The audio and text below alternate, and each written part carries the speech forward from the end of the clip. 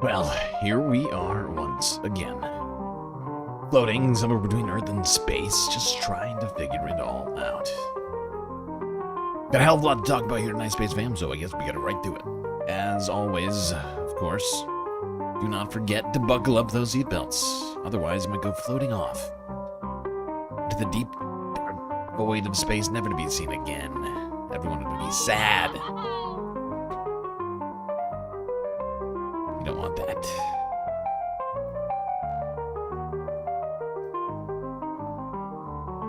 Alright, Space Fams, good to see you here on this Monday. That's right, beginning of the week.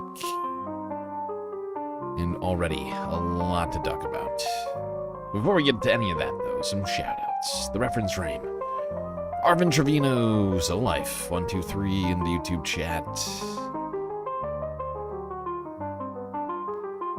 Frizzla, also here. Quaximus, Vicky, Christy, Nightbot, Schmegley, Hermit Horologist, Series, and over on Twitch we got Sammy, Schmegley, and Hermit once again. Alright, everybody, good to see you all here today. Like I mentioned, hell of a lot to talk about already. Sorry we didn't stream yesterday. Was not feeling well. Took a nap to try and feel better. That nap turned into like a 5 hours of like sleeping, waking up nearly at the regular start time of the stream, and was not able to pull it together. But thankfully, I mean, that means there'll be a couple Sunday Fun Day stories in here, I think, if I recall correctly. I could be wrong. So maybe a couple. But all sorts of things.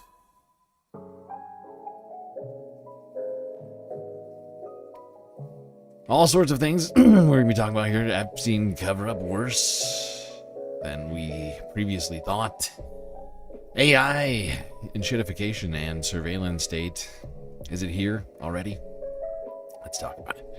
Benjamin Netanyahu, among other world leaders, coming to the United States over the weekend. Zelensky and Netanyahu both making trips to the Gilded House to visit Trump. Asking for money, who knows what. Discussing supposed peace plans. Was anything achieved? Who knows? We'll talk about it. All right, everybody, I guess it's time to get started. But the biggest news of all, I mean, all these things I'm talking about, is any of that important, really? When compared to this first piece of news we have, it really, in my opinion, it pales in comparison. This is the biggest news, and it's coming out of the Ministry of Truth. Caroline Leavitt expecting. That's right. The Mistress of Truth, Caroline Leavitt, spokesperson of the White House. Pregnant. White House Press Secretary Caroline Leavitt announced today that she is pregnant. In a social media post, she described the news as, quote, the greatest Christmas gift we could ever ask for. Leavitt says she and her husband are expecting a baby girl due in May 2026. This is the... Who's we? Not me. It wasn't my Christmas gift, but you know what? Great job. Great job, Caroline. Oh, great job. By the time this baby is, by the time this child is an adult, that its father is going to be like 80 years old. A virgin pregnancy, of course. Christy gets it. Christy gets it. It's a virgin birth, okay? Caroline. Good God. What a miracle. What a Christmas miracle. Oh, God. Couldn't have asked for anything more, right? Can anybody think of anything more they could have wished for than to hear Caroline's good news? Oh, God, it's so good, so great. For the love of God. All right. That's enough. That's enough initial sarcasm, I think, to start the stream off with. God. That's demon child incoming. Almost a guarantee, but not insured. Miracles happen, I suppose. Actual miracles. Although I do worry. I worry for that child. I worry. Let's just say that. One can only hope. One can only hope they get adopted. The Trump administration, or I should say the DOJ, was compelled by legislation to release the Epstein files. Oh, I forgot. I forgot to tell us what we're about to do. Are you still talking about Jeffrey Epstein? It's that time. The Trump administration, or I should say the DOJ, was compelled by legislation to release the Epstein files by Friday night at 11:59 p.m. Statutorily, they had 30 days from the passage of the law. They waited until day 30 in the final hours, and then they released only part of it because they said they didn't have enough time. Final season. The college kids can relate to that. Right. They didn't have enough time to go through or, clean it of all. Can we get an extension? We were very busy going after immigrants and bombing boats in the Caribbean. We didn't have time to go through all. Let's get the files and figure it out. Of the pictures and the documents regarding Donald Trump. In some instances, they put up stuff and did not vet it carefully enough because the pictures, there were photos that they took down. And do you have the close-up in there too? Where's the bigger one? If you scroll up, I think you'll see the bigger one. There were photos that obviously the stooge, well, there's two explanations. One is that the stooges at the DOJ are just not detailed oriented enough and didn't look closely at these photographs. Or there are people in the DOJ who are like, F this guy, I think I can sneak this one through. We had this theory about the metadata in the footage for Epstein's cell. If you recall, earlier this year, Wired uncovered or reported on, just looking at the file, the metadata from the supposedly unedited footage outside Epstein's cell and found out that there were multiple minutes that were taken out in Adobe Premiere. Now, this is a very incompetent FBI and DOJ. They have purged their ranks of the more career people, the more competent folks. So that's an explanation. And competent people tend to leave operations like this. That's basically what happens. Competent people, you mean, right? Yes. Yeah. And that's one explanation. But you also have an explanation that perhaps someone's trying to leave a little bit of a breadcrumb trail. And that's also possible as well. Well, nevertheless, we only have the close up here, but This is actually put this up. This is actually was in a drawer of a desk that somebody had opened up. Yeah. And these photos of Trump were all in the desk. And the picture is much wider than this. So you really have to zoom in. And you can see Trump is there surrounded by four women. I did everything unclear, right. Where this is or whatnot, but here is Todd Blanche explaining why they took this picture down after the fact. I can't wait. Todd Blanche explanations. Oh God, I'm so ready. I couldn't be more ready for a good old Todd Blanche explo. What is happening over here? What is... Why gray screen? Come on.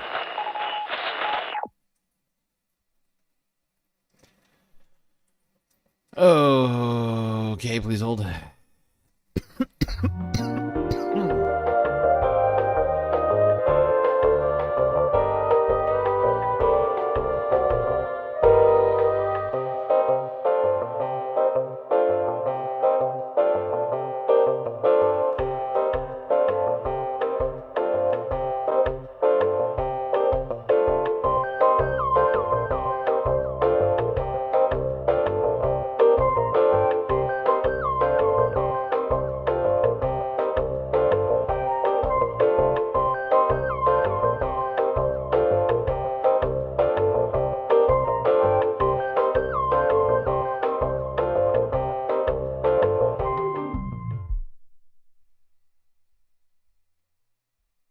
Okay, I think we're good. I think we appear to be good. I'm not Now, sure what remember, that was about. I also think the other explanation is like they wanted to do these, like this is like a limited hangout stuff because there's a lot more stuff that they did not, and they redacted and they did not release. The whole grand jury testimony is just a bunch of black pages. They released a lot of things that on their face seem salacious, like Michael Jackson being photographed with Jeffrey Epstein, and then Diana Ross in one photo, although her son comes out and says, hey, there's a child in this whose face is blurred out. That's me. And like, this was just like these are elite people in circles together. Not everybody, Michael Jackson, he has his own, issues, but yeah. Yeah. Eyebrow raise. Right. Obviously. But like, I mean, point being, that doesn't mean that they are in the ring and all of that kind of stuff. It felt like they were hanging out prominent people that would not implicate the real power players that Thomas Massey and Ro Khanna have been talking about, the political donors to the Republicans and to the Democrats and Trump himself. Here's Todd Blanche, who is the Deputy Attorney General, which he became around January 20th or 21st of this year. And of course, like in early January of this year, just weeks before, he was.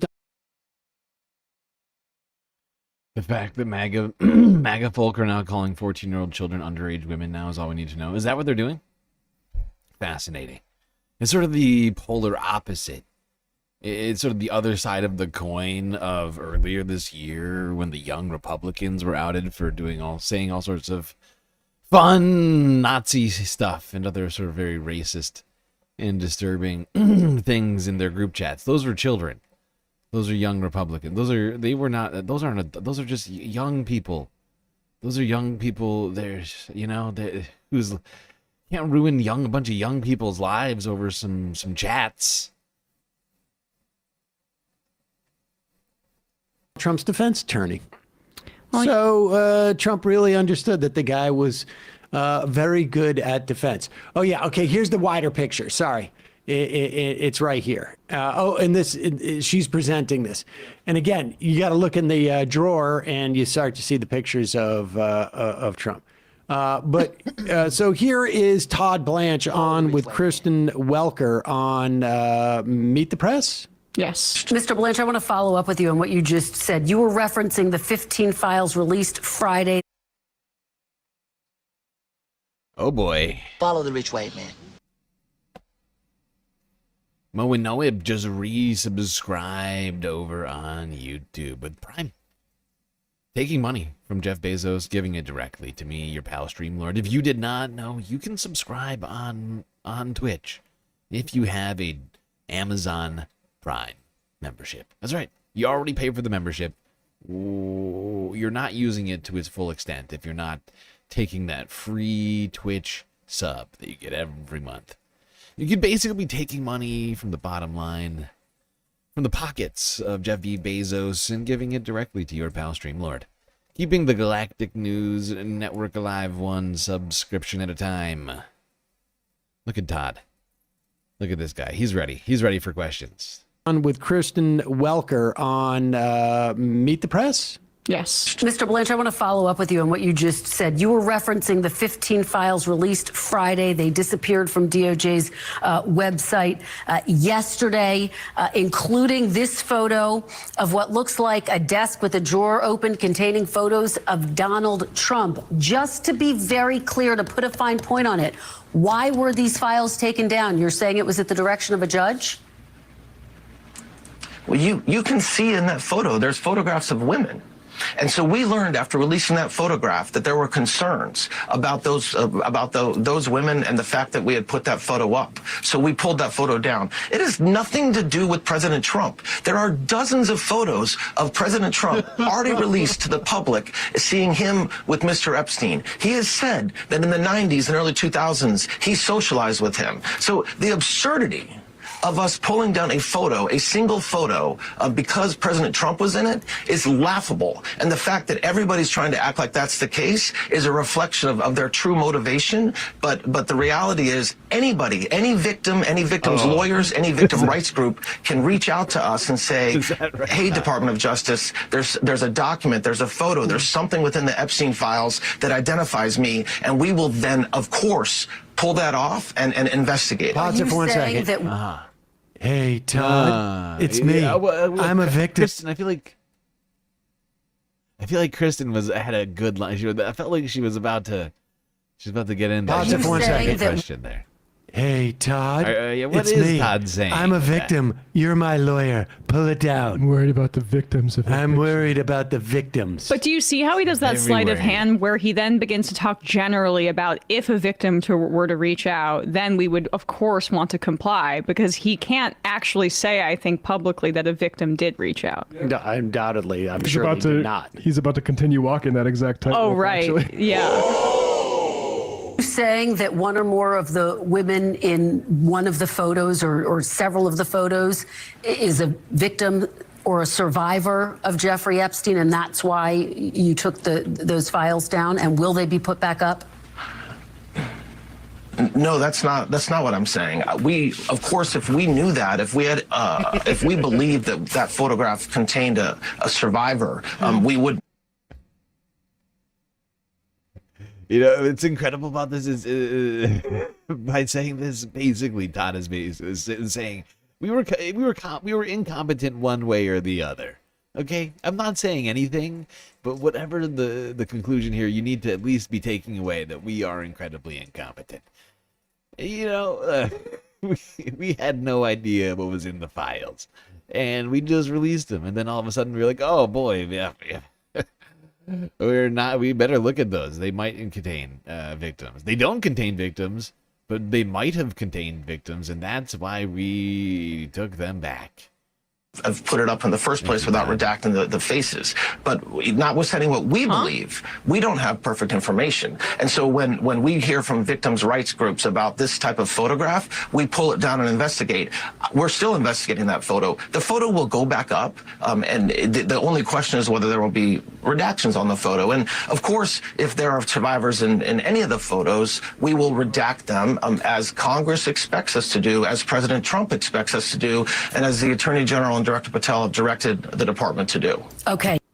So any pictures of women they're going to not put up unless they find out that they are victims, in which case they'll put it back up, but with redactions. I mean, that seems to be what the standard is. If they were not contacted... No, it's lower than that. They put photos of They put photos of potential victims out first, right? They put them out, and then they think about, well, should we or should we not redact the? And then at some point they think, yeah, actually, let's redact them. It's weird. It's a very strange process the FBI seems to have. Little sort of slapdash, a victims group about those women in those photos.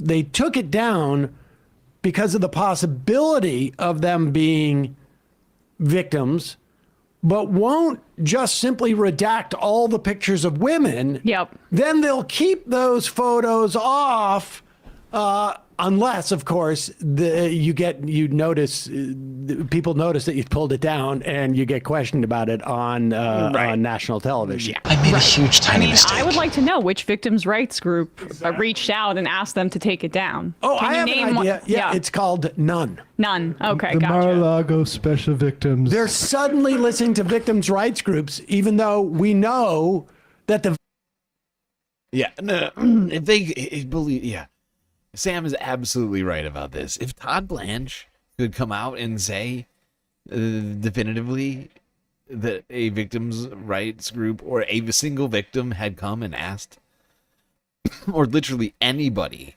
other than the Trump administration, they would be saying it. He would be saying it over and over and over again. Look, the victims, they came to us, they said, we don't want, I mean, are you kidding me?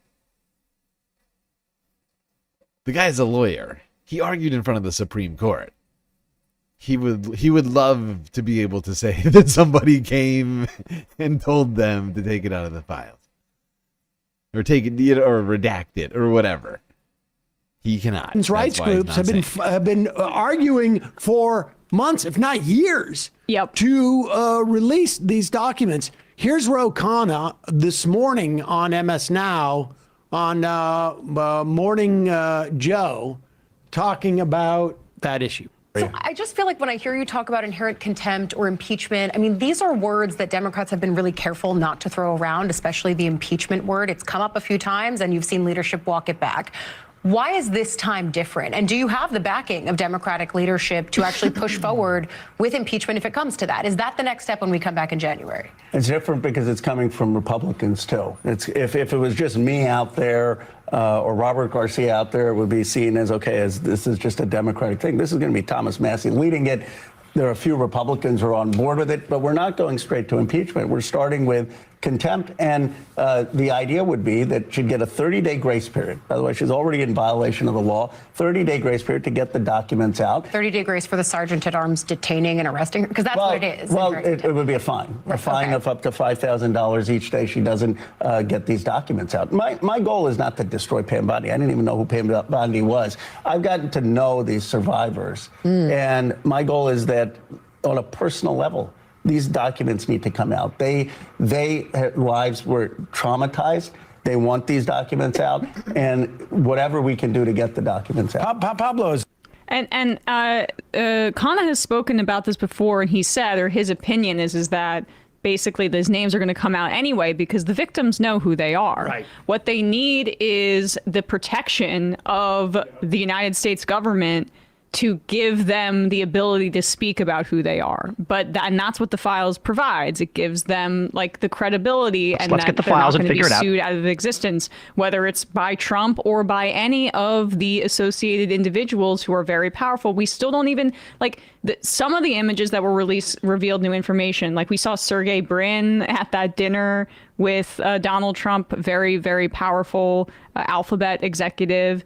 And he was dining with David Brooks. That doesn't mean anything, but it just gives people a sense of like there are still names that we don't necessarily maybe know that have a lot of power, that the victims are begging the government to protect them and say, like, can you provide us with this legal cover and give us the names and put that out there? And the government is actively saying, we don't want to protect you. We are protecting the wealthy. And I think that's why this story resonates. The picture of the Epstein with Trump in it and all those pictures, why does he have those pictures of him with all these powerful people, including Bill Clinton? Why does he have it? Is it because he why loves are they all in the drawer? Yeah. There's something weird about the whole way that that's staged, and I don't know if that was like I like a part of the search, but you see how he collects photos to Matt's point, he's like he loves nostalgia. Right, he's not a freshman in college. Yeah, he's a nostalgic guy. He loves making collages. He's an enigmatic guy. Matt doesn't get it. He's just an enigmatic guy. Okay. Really jealous with this beer can. It's insurance. Yeah. You can show it to people and say, like, well, look, you got a problem. Well, I think it also probably, you come into his office and you see all these pictures, it makes you feel more comfortable with having your picture taken. I mean, there's Clinton, there's, whomever. Although I got to say, 30-day grace period, they just had a 30-day grace period. A, and B, $5,000 a day?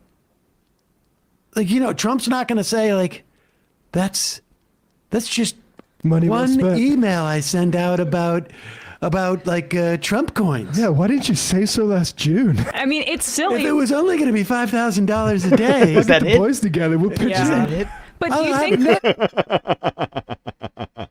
It's a great point. You know, when I brought this up, when we were talking about this earlier, the $5,000 a day fine, the $2 million a year that Pam Bondi would have to pay. That's assuming Donald Trump just doesn't pay it himself. God. Very dumb. Very dumb. I'll have the CEO of some random company pay for it. Do you think that that's the like? I mean, I'm sure the fine it's insufficient, but We'll take it out of the Golden Ballroom Fund. Okay? Zuckerberg, he's got more bucks. Zuckerberg has got more Zuckerbucks. All right? It'll be fine. Sammy, thank you for feeding the puppy. First person to get in there, make sure that she's got snacks.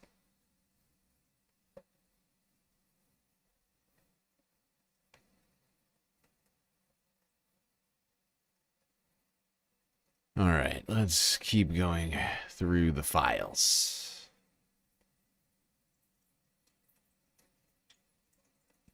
Let's get the files and figure it out. Let's get the files and figure it out.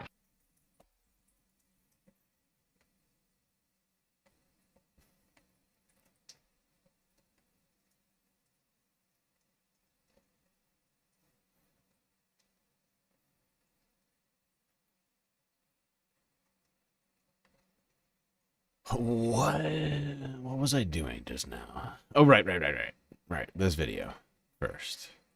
Sorry, I zoned out. That was terrible. All right, let's go back here. CNN. No. Why did I double click just from the now? Jeffrey Epstein file release was on. I made a huge, tiny mistake. He used one of his dozens of holiday posts. Please hold. All right, yes, here we go. CNN. 3 days ago. Newly discovered Epstein docs. Ex-Watergate prosecutor weighs in.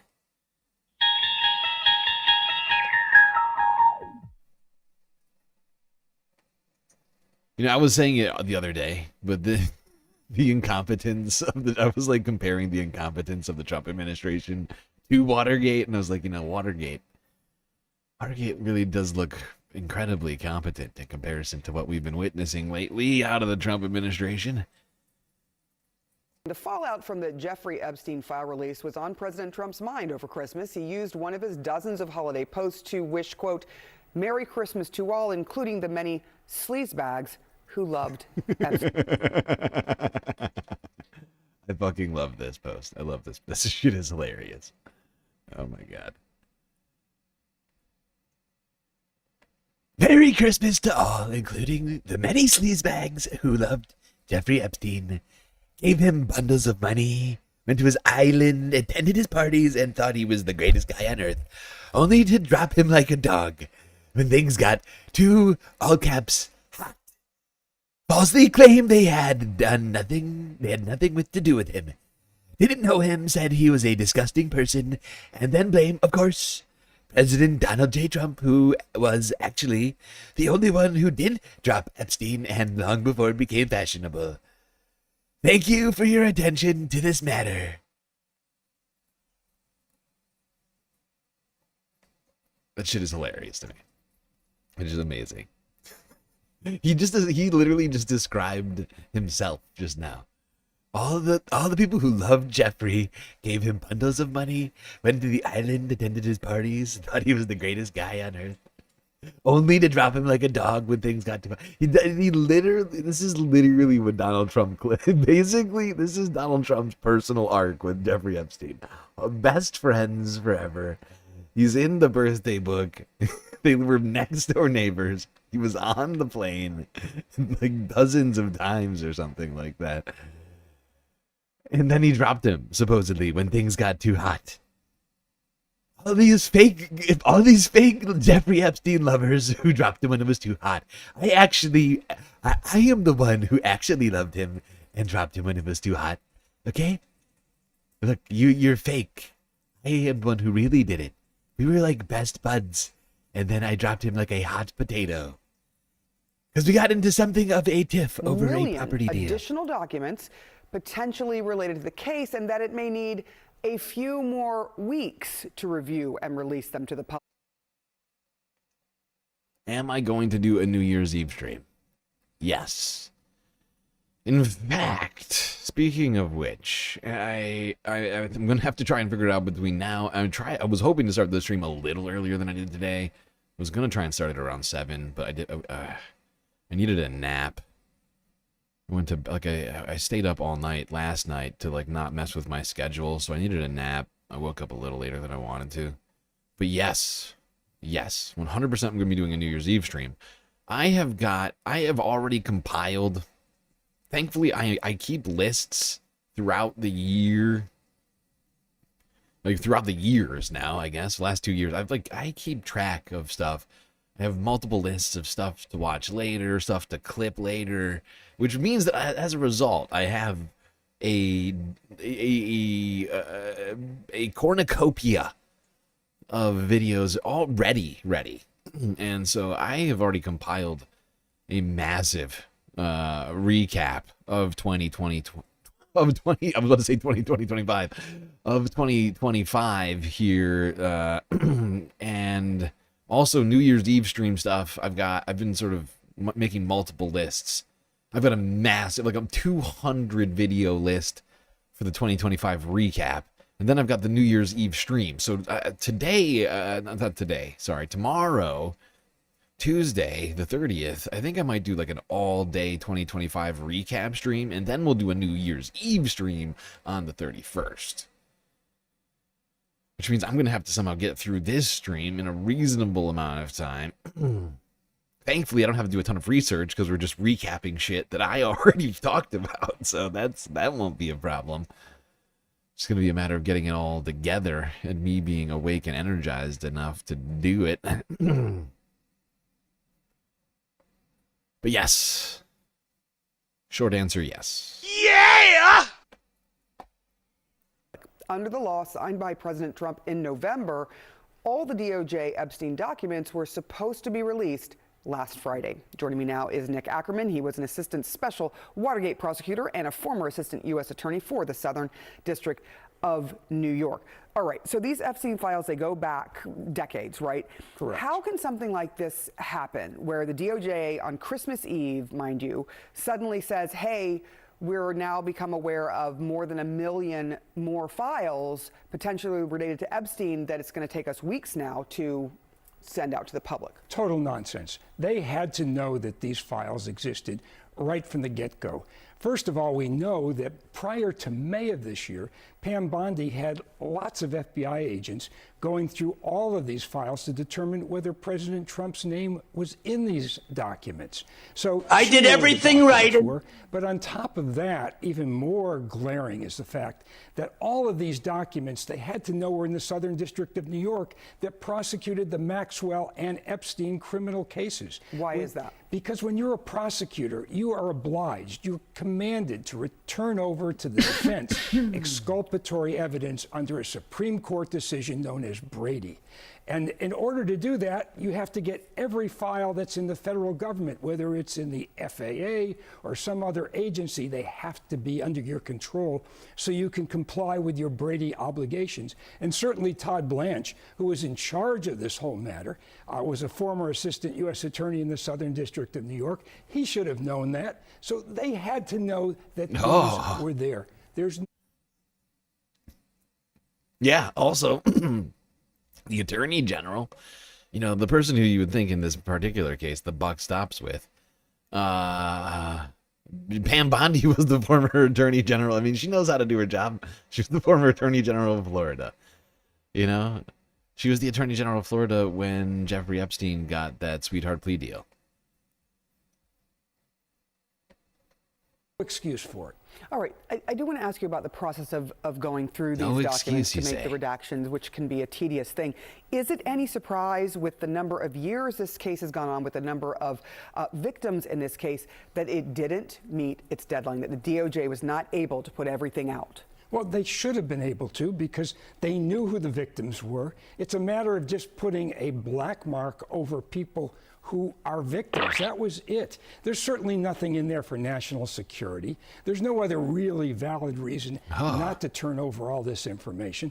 This should have taken no time at all. They should have been able to do it in that month. They knew where the documents were. This is just a lame excuse. I do want to ask you, you've gotten bipartisan criticism of how this Pam Bondi has handled this, how her office has handled. I would like to also point something out, because, people have been talking about the timeline of all this in a particular way that I don't necessarily appreciate, or I don't think is really the full scope of the situation. People keep saying, oh, they had the full month to go through the files. No. No, they had much more time to go through the files, right? Because they were the ones who said they were going to release the files. During Trump's presidential run, he said on numerous occasions that they were going to release the files. They were going to do an investigation into the deep state and the cabal, the Epstein cabal, or whatever. I don't remember the exact words, but that was basically the vibes.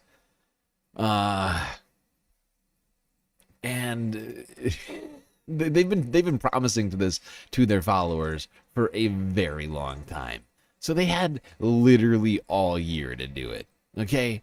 They had from January 20th to December 19th.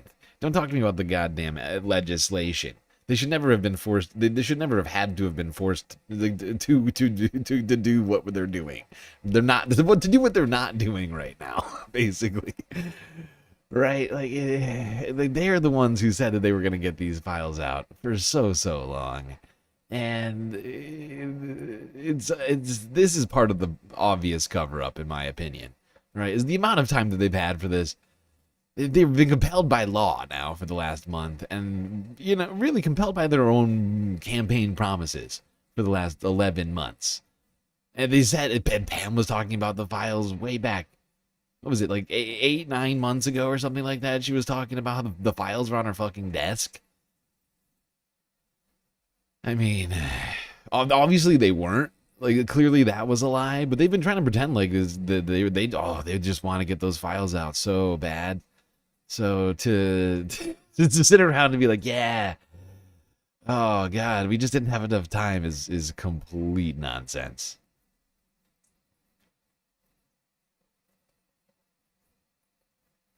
Hold on. Is there another part of this that I wanted?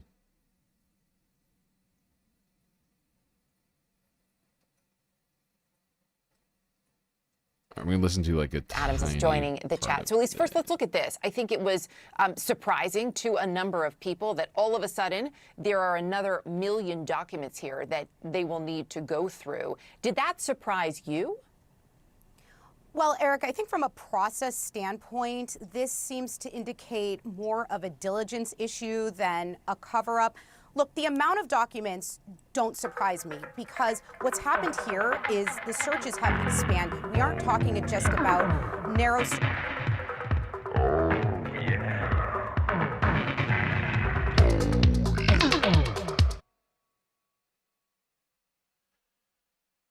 Thank you. Who was that? Gutter Sloths. Thank you for the glasses. Oh, that's much better.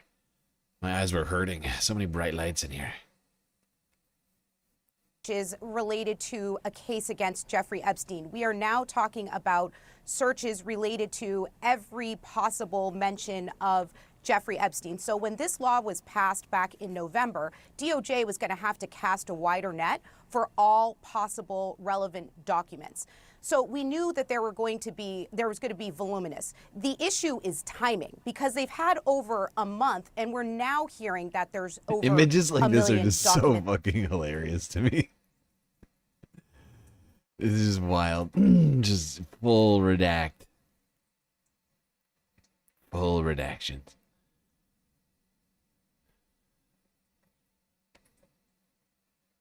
Well, I just want to hear. This is the wrong part of this. I want. Yeah. This is what I want to hear.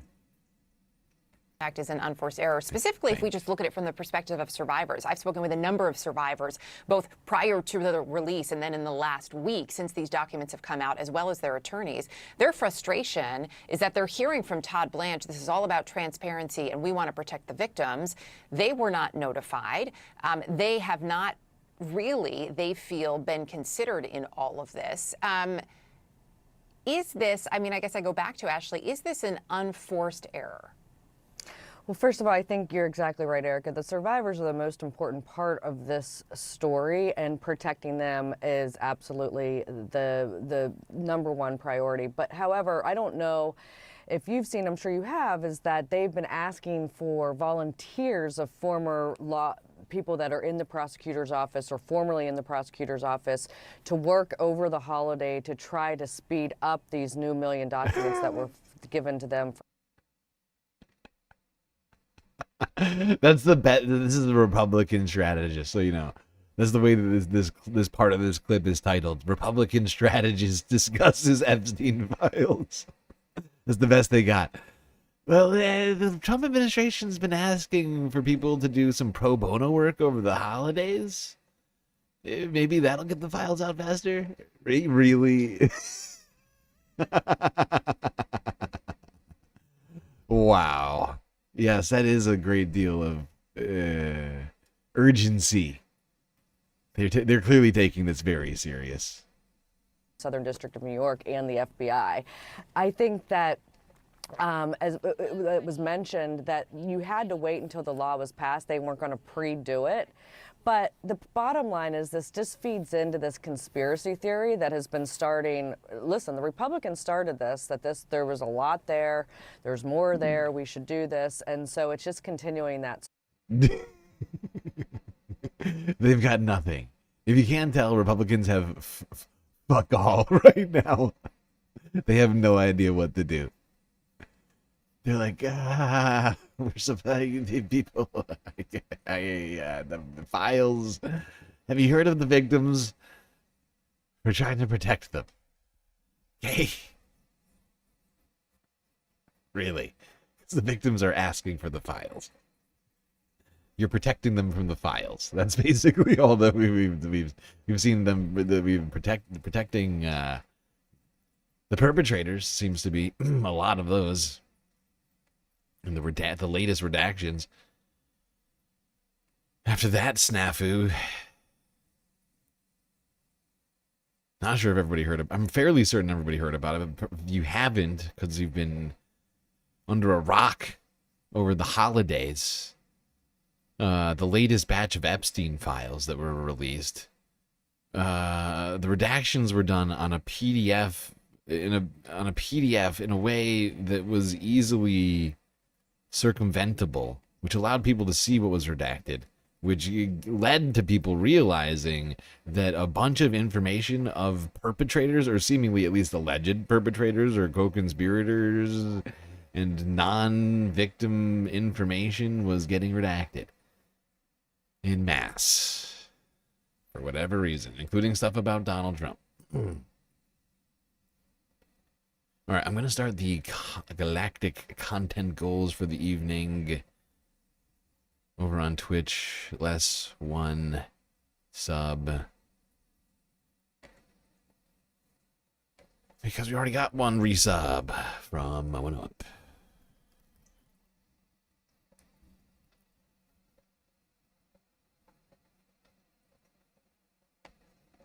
Bit goal, sub goal, started over there. Galactic content goal here on YouTube. Gonna start that up.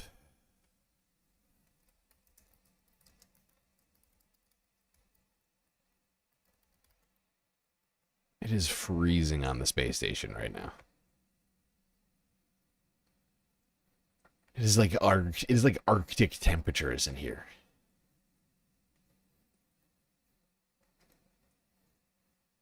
Okay, let's keep this moving. Now to this. I was completely unfamiliar with this YouTuber before I was recommended this video in my feed the other day. This next one is got a bunch of very disturbing descriptions. I'm just going to give that to you. No space heater? No, I've got a space. I have a space heater literally 12 inches away from me right now, blasting me, and it's still freezing in here. That's how cold it is.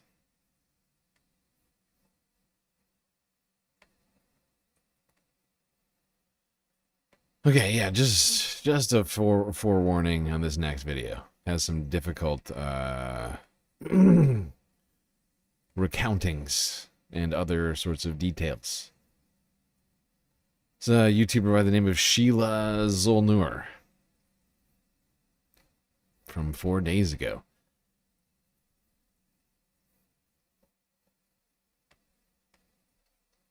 Everybody's saying that the Epstein file redactions are very clearly protecting the perpetrator, but I need you guys to understand how blatant it is. I'm going to show you an example, and I want you to keep in mind how many times you can tell that the reference is to multiple people, because the girl will have said they, then they did this, and they did, but the only part that's not redacted is Epstein's name. This particular victim is sending an email to someone saying, sorry this took so long, please let me know if you need anything else. And there's a preliminary questionnaire to see if she's actually a victim of Epstein's.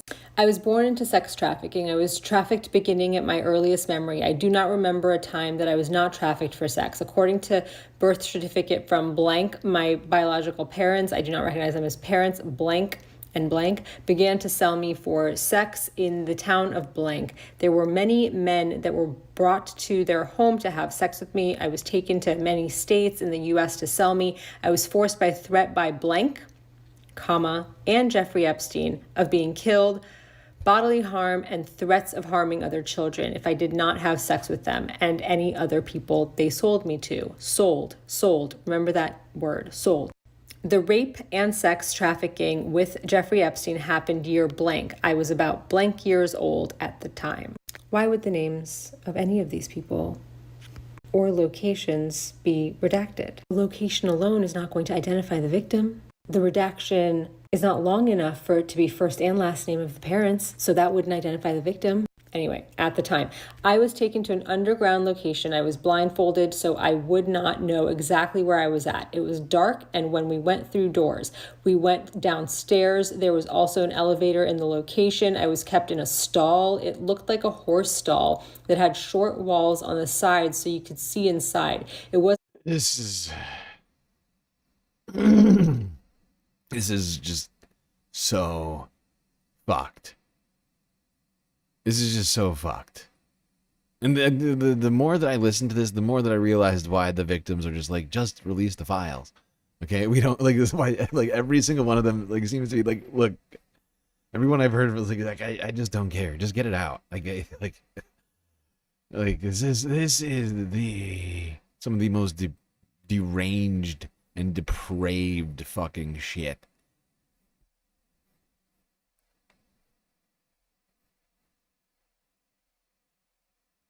I would not want to, relive this day in, day out, drip, drip, drip, drip. Really to keep me and the other little girls inside. It was to make it where we could be viewed. Epstein would walk past each girl, including myself, with a lot of men. Sorry, I'm just going to go back. Girls inside, it was to make it where we could be viewed. Epstein would walk past each girl, including myself, with a lot of men following him, and they would judge us. He told me I was fat and ugly, so that's what he called me. Redacted. This is disgusting. Redacted. An entire sentence redacted. Why is that sentence redacted? Oh God, this is so fucked. Oh my God! This description, these women are being treated like cattle. Worse. This is disgusting. And he said I had to pretend it was him to see if I performed well. What do you think that says? Was she to do an act with another man? I wonder. That's what I was wondering. I was like, why is that redacted? Why is that full sentence redacted? I don't understand. It's real strange, especially in the midst of such a harrowing description. What needed to be redacted in this? It is. Oh.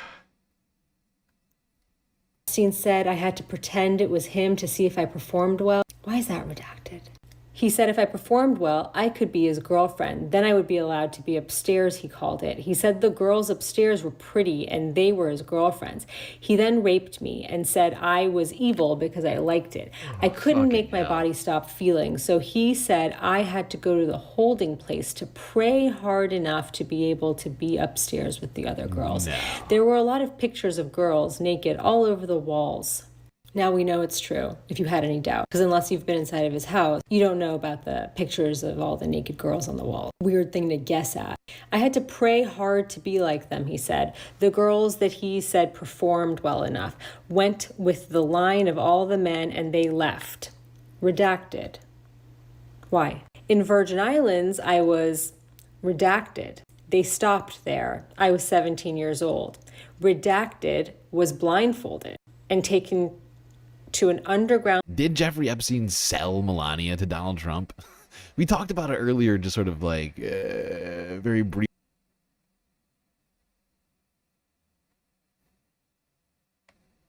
Uh-oh.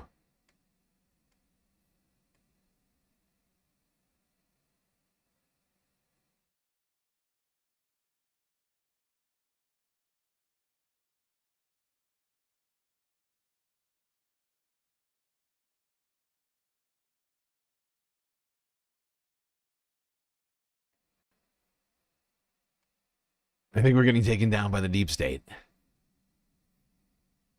The deep state's coming after us, people. We're talking about the Jeffrey Epstein files. Are you still talking about Jeffrey Epstein?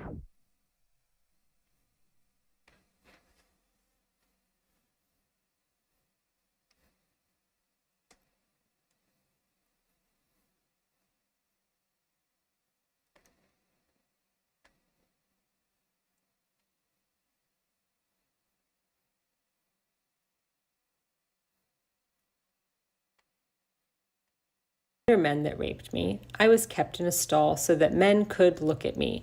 He said I was an animal and that he was perfect. That's what I was saying. Totally forgot what I was saying because I got thrown off by the deep state. Because the deep state was coming after us. But yeah, I feel like theories like maybe Melania was handed off to or sold to Donald Trump. Not so far-fetched right now. What are they trying to cover up? Was Donald Trump allowing Jeffrey Epstein to use his pageants and models for his own nefarious ends? I don't know. Impossible to say because they refuse to give us the files. So until then, I'm going to say maybe. I had sex with him that I wouldn't be such an animal. Redacted. Trump was there too? Would probably fit there. I don't know. A guess. Just a guess. He said, I wanted to be raped because I wanted to be more like him. I feel like that has to do with Trump. Because that's true. That could absolutely fit in there. Anything could fit in that redaction. I mean, my God. To be raped because I wanted to be more like him. I feel like that has to do with Trump. Because in another place, she says that he said that he was perfect and that I wanted to be raped because I wanted to be more like him. Who uses that kind of hyperbole? I'm perfect. I'm the best. And if you let me rape you, then you'll be the best too. Everybody wants to be raped. That kind of thing. Anyway, I don't know. That's just my opinion. State your date of birth, blah, blah, blah. Obviously, those are going to be redacted. When you were trafficked, did you or anyone trafficker receive benefit compensation for your services? Why is that redacted? If you refused to have sex with men, did your traffickers physically or psychologically harm you? That's a big old paragraph. Why is that redacted? Have you seen a counselor or social worker? Where and when? Yeah, Redacted. Yeah, 14 over. Like this right here, the answer to this question, you would think it just contained the names of the traffickers. Like yes, and by these people, right? Like that's what you would assume this answer would be.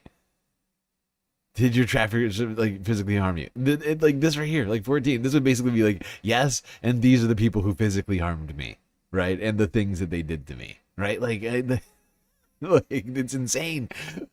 Redacting that, but not redacting the other stuff. Oh God, it seems so suspicious.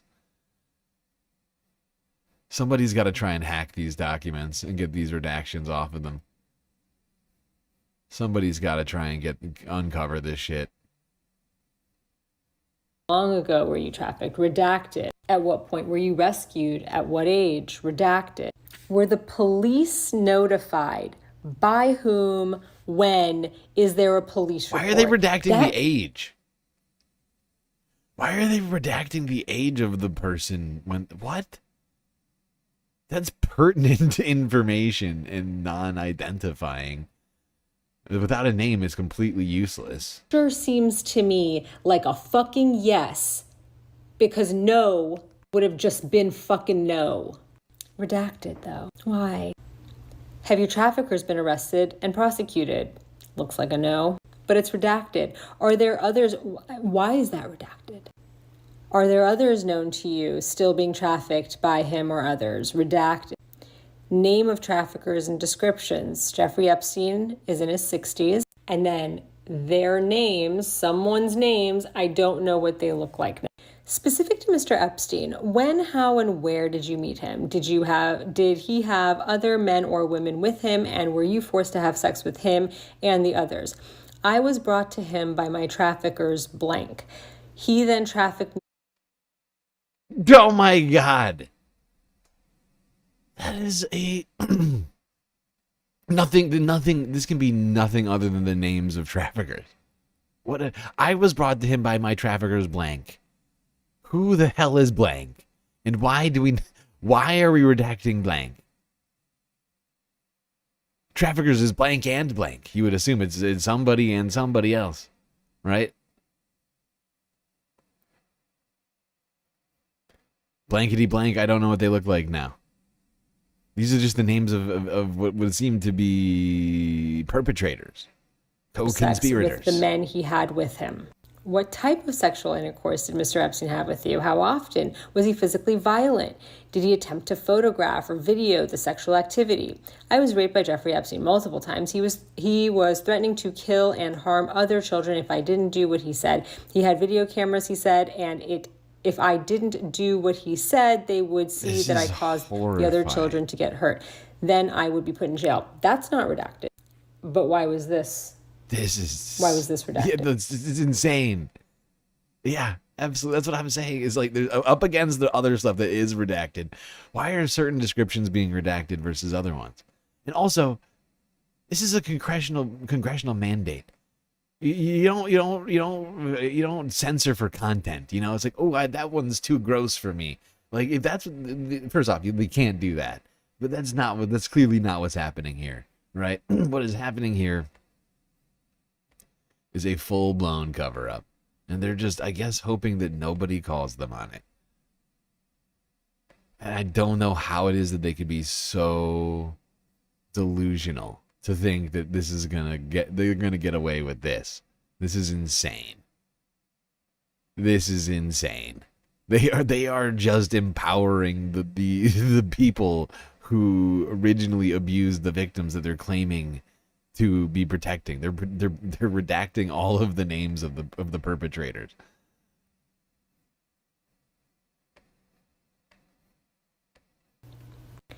Did Mr. Epstein have any physical features? Not that I remember. Did Mr. Epstein call you any certain names or refer to you by name like sweetie, honey, baby, fat and ugly? He called some of the children that he chose to go places with him his girlfriend. All right, enough about him. Have you been arrested in the U.S., you fucking criminal? No. Are you employed? You fucking deadbeat victim? there's an answer that's redacted for some reason. All right, you fucking liar. Wow. Are you willing to take a polygraph? Yes. And then immediately after this, there's this like call log with known associate, all redacted. Known associates, all redacted. Real weird. And I don't know if you know this, but Donald Trump, Jeffrey Epstein had all sorts of numbers for Donald Trump. Many of them were on his speed dials. So I'll bet you at least some of these. My guess is at least one of these is Donald Trump. And to make it not seem like they're just protecting him, they just covered it all up. They're like, oh, fuck it. We're just going to cover it all up. That's what's going on here. I'll bet you money. Remember when I told you to keep in mind that she used the language sold, I was sold. And then also remember they redacted when she started getting trafficked, the age, but they did not redact when she was 17 years old. Here's the report from the investigator from Hope for Justice Nashville, summarizing what she said. On blank, investigators received a phone call from blank, who was referred by blank to Hope for Justice. Blank stated she had been sexually trafficked by blank when she was approximately 5 years old. Not redacted this time. And Sexually trafficked by blank. Trafficked by blank. That sentence needs to stick in your head. Trafficked by blank. Why are we blanking out the traffickers? Why are we protecting the traffickers?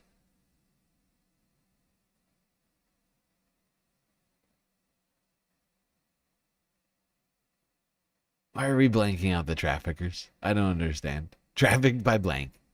Really? when she was 17. Blank wanted to know if her allegation could be investigated. Blank was if you're lying, you don't contact someone and say, hey, can you look into this and make sure I'm telling the truth? It's more like, this happened. Here are the details I remember. If you look under his fucking house, you might find a stable. Anyway, that's important for a reason. Blah, blah, blah. She provided blah, blah, blah. Blank stated that she has blank, recalled being forced to live under the house in a crawl space, and at times blank were made to live there as well. She stated at around the age of 5 to 6 years old, blank, she was taken to Florida where blank trafficked her to blank, perpetrator, redacted. She recalled there was a number of young kids there and would recognize the area if seen again. Blank, further stated she was 17 years old, blank, to the U.S. Virgin Islands where she was, quote, sold again. We don't really believe her. What does she mean by sold? She sold again to blank. Sold to blank. So trafficked by blank and sold again to blank. Again to blank, meaning multiple times. So we're protecting the slave buyers and the traffickers. That's what we're blanking out. Gotta blank those things out. inviting us to verify the information she's provided us. But was she sold by whomever is in this very long redaction? That's a very long redaction. It doesn't just say Jeffrey Epstein. It doesn't say her parents and Jeffrey Epstein. And by the way, when they refer to her parents by just parents, it's not fucking redacted. Notice right there, parents. So perpetrators, redacted.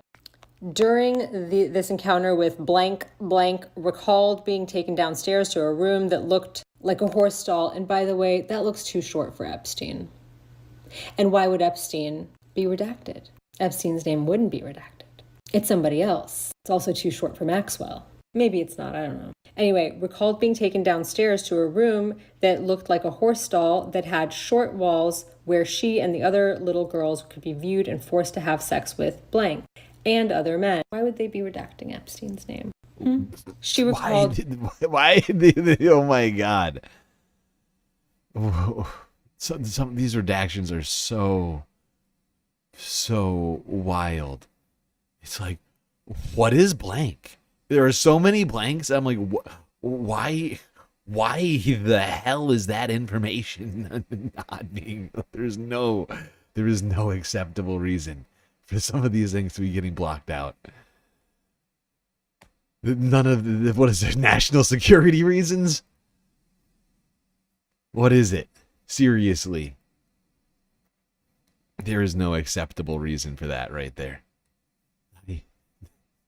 There is nothing. There is nothing.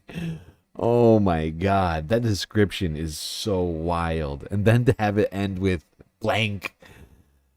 Blank and other men. Oh my God.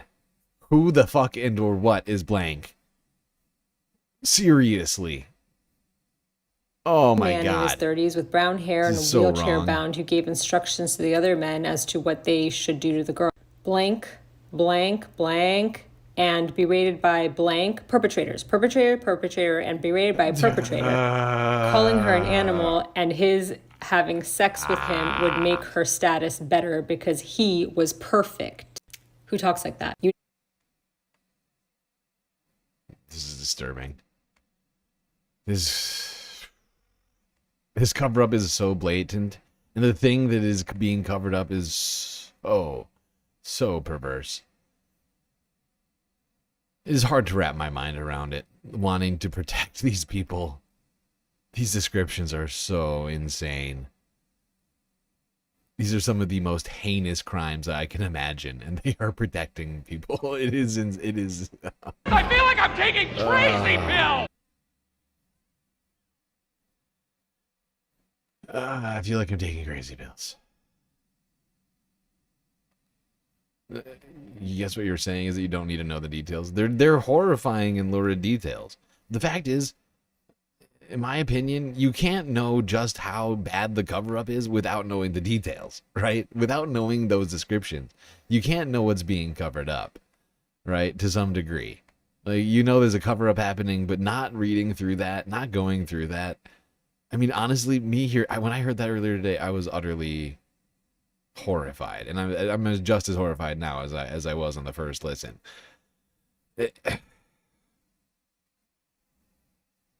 These are some of the most depraved descriptions that I can imagine,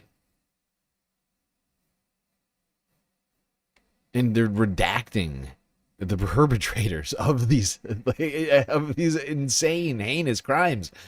And there's just no. I don't think there's any other way to get the message across in such clarity. She absolutely. I mean, I don't know how long it took her to compile those particular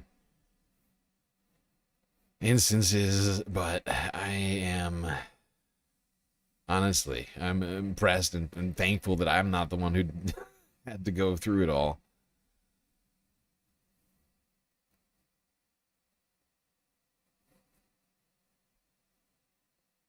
But I get it. I mean, knowing those details is, I mean, it's a tough listen. And that's why I prefaced it. That's why I prefaced it with a trigger warning for everybody. You know, I was like, the descriptions of the events that we're about to hear, they're real tough. They're difficult. It's a difficult listen.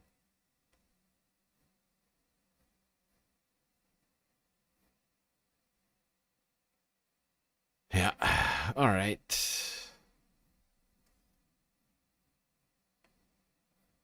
Now, of course, Republicans, some number of them have been very upset about the Epstein cover-up.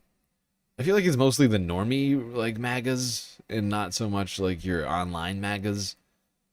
Right? Like, I feel like the online MAGAs have been sort of part of the cover-up to some degree. You know? I feel like you see like in comment sections and like other like in like videos, you know, people burning MAGA hats and other things like that. People are upset with Trump in the MAGA sphere.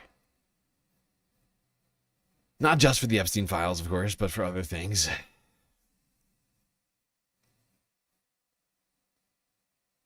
One thing I think we should talk about here, with the new year upcoming, 2026 around the corner, midterms, things like that.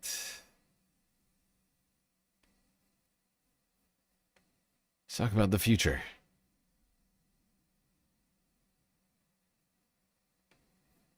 This is going to come back to you. Tribunals are coming. You're domestic terrorists! Donald Trump is propelling the United States of America to have its wokest era yet. I truly don't think that conservatives comprehend yet just how intense the backlash is going to be when the Trump era finally comes to an end, because the extent to which this regime has destroyed the country cannot be overstated, and it is leading to unfathomable levels of anger and a desire for retribution among everybody else. Like, Trump had his retribution, and now everybody else wants their retribution. And I'm not just talking about woke extremist lefties. I'm talking about normie Americans who've become radicalized in response to the rise of fascism. And this sentiment is really starting to bubble up to the surface, to the point where people are taking notice of how even liberal wine mom types are noticeably more ruthless. And memes like this speak to what we're all seeing. Cringe Maoist LARPer. Have you considered the economic anxiety of those poor Trump voters? Nicole, suburban mom and successful corporate lawyer. Every Republican alive is an affront to God. And there's also variations of this meme where liberal wine moms who were once saying when they go low, we go high are now calling for the streets to turn red from the blood of the bourgeoisie tyrants. And these memes are obviously hyperbolic, but there's a kernel of truth in them. We've all seen this. Jennifer Welch, who's kind of viewed as the prototypical liberal wine mom, has sparked outrage on the right, specifically because of her hilariously vicious rants towards Trump supporters and how they should take their fat asses to Cracker Barrel instead of a Mexican restaurant, because they shouldn't be able to enjoy the benefits of multiculturalism if they're voting against it. And the reason why she's blowing up online is true. If you don't want America to be a melting pot, you should be forced to eat, like, I don't know, like beef stroganoff. I'm trying to think, what do white people eat? You're not allowed, like, no woke inventions at all. You know? None of it. From her sheer talent is because she's relatable in the sense that we can all see our own moms and aunties in her. Just speaking anecdotally, one of the nicest, most loving women I have ever known just randomly dropped a "I hope he dies" when Trump's name came up. And it caught me off guard. It was so funny because this is not characteristic of her. Like, for her to say something like this is crazy to me, but it just really speaks to the frustration and hopelessness that regular people like her are feeling as she watches the country that she loves get burned to the fucking ground by fascist extremists. And I played this clip on the show before, but just look at the savage responses liberal women gave to right-wing pant shitter Caitlyn Bennett. Charlie Kirk is horrible? Yes, I'm glad he's not here. You're glad he's dead? Yes. Why would you say something like that, man? Because he was horrible on the campuses, the college campuses. Horrible person. You know what? I do the exact same thing. Well, would you be glad if I would die? Maybe. Well, maybe I'd have to think about it.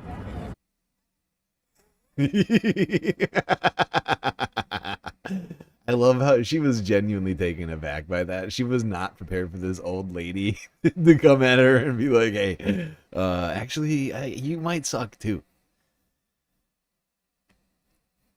If she would die? I don't know. Excuse me? No, I don't know you, but I didn't know him either. But he was not a good person. He would go to college campuses and he would I go think he got shot because he wasn't a good person. That is disgusting. You should be ashamed of yourself. Oh my God. This is, you know what? I keep forgetting about this. Hold on.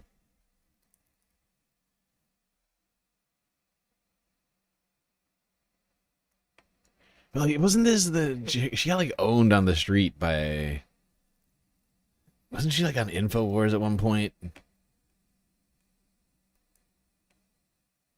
Am I wrong about this?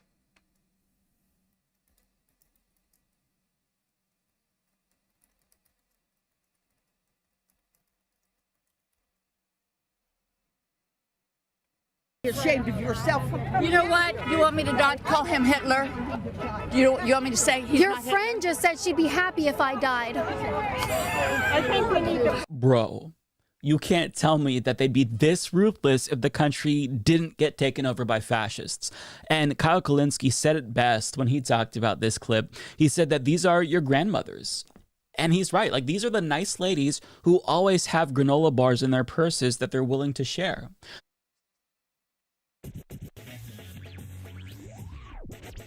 This is this girl, right?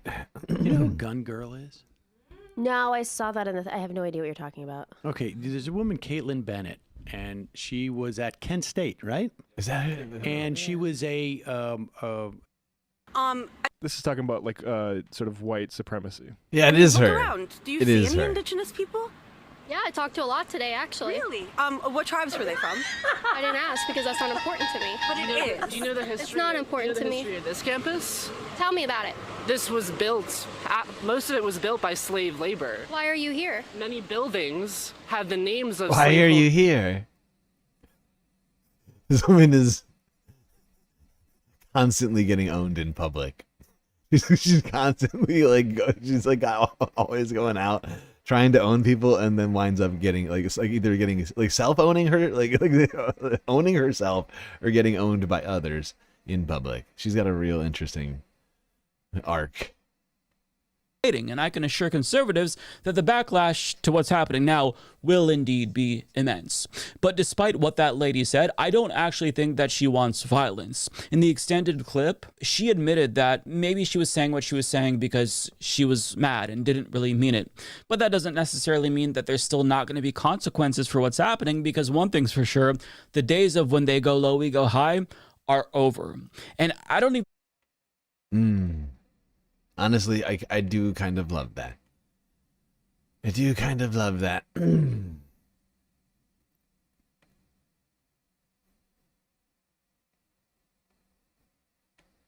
Nomination. I want them to punish the other side, not just come into office and be like, well, no. And I remember Lincoln after the Civil War, everybody wanted Lincoln to punish the South for what had happened. He didn't live long enough to do that, but he also didn't want to do that. Yeah. I disagree with that now. Whoever comes into office should not only fix every goddamn thing that has just happened, but I think there should be some punishment involved. I think that there has to be, because one of the things that's breaking in this country is rule of law. Right. Getting back to what America is meant to be, a land that's governed through justice, requires that people be held accountable for shit that they did during this time period. And it's going to be a heavy hand that comes down. Yeah, so it better be. Because I'm not voting for a Democratic nominee who isn't saying, when I get in office, not only am I going to fix this, but there's going to be consequences. Yes. And I need them to embrace where we are. And this little, we're going to form a committee and look into it. No, we're not. No, we're not. No, I think the days of that are over. And I'm curious what you guys think at home, too. You remember in the 40s with the Nazis, and then after the war was over, they went and found them all and put them on trial. And all those Nazis tried to claim, hey, I was just following orders. Nuremberg trials time. Yes, let's do it. Let's do it. I'm into it. Make it happen. Make it happen, Captain.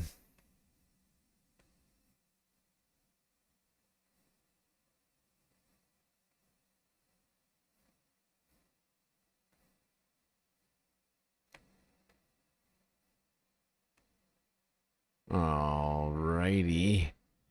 Well, I think I was gonna try and get this one in here too, but I'm moving a little slow. So it's fine. I'll just roll this over to the next half. We've got a fuck ton of galactic content for us here tonight, Space Fams. But first, a quick galactic intermission.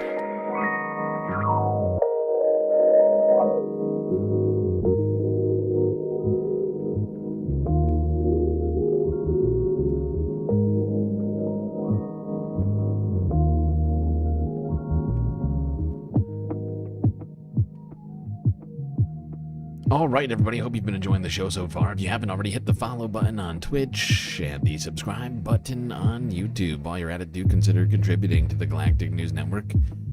Not only because we have to complete the galactic content goal, but of course because we are completely funded by individuals like you. A lot of great ways out there for you to show your support. Things like super chats, super stickers, memberships, and gifted memberships. We got bits and power-ups, subscriptions, gifted subs, Twitch Prime subs over on Twitch. What else we got? We got Cash App, we got PayPal, and of course the very best way to get the most space benefits for your Earth dollars, Patreon. Where, for the low, low price of $3 a month, you can get access to a cornucopia of space benefits seen by the rest of the goddamn Milky Way galaxy. Things like an avatar on one of the break screens. That's right. Have you ever wondered who the heck all these people dancing on the stream were exactly? Who these people hanging out on the intermission screens in front of your eyes right now are? Well, these are the avatars of the patrons. That's right, you could be hanging out at one of our break screens. $3 a month, that's not all though. Get yourself a shout out at the end of every show, secret Discord channel inside of the Discord server, and much, much more. All right, everybody, enjoy the break, grab yourselves a drink, maybe a snack. I'll be right back.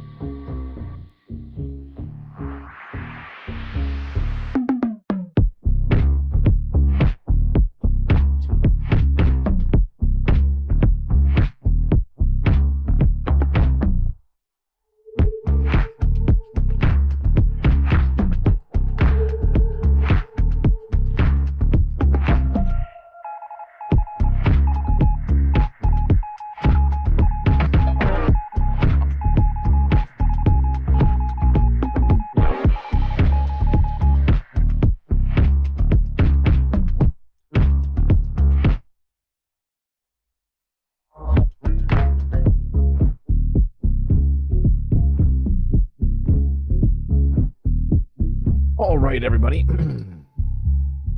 We are back. Time for the second half to begin, so you'd better get back in your seats. Otherwise, you're going to miss the latest from the Galactic News Network.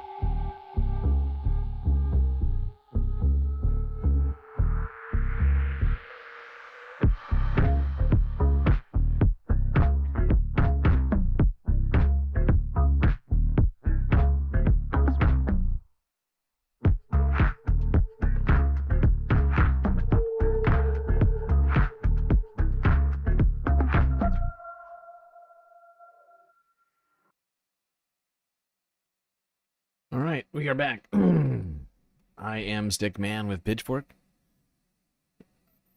Okay, yeah, I hear what you're saying. I mean, technically, that Stickman with Pitchfork is Pitchfork's Dragon's avatar, his galactic patron avatar. But I see what you're saying. We can all relate to Pitchman, Stickman with Pitchfork. Oh shit! I forgot to turn something off. Hold on.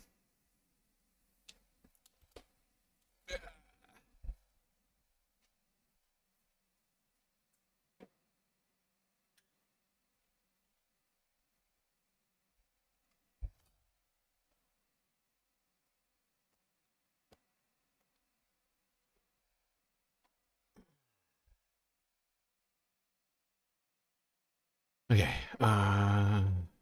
Yeah, right. We ended the last half talking about the perhaps future strategy of Democrats. No more high road. Nuremberg trials. All of these other sorts of things.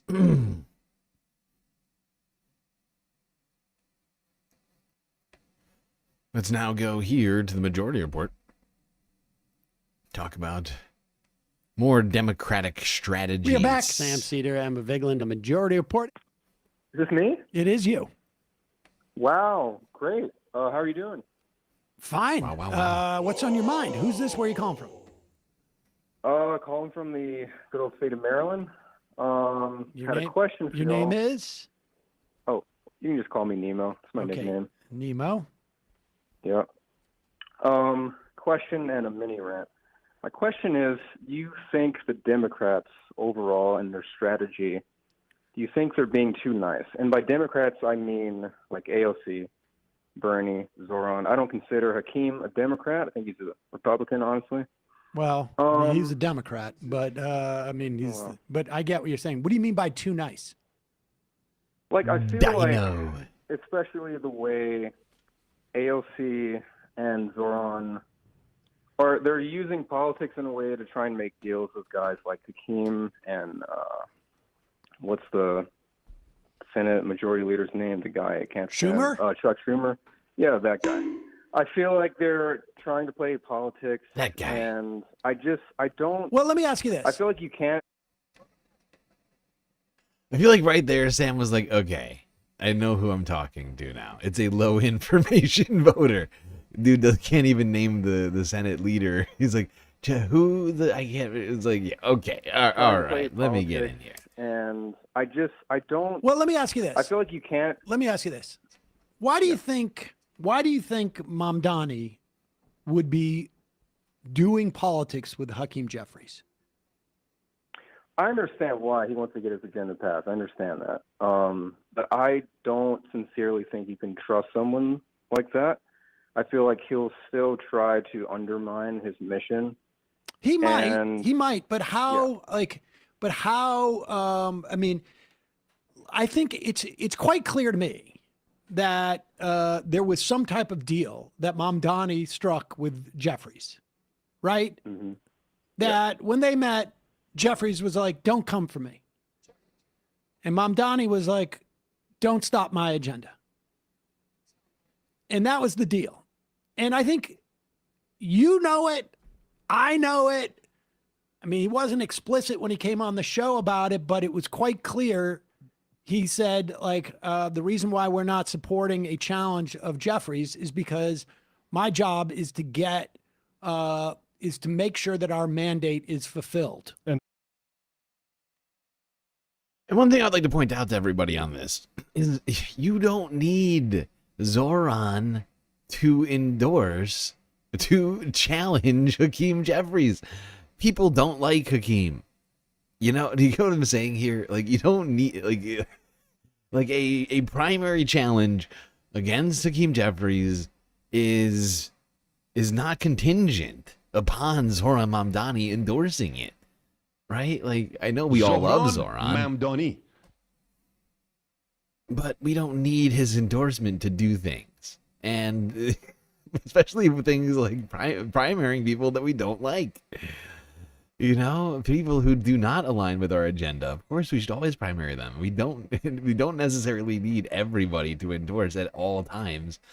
You know, there has to be some amount of political calculus in these sorts of things. No matter how frustrating some of that can be. The DSA members that voted to prioritize that also know about the nature of Jeffries. Just everybody knows that. And so, you know, like, you can say, and I could say, dude, you have plenty of political capital to pull both off. But I don't know that I would believe that personally, but it's quite clear he doesn't believe that.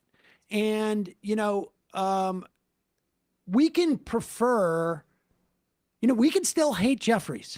And frankly, you know, like, we can still sort of like have designs on his seat in 2 years.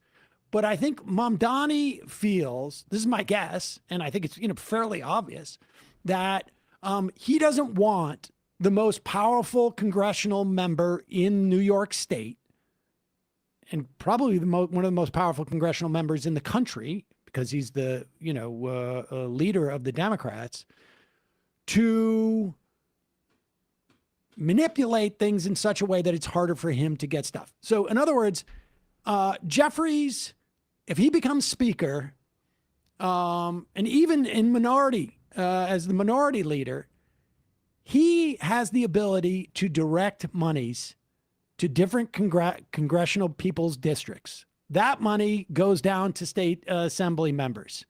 Those people are the ones who are going to be voting or pressuring Hochul or voting for or against any packages to raise taxes in New York City. That's just the way it works. Or they can thwart a lot of this stuff. And so this is the calculation he's made. It's not, you know, like when you say it's politics, this is like, yes, it is politics. It's exactly the way that you get things done when you talk about providing material benefits for people. And here's the interesting thing about this, is that people who criticize Mamdani, but if this was AOC, they'd all be saying he's careerist. Right? Like when and it's obviously different when you're an executive versus a lawmaker. The topography of the world is different. But this is probably the biggest political job that he can ever have. right? Like he I can't agree, run yeah. for president. He could be governor of New York, I guess, one day, but it's really, like being mayor of New York City is like Sanders said in this interview we did, second hardest job probably in the country. And he's certainly like, it would probably be a lateral move if he's governor, I guess. I mean, and so he's doing this because he wants to deliver. He wants to deliver for New York City citizens, and he wants to deliver for the movement. And we can, you could second guess his judgment that it would be better for the movement if he risked succeeding as mayor. You missed the username. I miss the usernames too. I miss everyone's usernames. I feel like we should start a Twitter campaign. Because, of course, YouTube does not have a... This is something I've learned only recently due to my necessity, the necessity for me to contact YouTube in some way. They don't have a blue sky. So in order for us to get YouTube's attention on this, we have to start a Twitter campaign. I'm sorry to say it. It's true. It's a real thing. I can't think of another way to do it. But if we want those usernames back, we should start something like that. Get a bunch of people to sign on to some sort of,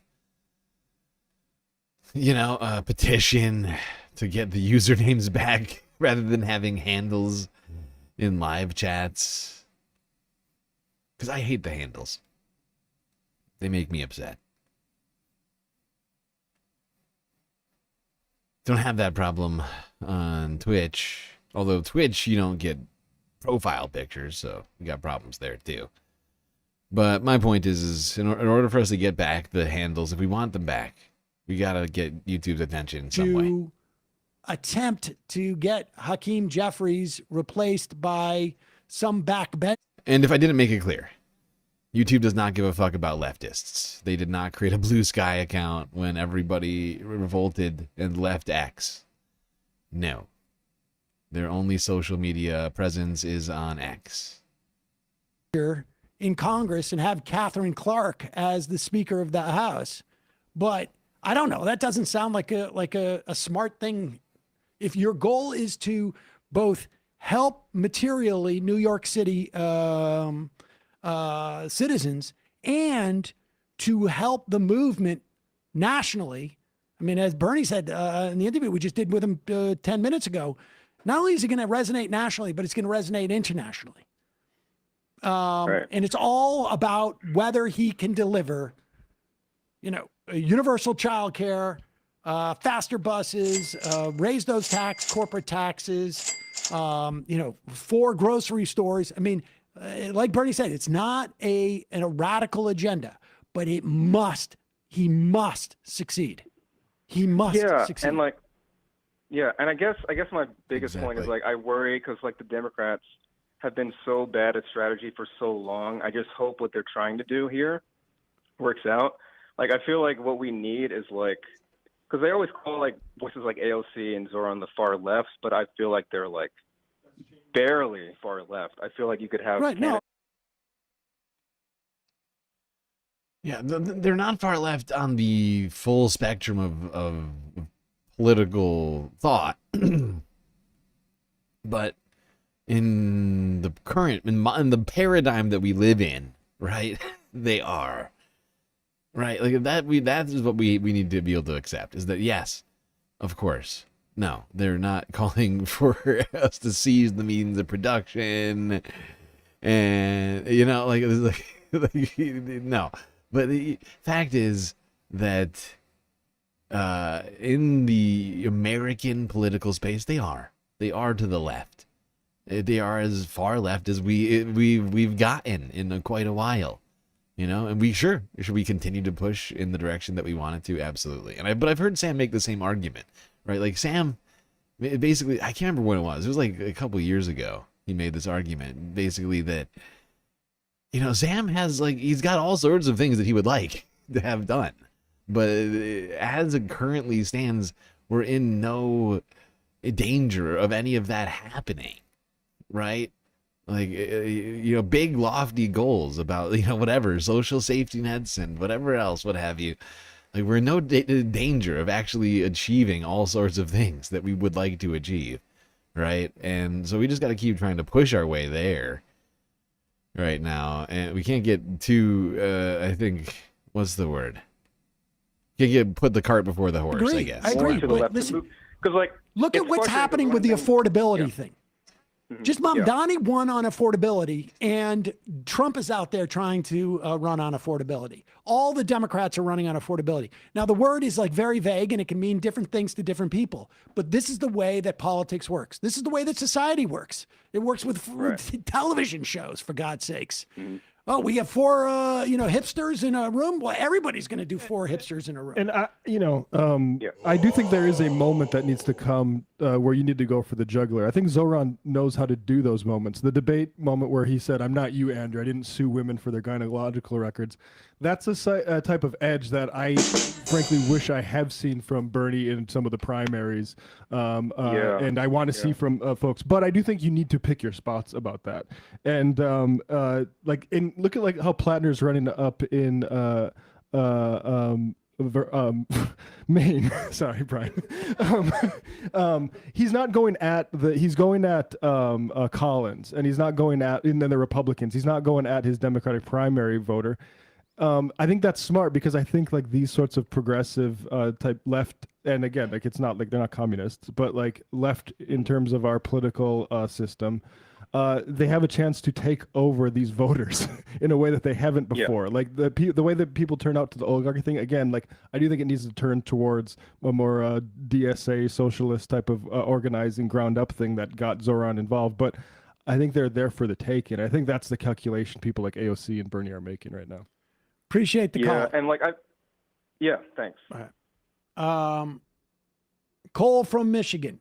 Was the DSA vote about not primarying Jeffries or just not supporting Kiase? Well, it was about the DSA not getting involved in primarying Jeffries. I don't think it was a reflection on Yeah, but that doesn't mean that other candidates to the left of Jeffries. Like, there's a bunch of people... like in my opinion, Hakeem Jeffries is so far to the right. There is a myriad people there's so many degrees between where Hakeem Jeffries is and where the DSA is. Like, you can get a whole bunch of people to primary Jeffries who aren't necessarily in the DSA who would absolutely be better, who like would 100% be better. Oh God. In Hakeem Jeffries' district, it should not be that hard. For real. Brooklyn Progressive. If you're passionate about supporting Kiase, you can still volunteer. DSA is not the only path to victory. There are many progressive clubs and orgs that do this work, and may be controversial to say here, but some are better at local organizing than the DSA. Yes, I just don't think that anybody's going to challenge without like any of that muscle behind them. Yeah, prove it. I would love to see another left org come and topple Hakeem Jeffries. And I think with them doing that, well, Mamdani saying, actually, I'm focused on New York. Don't make every one of my interviews about that. Is actually dialectically probably a good stage to get to. Oh, I got no problem. We got somebody who's going to, challenge Jeffries.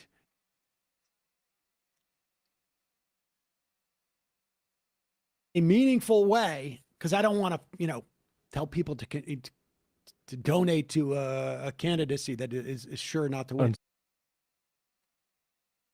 This is Hakeem's district right here. Just to give you clarity on what I'm trying to say, this is Hakeem's district, right? This is the 8th congressional district of New York. Brooklyn. Median household income, $63,000. 42% black, 27% white, 16% Hispanic, 8% Asian, 4% 2 or more races, 1% other. It's a D plus 24. This is a deep blue district. This is, this is a place where you could easily find somebody who is especially in the current climate, somebody to the left of Hakeem in there running. No problem. But if there is if there's a serious challenge out there, I mean, you can be sure we're all for it. I mean, the whole point is, I don't think that Mamdani said, I'm in charge of everybody who might. I'm DSA director now. Dizzle McFizzle, Jeffries is going to cook Mamdani anyway. Jeffries is a snake and he'll betray Mamdani regardless. So Mamdani should have supported a primary against him. But what do I know? I'm just a dues-paying member of DSA in Wisconsin, so it doesn't matter. Well, first off, that is quite a bet. Like, you know, Jeffries, would Jeffries like to be an obstacle to Mamdani? I would bet yes. Will he be able to do it in a way that he feels like, because it's not like this guy's not a senator. He's not in office for 6 years. There's going to be another primary in 2 years. You know, it behooves Jeffries to inhibit Mamdani's power. It makes it much harder for him to do so in this environment. That's all it is. There's no guarantees here. But it's just a question of, like, you know, it's a bet. It's probability. You can build power and move them out later. Like it's like this idea you have to open up every front of a war at the earliest given moment. Like, you know, and you know, I'm glad you're in a DSA. Yeah, Matt is making a very good point. This is, you know, if you want to talk about in terms of tactics, war is in fact a good analogy to use here, and it actually perhaps it doesn't make sense to open up a war on all fronts. You know, in fact, there are historical examples of that being a bad strategy because it saps your resources and it lessens your focus on perhaps the most vital aspects of the of the field, if you will.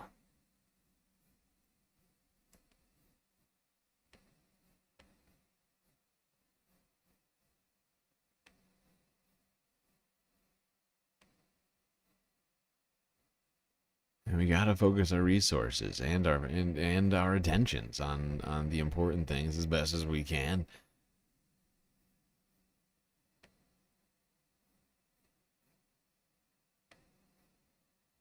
Yeah, honestly, I'm guessing that there's going to be a primary challenger in the in this upcoming midterm for Hakeem, right? Like I'm just guessing. There's already been a bunch of people that have been coming out trying to primary Democrats just like him. Like, what's his name? He's primary Ricky Torres right now. Fuck, we talked about him earlier. Al? Fuck, I cannot remember this guy's name. We talked about him earlier. There's gonna be people separate from a Mamdani endorsement or a DSA involvement that are gonna come out and challenge.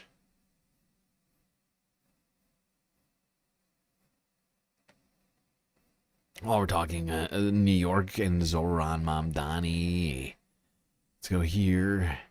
New York 1 Spectrum News from 3 days ago.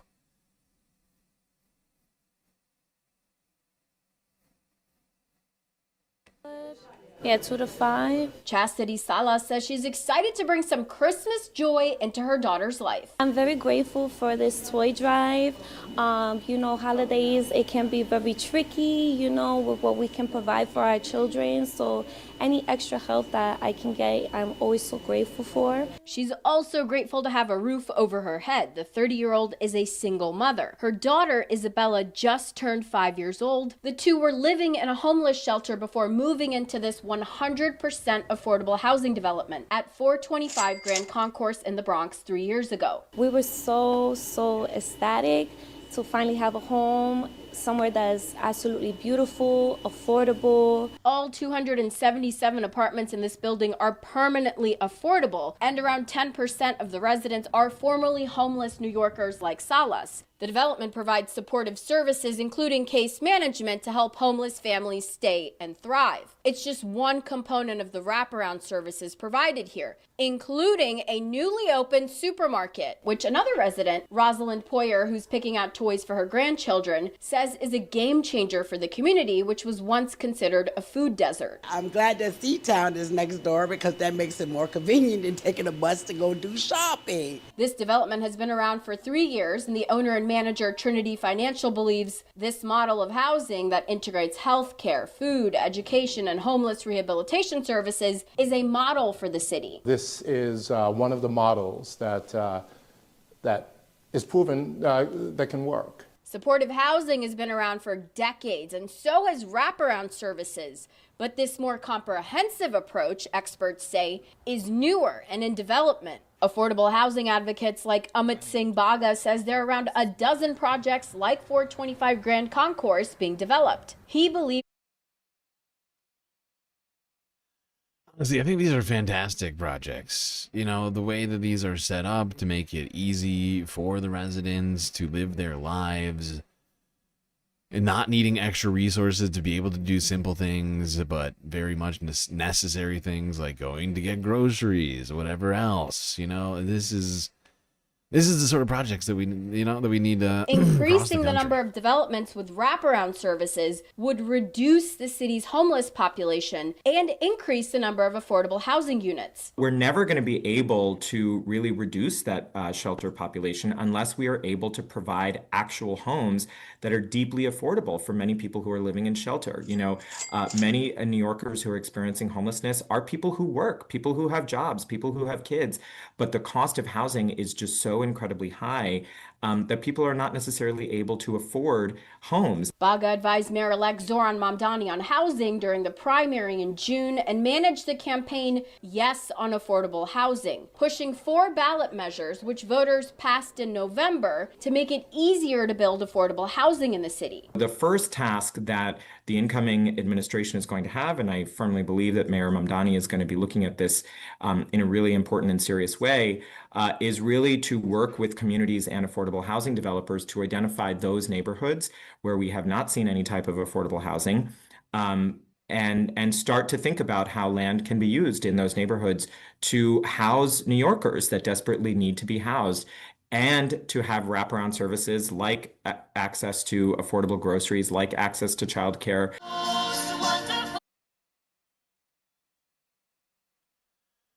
Wonderful. Wonderful indeed.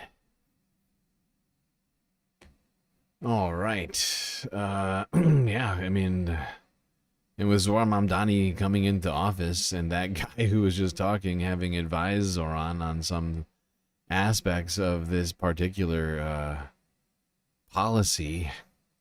Highly likely we will see more of this in the future. Maybe some of these will get government-run grocery stores in the bottom. There's a you combine 2 ideas into one right there. Think about that, huh? Think of that. So now we're thinking. Now we're thinking.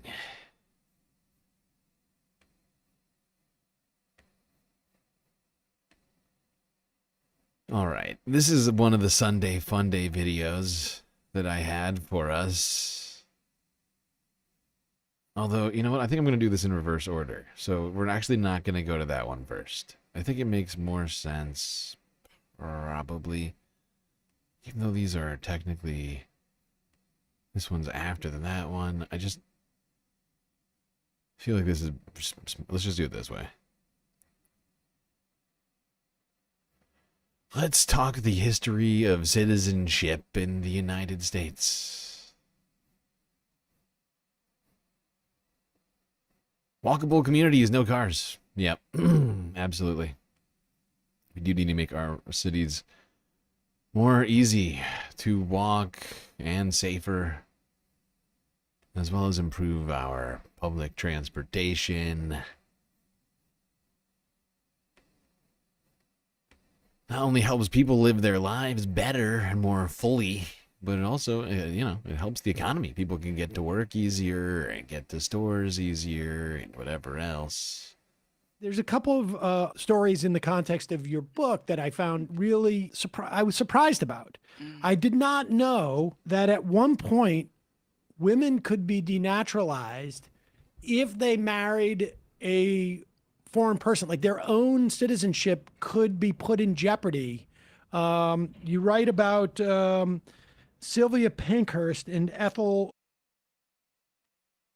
Yeah, and this one is insane. I actually did not know this one either.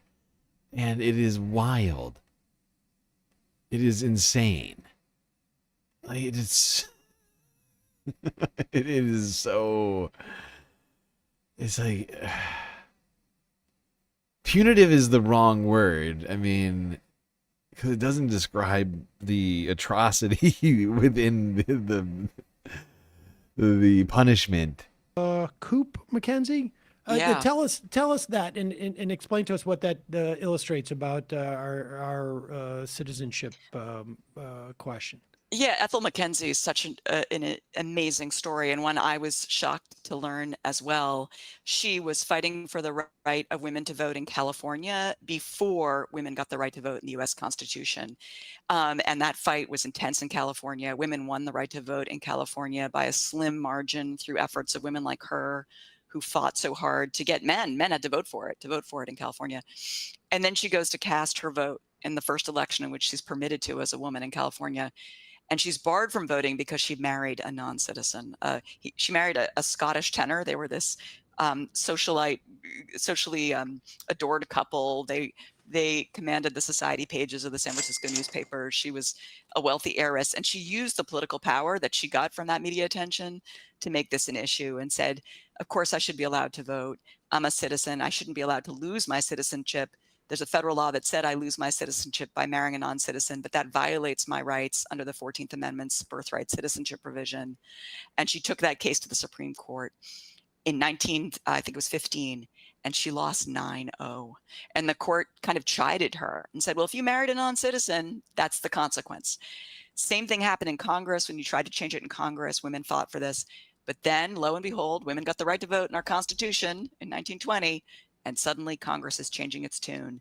That law got repealed, although not immediately, and it excluded certain racial groups, like women who married Asian men, who were barred from naturalizing non-citizen Asian men. So the history of that really is the history of our nation's fight over citizenship and who belongs. It's fascinating. It really is. I had no knowledge of that whatsoever. Let's also It's deeply disturbing. And just so wildly racist. You married. It's basically you married the wrong ethnicity, basically, and therefore you're no longer allowed in America. So deeply wrong. I guess on so many levels.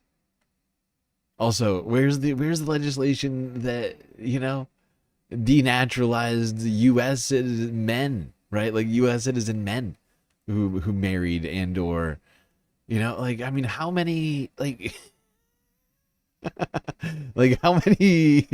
how many slaves did Thomas Jefferson knock up back in the day? I mean, what are we doing here? Like, what was I honestly, when I heard about this, I was kind of shocked to hear it because I thought I knew about all of the things, and this one was just, I was like, what? We did what now? What now? Huh? Maybe let's just start with Dred Scott too, just to remind people what this dynamic was, and of course, everything that we saw in the Reconstruction amendments were designed to sort of address Dred Scott to the extent that the politics would allow at that time, I guess. But just remind us of Dred Scott. Yes, and I would say, in addition to it being an important part of the book, You Are Not American, it's also the topic of my future book on birthright citizenship. So I'm steeped in Dred Scott. Dred and Harriet Scott were an enslaved couple.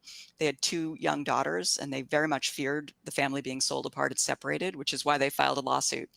They claimed to be free, as in fact the law supported that claim because they'd been brought into free territory by their enslaver.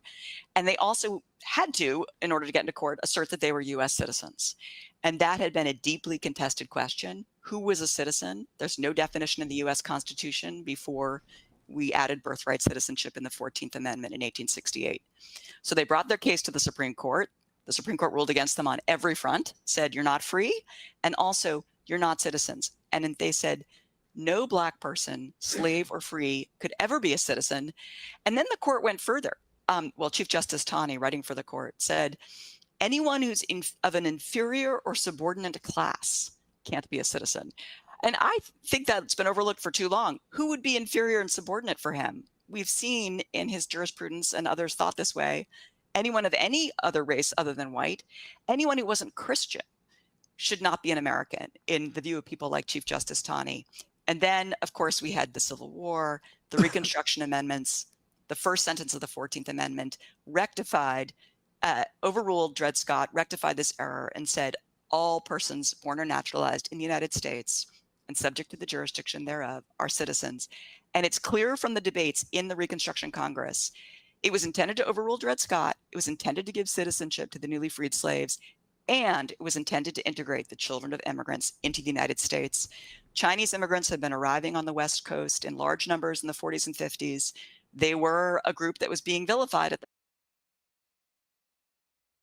Yeah, it's really disturbing to me that it is basically the intention of Republicans and Donald Trump, all the heritage folks, to basically take us to a time before the Dred Scott decision was overturned, before all these other very, pivotal, cases that I remember growing up learning about as being foundational to American democracy. They just want to undermine all of it. And it's incredibly disturbing.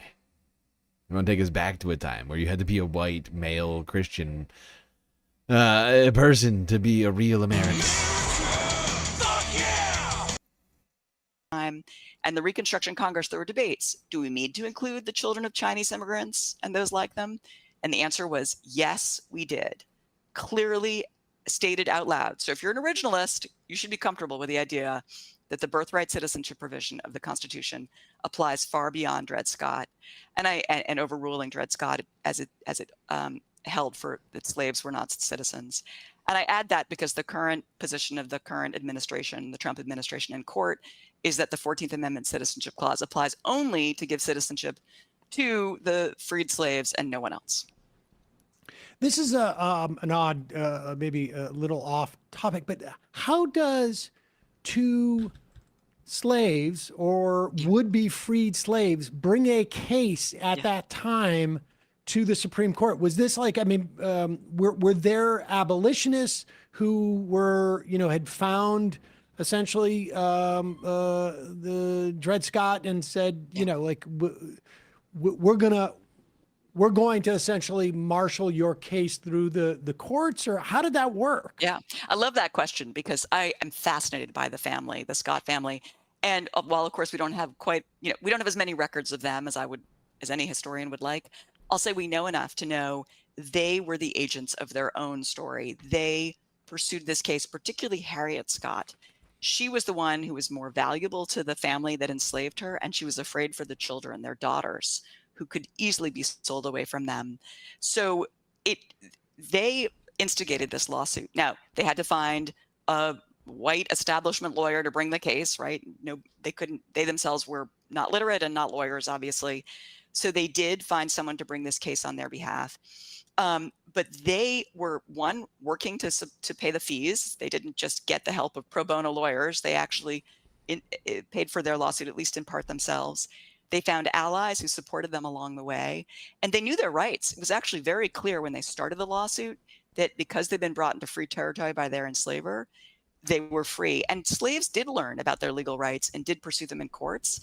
And in this interesting legalistic culture, we had this evil thing of slavery, and yet there were lawyers and judges who would enforce the rules even in slave states, and they would declare that slaves were free. About 40% of the slaves who filed lawsuits were eventually prevailed in the Missouri courts, and Missouri was a slave state.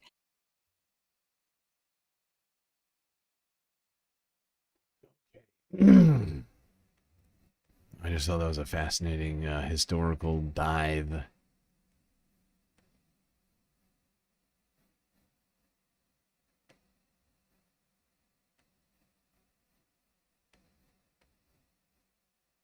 Now, let's move on to this video. Talk about the current immigration enforcement in the United States. how people deal with citizens and non-citizens. At least how some people react to people that they think might visually be non-citizens. I think this video, I think we've watched a couple of this guy's videos in the past. Not a lot of them. This is Ben Palmer. I think he's a friend. I think him and Walter Masterson got their start together. If I'm not mistaken, they have some sort of affiliation. But this is Ben Palmer. Well, I'll let him explain what he did. I made a website for reporting illegal immigrants, and sometimes people end up on the website thinking that it's real. And somebody wanted to report a man that they suspected to be an illegal immigrant that lives in their neighborhood. So I reached out to see if I could help. There is one person who comes, and he's non-speaking, non-English speaking, and he will come possibly, maybe you'll see him 2 weekends out of the month, and it's not even for a complete weekend. He'll come Saturday like a thief in the night at 10:30, 11:30 at night, and then leave Sunday. Like a thief in the night. Like a thief in the night.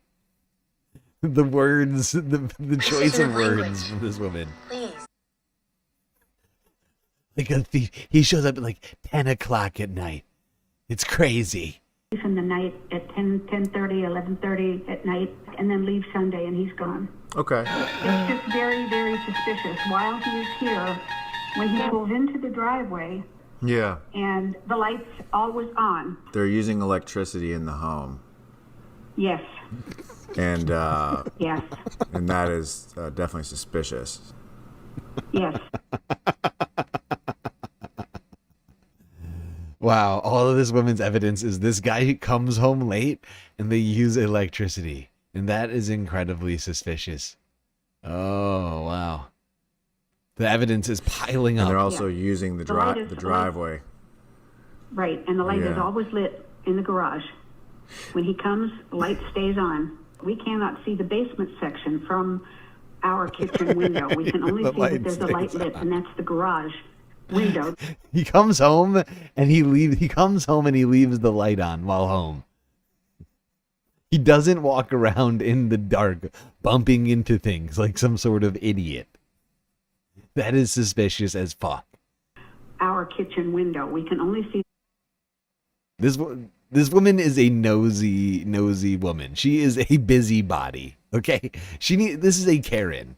Okay, this is a neighborhood Karen, and seriously, this woman needs a hobby. Okay, seriously, we need to create more productive, constructive outlets for our elderly folks in our society, because this kind of stuff, really, it's not good. It's not good for anybody, you know. There's a light lit, and that's the garage window that we can see the light lit. Oh God. Yeah. So and so just whatever not he's being doing- able to see what the resident is doing inside their own home, that's what raises the suspicions. Thieves. Exactly. Yes, exactly. Exactly. Is he able to see you in your home? He can't look in our windows. So he wouldn't but know. He doesn't. He wouldn't know what you are doing in your home No. from No. his home, which No. could actually make you to him suspicious. Well, we don't hide from him. Will not speak to us. He ignores us. So It sounds when like he you're comes and he sees us, he totally ignores us. Okay. And goes right inside. Do you have a need to feel seen? No. No, not necessarily. But by him, If we but by happen to him, be- you have a need to feel seen by him, though. Yes. Sometimes he will bring packages. And Yes. he will leave. Yes. I don't need to be seen by everyone. I need him to see me. Not everybody needs to see me, but him. Oh, he for some reason he needs to see her. I don't know why. It's Yes. weird. Sometimes he will bring packages, and he will leave with different packages.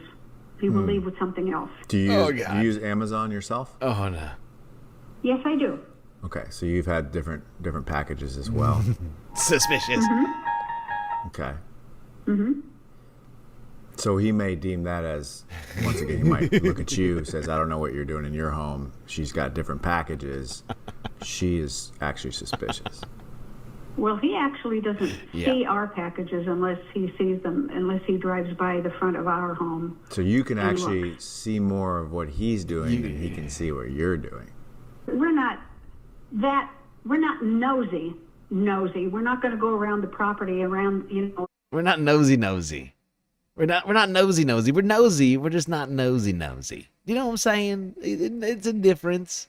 If you say the word twice, you know it's serious, right? We're just medium nosy, okay? We're nosy from time to time. It's not like my only respite. I've got other hobbies. I call the police on black people at the park and some other things like that. We're not nosy. We're not nosy. We're not going to go around the property around the we're not nosy. The diameter of the We're place just normal, regular. We're a regular kind of nosy. like monitoring and documenting our neighbors' activities. We're that kind of nosy. Totally normal. Not nosy. We're not going to go around the property around the circumference or the diameter of the place and take a look at what's going on. We have never done that. You would never. No, you would never do that. You would, however, report them to authorities to do that. Well, if I feel something is suspicious going on, yes. Why would anyone in Florida buy a property and not live in it? Not rent it out? That's suspicious in itself. We heard a very, very loud noise one night. My boyfriend heard it, and we heard a very loud... She's got a boyfriend. That's exciting. That must take up some of her time.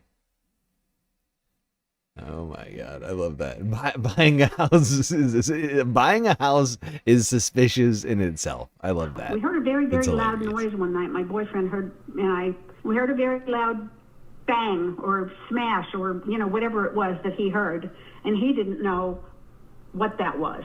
First thing he thought of was, gee, I hope they're not running a meth lab. So one time we heard a bang and we immediately thought that must be a meth lab.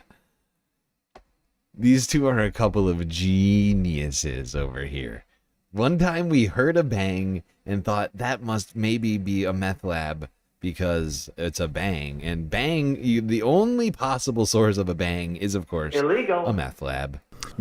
People owning different homes and not always being in them 24/7.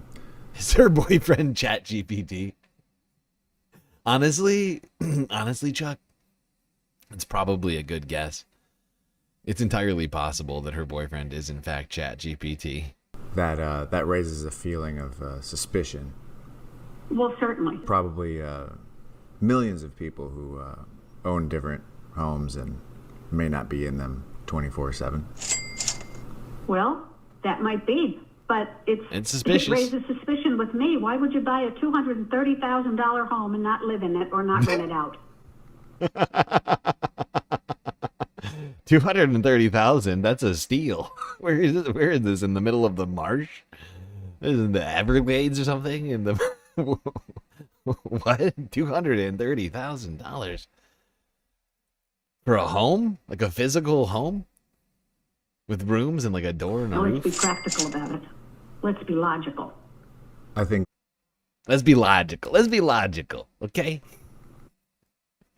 This woman wants us to be logical. I love that. Let's be logical. I think that's a practical. Yes. That Please, can we? Suspicion in me, because I don't know what this man is doing over there. God damn it! You can see that he wanted to do the same thing that I'm wanting to do. That is a great idea. Let's be practical. I think that's a good idea. And then she immediately goes back to, it's suspicious, okay? It's incredibly suspicious. He owns a home and uses the lights, and he shows up sometimes late at night. That is suspicious. There is no other explanation. It's a meth lab. I heard a bang the other month. That's because you don't. I'm not going to peek in his windows to see, but that's good. I've always been that way. I'll be nice to my neighbors, and that's it. Yeah, no, it really does sound like you definitely mind your own business when you're Yes. not I looking out the I windows. prefer it that way. I prefer it that way. So here's what we're gonna do. We're gonna conduct an investigation.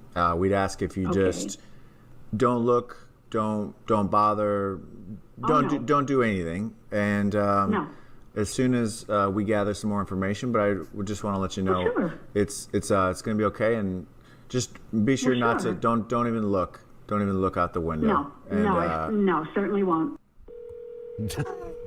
Certainly won't. Sure you won't. Sure you won't look out the window. Liar. That woman was literally, while she was on the phone, that woman was literally looking. I can almost guarantee you that woman was looking out the window for the entire conversation. I have some really great news about the individual that you called about. Really? Yeah, I was able to visit with him. And yeah, when I showed up, I actually he was listening to Michael Jackson, the song "Smooth Criminal." The Smooth Criminal. You aware of that song? No, I don't think I'm familiar. Oh, what you've been hit by, you've been struck by a smooth criminal. Oh, okay. Yeah. Anyways, I thought that was funny because you were actually investigating to see whether he is a criminal. Right. But what we learned is that the reason he's listening to Michael Jackson is to further learn English. So he is, and we were able to check his documents. He's a non-criminal legal citizen, which that was great. We were able to ask some questions about the stuff that he does. I know you had some suspicions there. He does like electricity, so he's a human being. So that's where that comes from when he requested electricity be whatever. So that's what that was when you requested electricity be whatever. This woman is a super genius. Oh my god. It's a revelation. Oh, okay. I guess that makes sense why he wanted electricity. I too sometimes turn on the lights. On Sundays, my boyfriend ChatGPT allows me to turn the lights on. Yeah, he does like to use electricity, which it's unique to him as a person. You know, he's a human being, and you know, some human beings like electricity, others don't. But he turns out he's one that does. And he does like to be able to see what he's doing because he does work. When he's in the home, he builds school parts for needy children. Like rulers, school supplies, protractor, calculators. And so, yeah, I know you did have some suspicions that he was running a meth lab. That was something that was mentioned by my friend when he thought he heard a loud bang come. Oh, it wasn't you. You didn't think it was your friend. It was your friend, ChatGPT. ChatGPT told her that maybe that sound was a meth lab. Well, good news is I could confirm that it's not a meth lab. It's actually a math lab. A math lab. Yes. He's building rulers and school supplies for needy children and orphan children. Which is great. You know, it's a lot better than a meth lab. I just thought you'd find some relief in that. That's true. You know, he is documented, and I found think as an American citizen and a person who owns multiple homes in the United States, I think we should give him that right. And so we just like to ask that you just leave him be, and just let him live his life. We've never bothered him. We've not once bothered him. Well, that's You've great. never bothered him? Oh, great. Not one time.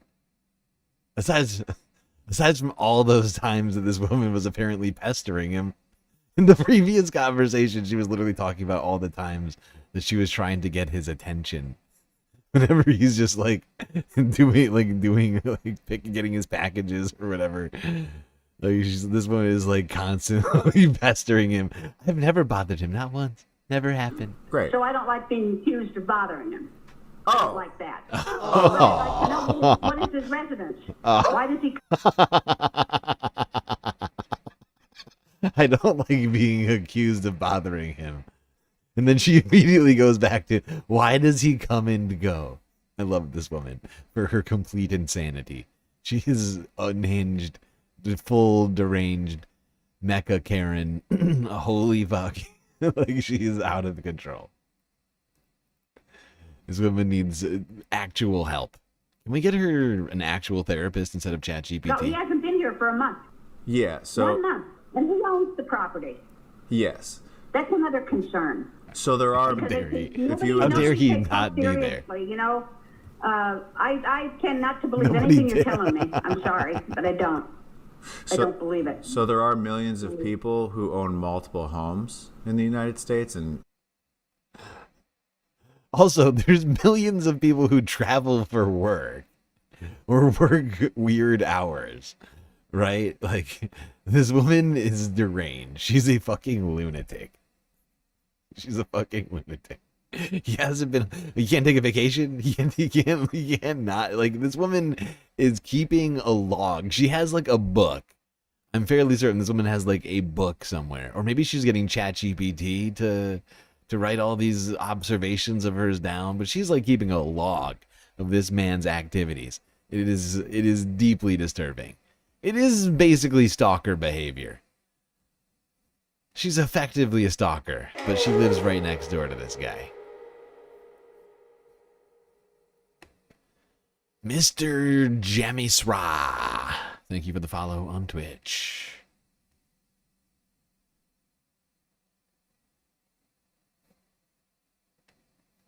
Maybe he's a comma chameleon? Really? You are not funny. Okay. Let's move this along. She's checking it twice. It's true. Yep. If Santa was a Karen, keeping a list.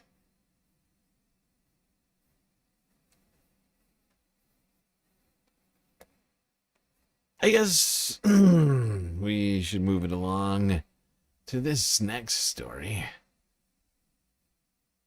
Some less sad stories. Sunday Fun Day, of course, we did not have. So I've left in all of the Sunday Fun Day action here. Or most of it. Some of it. Some portion of the Sunday Fun Day action is still here.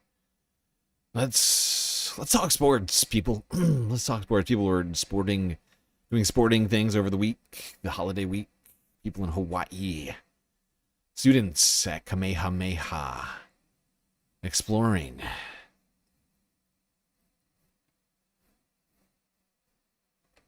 Kamehameha students recently welcomed Hokulea crew members to Aotearoa. The group also saw some of the wonders of New Zealand. They headed toward an island called Motukokako, known as the Hole in the Rock.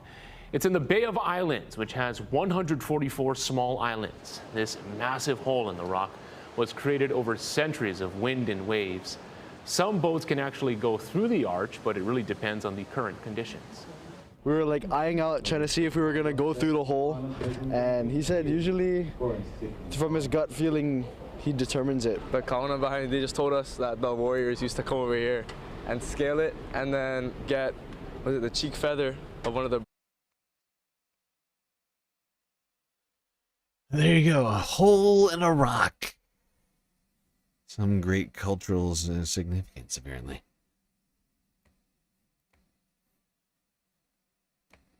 I do feel like you gotta be, you do have to be kind of, willing to risk a bunch of things there, trying to make it through that hole in a boat. But hey, do what you gotta do.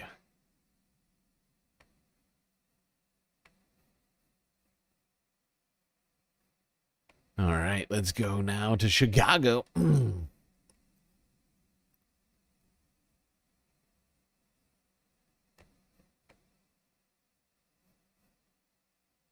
Where a nonprofit has been hosting a girls' flag football camp at Pullman Community Center.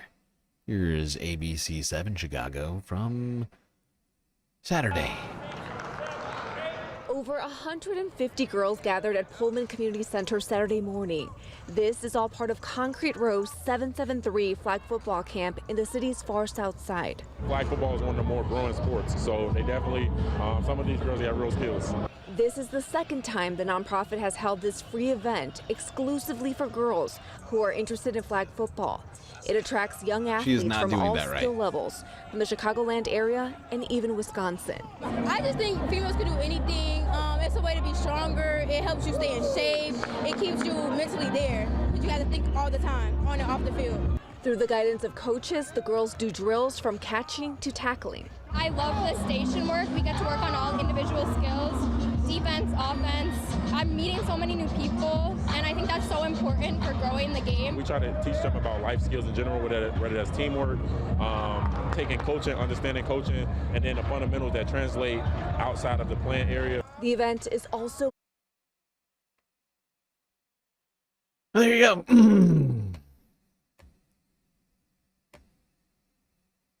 There you go. Flag football camp, catering exclusively to girls in Chicago. It looks like fun. Looks like fun. I was told to come check out this live. Welcome, Yakov. I don't know who told you to check out the live, but I appreciate both the shout out and your taking the effort to come check it out.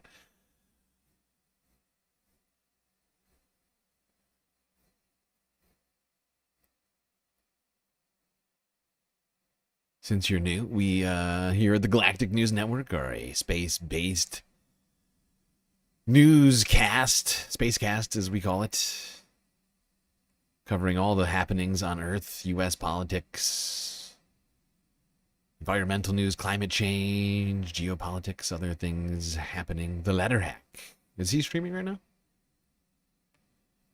Oh, that's right. He does Monday streams, doesn't he?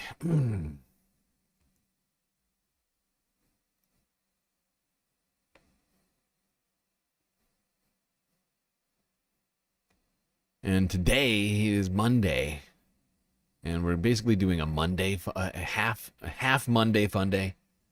Usually we do Sunday fun days, but I didn't do a stream last night, so we're doing a partial Monday fun day.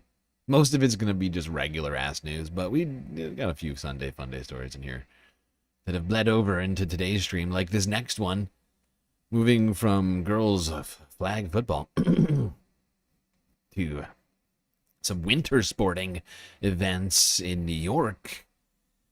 News 8 WROC Rochester 6 days ago. Bristol Mountain steps in for the Olympic aerials selection event.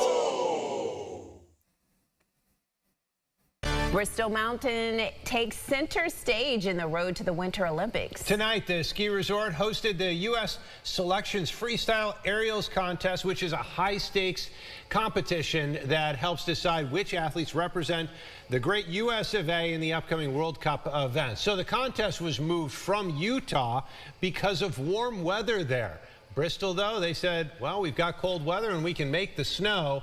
So this venue was constructed, the athletes moved in, they've had a great time. We talked with officials from the ski resort who say they are extremely... Look at this kid.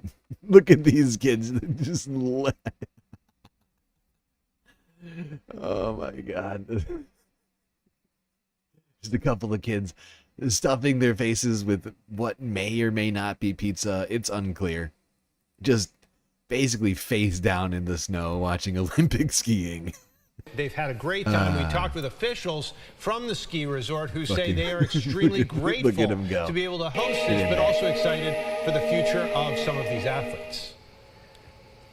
Being Olympic year, being able to, join that World Cup circuit in North America actually opens them up to the potential for Olympic spots as well. So really exciting tonight. So it's kind of, could be the start of an Olympic journey for some of these athletes. That's like my dream goal, honestly, is just compete for the team. That'd be amazing. Compete in the Olympics, that'd be great. Indeed. Athletes will compete for spots in the World Cup events this January in Lake Placid and Deer Valley, both Olympic qualifying stops ahead of the Games in Italy this February. Well, there you go. Olympic skiing events moved from Utah to New York.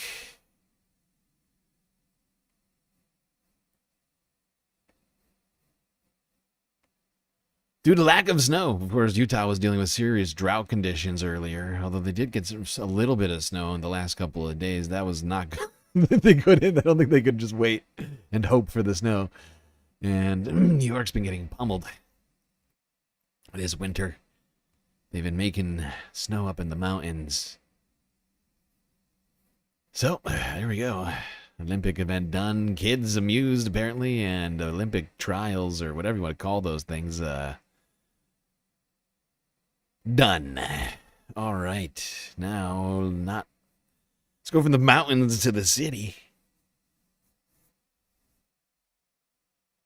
For a different sort of competitive event. Late night table tennis. With a celebrity cameo. Manda. Making sure that Laika gets her puppy treats. Very thoughtful of you. She's looking very hungry. People are not feeding her that much right now. Oh, there we go. People must be saving their space bucks for some reason. Probably saving up for tinfoil hats and sunglasses or something. Laika's got to eat too, you know? She's got to eat too.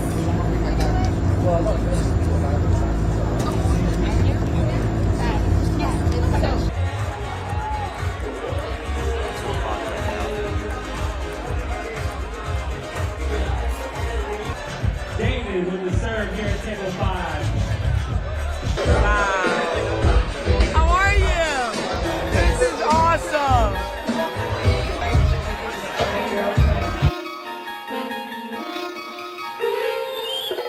What's that sound? Manda. Thank you.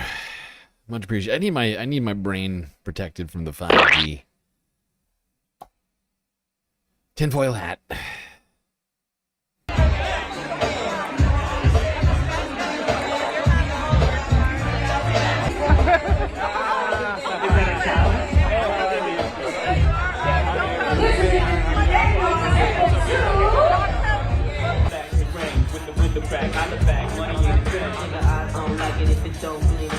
What I want to do right now is come downstairs. I want to see this up close and personal. Can we get one table and one? There you go, good sir. One table. You go. And then we're gonna rip this. We're gonna see 2 semifinal matches. We're gonna see a finals match, and then we're all gonna party on behalf of Airbnb. There's Timothy Chalamet for some reason at this ping pong event. Not clear why he's there, but there he is. Trying to think of one of the roles he's played. Charlie, or not Charlie. Was he Charlie? No, he was Willy Wonka, right? Didn't he play Willy Wonka at one point? I can't remember. The latest iteration of Willy Wonka, wasn't he? I could have sworn. Simric with a super chat. The first super chat of the night. Getting us started. Never too late to get us started on the galactic content goal, technically. Well, I guess, until the goal is over. But we are running out of time on that galactic content goal. My God, we are almost 3 hours into the stream, people. That was our first super chat. We got to make some progress, people. All right. Plain Balaclava. New movie about ping pong. Oscar push. I think I'm missing the reference. Is there actually a new ping pong movie? Oh, okay. There's a new ping pong movie. It's called Marty Supreme. Okay. Now it's all making more sense. Thank you. I am honestly not caught up enough on the I feel like Sunday Funday content is when I get most caught up on my celebrity and or like latest in film and stuff news, because lately I've just been too focused on the regular news. All right.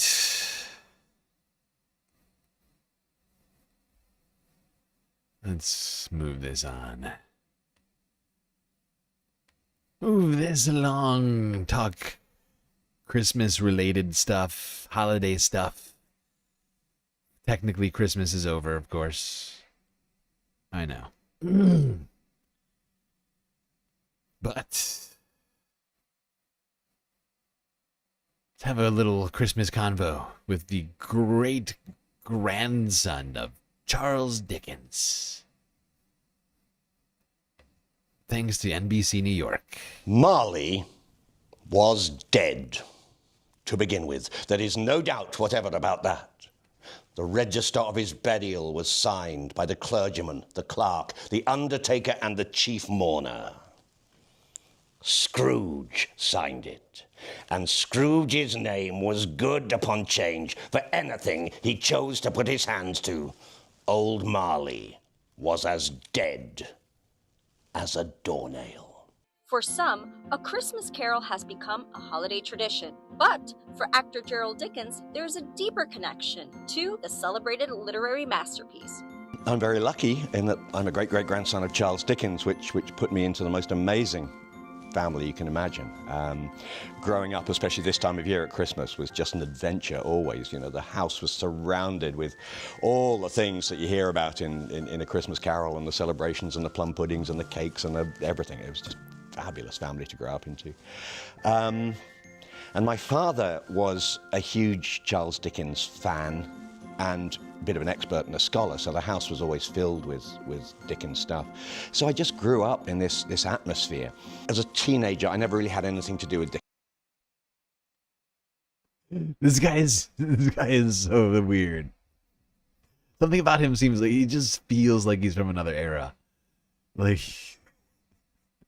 he's not that old, but he feels like he's like 100 years old.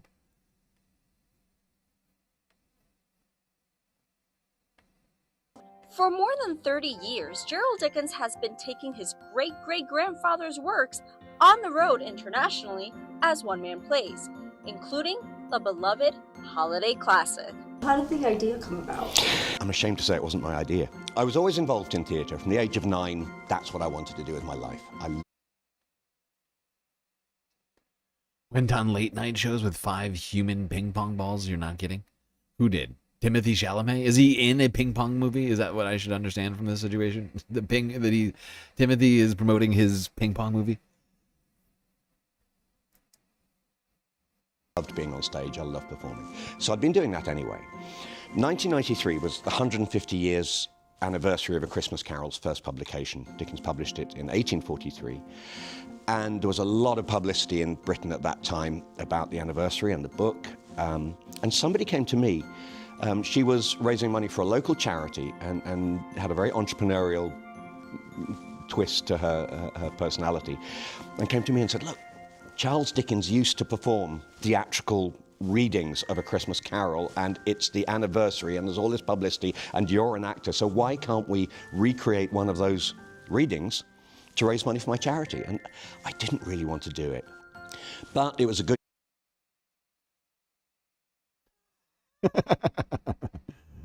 Okay, well,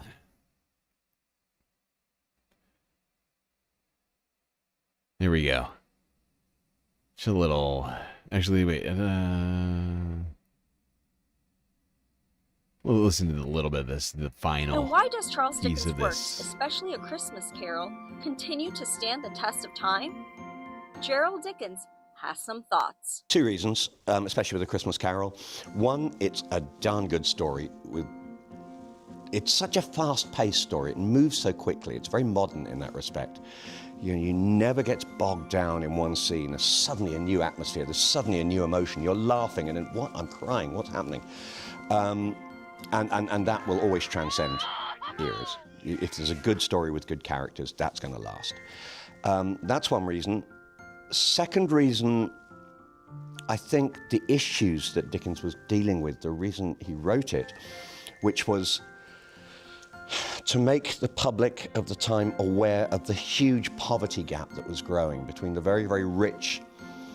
We're in the Industrial Revolution at the time in Britain, so mill owners and factory owners were making huge amounts of wealth, and their workers were just right down on the poverty line. Help! I'm being repressed! And that gap was something that Dickens was very, very worried about and felt needed to be exposed. He was giving a lot of lectures and tours and speeches about this very issue. He wanted to be sure that the children of the poor, of the mill workers, would be educated, because if they weren't educated, then there was no hope for the next generation. So he was giving all these speeches and writing political pamphlets about the issue, and then he suddenly thought, I can do more than this. I can do much more. Why don't I get a book out for Christmas? Focusing on that, but it's going to be a big, joyous celebration of Christmas as well, but this is going to be a really central theme, and people will learn what I've been talking about without even realizing that I'm telling them. So he had... Oh, there you go. Dickens. Long ago. Attempting to bring to light class issues. Struggle of income inequality. Poverty. Back in the Industrial Revolution times. Through Christmas Story. The command needs to be updated for oh, okay. Yeah. All right. I will look at those. I will try and look into updating those. Thank you for the reminder, Looney. I have to update commands for YouTube and for Twitch. For Nightbot. I've got a lot of stuff on my list I have to do. Thankfully, now that we have the YouTube channel back, I can stop worrying about trying to get the channel back and actually focusing on some of those other tasks that I have on my list. That's been helpful lately in productivity. All right, now another holiday celebration, which is still ongoing, is Kwanzaa. Today being the, let me think, 4th day? I think we're, no. 5th day. 5th day of Kwanzaa, I think. Actually, no. 4th. 1, 2, 3, 4. Yeah. CBS New York, get us started off talking about Kwanzaa. We've, of course, been talking about this since the first day of Kwanzaa. Drums and dance workshops drew crowds to the Brooklyn Children's Museum for its annual Kwanzaa Festival today. A procession of dancers led attendees to the auditorium in Crown Heights. A new candle representing one of the 7 principles is lit each day. The first candle of the Kinara was lit. Okay, I don't need you coming at me over this, okay, Bo? All right? Look, numbers are tough, okay? Remembering, I'm trying to count the numbers in my head. Okay, days are always frustrating. Trying to remember days. Because it's just different than regular math. Okay. Celebrate the holiday's first principle, unity. Museum leaders say this is the largest family Kwanzaa celebration in all of New York City. I think each principle has something very important that children can take away, in which they can use that towards goal setting, use that towards becoming better citizens in their community. The festival is now in its 18th year, and it will continue daily until December 30th. Yes, indeed.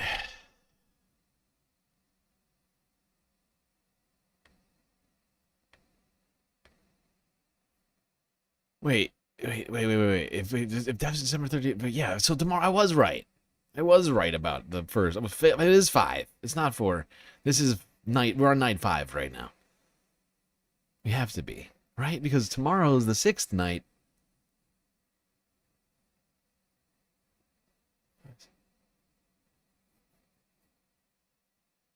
Yeah. Right? Am I losing my mind right now? Today, kids and families gathered in New Orleans to celebrate Kwanzaa with a day full of culture, music, and peace. The event was hosted by Kulu, a local West African children's dance company, and Umoja Children's Village. Today's principal is Kuji Jakwali. Someone's doing math. Someone's doing the math wrong right now. I haven't been lighting candles over here. I'm not gonna lie. Forgot to put out the Kwanzaa Kinara, excuse me. No, okay, that's the thing. That's why she's throwing me off. That's what's throwing me off. 30th is not the last day. She lied. That CBS New York woman just lied to us. That's the problem. That's why this didn't make sense. It's like, no, it's gotta be, but like the 30th was like in my head. I was like, what? The 1st is the final night. Not the 30th. I knew there was something wrong. I knew something was afoot. The celebration focused on the Kwanzaa principle of self-determination, teaching kids the importance of striving for their goals and making a difference in the community. So whenever anybody walks in today, we'll say Habari Gani, that means what's going on, and then they would respond with Kuji Jakalia, and Kuji Jakalia translates to self-determination, and we're talking about the determination of our people, you know, what we believe in, striving towards what we want, and just making a difference in our community. Now, Kuji Jakalia, I think that's second night, if I'm not mistaken. Every single night of Kwanzaa, you celebrate a different principle. Tonight's principle, fourth principle of Kwanzaa, is Ujamaa, which means cooperative economics, focusing on the building and maintaining of our businesses, shops, and stores, profiting from them to strengthen community economics. Do you know what we're here for? Keeping the money in the community. Who dat? Pep Talks with a raid over on Twitch. What the fuck was that sound? Oh, the remote just fell.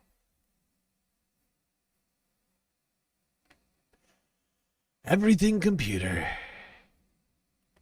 Well, thank you, Pep Talkers. Welcome to the Galactic stream tonight. Hopefully the stream went well. Hopefully your night has been going well so far.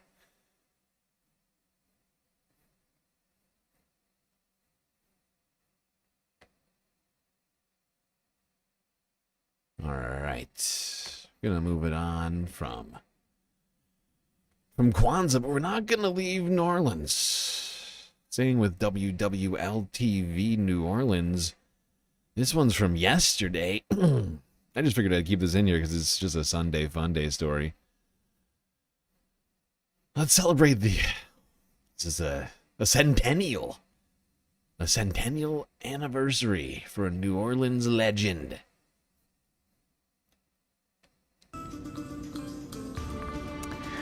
Well, reaching this kind of milestone takes patience, longevity, and a whole lot of wisdom. In Broadmoor, Mrs. Odette Logan officially joined the Century Club, celebrating her 100th birthday on December 26th. Well, this afternoon, friends and family turned the celebration up a notch by throwing a block party right outside her front door. Do you know what we're here for? Winston Reed and photographer Robin Widner were there to capture every...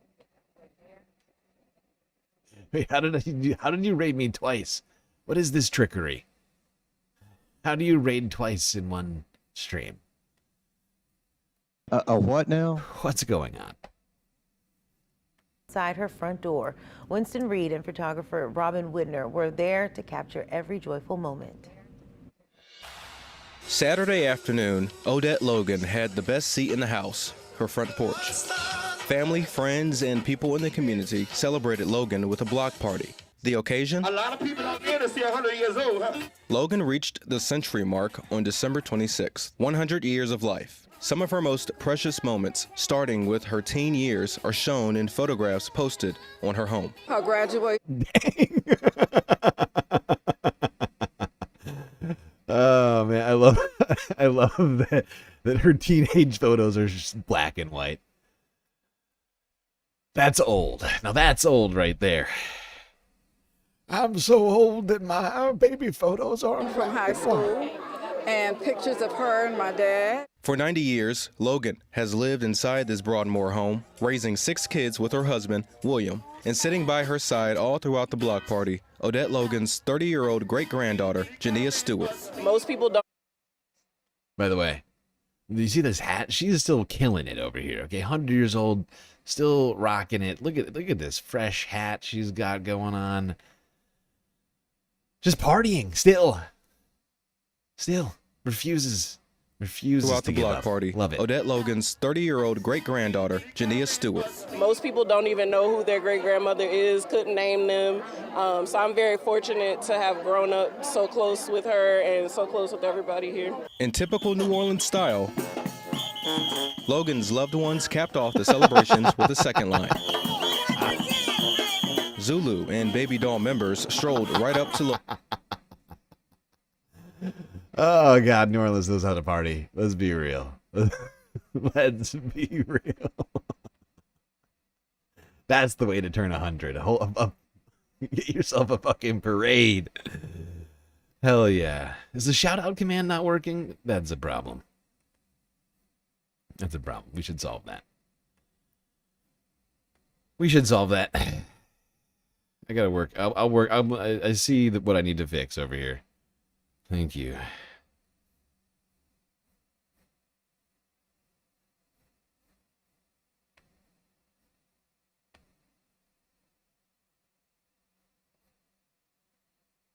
We do know how to party. Are you from New Orleans?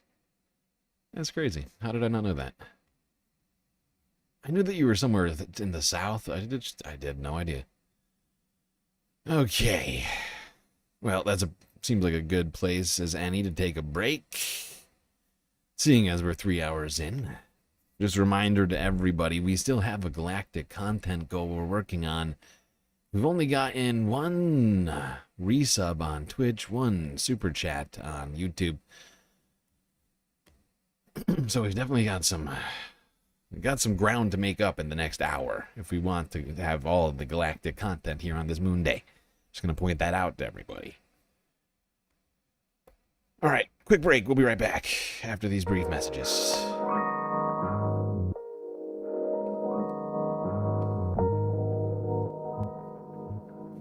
Okay, I hope everybody's been enjoying the show so far. If you haven't already, hit the follow button on Twitch and the subscribe button on YouTube. While you're at it, do consider contributing to the Galactic News Network, as of course we are completely funded by individuals like you. That's right. We would cease to exist without the donations of space fams who enjoy this stream. A lot of great ways out there for you to show your support, as it turns out. YouTube, Super Chat, Super Stickers, memberships, gifted memberships. That's right, you could gift to your fellow space fams a bunch of sweet space benefits on YouTube and or Twitch. We've got bits and power-ups over there as well. Cash App and PayPal. If you prefer, your donations go directly to funding the stream rather than the bottom line of Amazon or Google. But of course, the very best way to get the most space benefits for your earned dollars is to go on to Patreon and become a Galactic patron, where for the low price of $3 a month, you get access to a cornucopia of space benefits unseen by the rest of the goddamn Milky Way galaxy. Things like an avatar on one of this sweet intermission screens that we got going on here. Shout out at the end of every show and much more. Just go click the link in the chat or in my bio. You'll find out just what lies in store. All right, everybody, enjoy the break. Grab yourself a drink, maybe a snack, and I will be right back.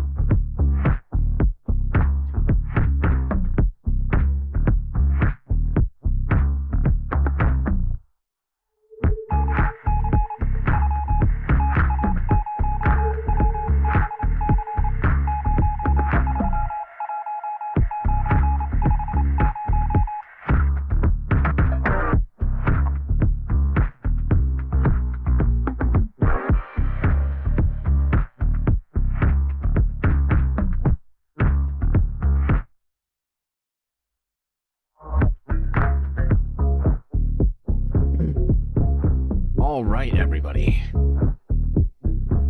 We are back. Break is ending. Stream is about to begin. So you better get back in your seats. Otherwise, you're going to miss the beginning of the third half.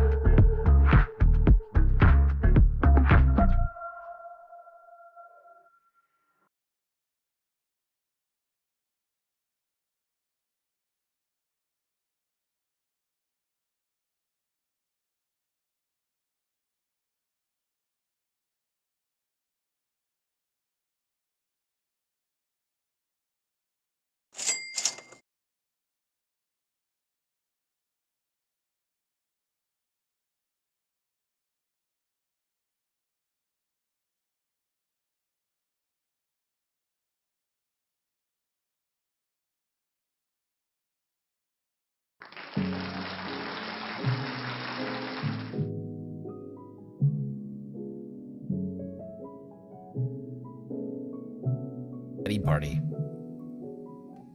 Oh, God. Oh, I was saying so many words just now, and they were all ruined by the fact that I was muted. That's very annoying to me. Ah, son of a bitch. Anyways, what I was saying was thank you very much to Michael Reich for the super chat. 5734, for whatever reason. I don't know why you landed on that number. It's a very specific number, but it's a perfect number. Some say the very best number. Certainly a great number, and the number that we certainly needed to complete the galactic content goal. More than that, actually. It's beautiful, and it's incredibly appreciated. And sure is, of course, that we now get all of this sweet, sweet content tonight, thanks to everybody who have, so far, contributed to the goal. You can now all rest assured, whether or not you've contributed to the completing of the goal, that we're going to have all of the content. The fact is, that's the great thing about the Space Fams, you know? One day, some people, donate. Other days, other people donate, you know? And we can all sort of crowd fund the production of the stream. Look at Laika, though. She's so excited. She's basking in the glory of the Space Fams. She sees it. It's real. It's very, very real. But we only have brief moments to enjoy it, Space Fams, as it's coming to an end. It's coming to an end shortly. Immediately, if not sooner. All right. Get the robots cleaning that confetti up. Let's get back to the content. We still got a bunch of stuff left to talk about, and now I know we have to try and get through it all. So,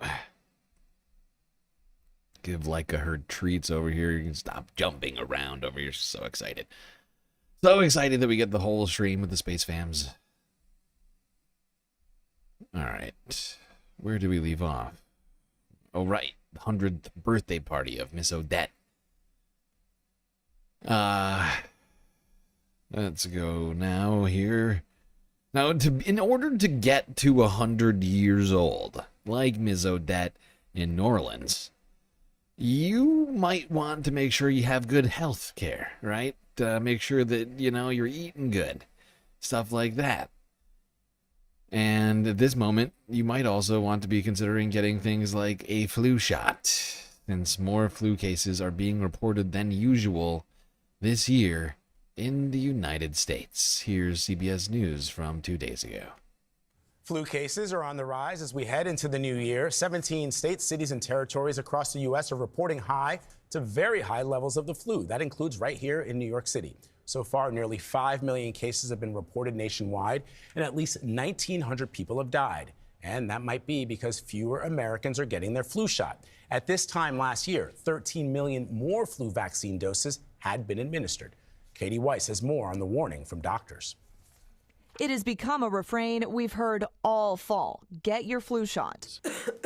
This winter, doctors are still saying it as the number of flu cases is up coast to coast. My hope is that we're actually getting closer to the peak now. The CDC reports that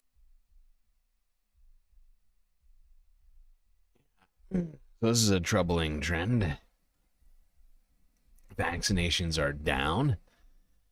Flu cases are up. I'm sure there's no correlation.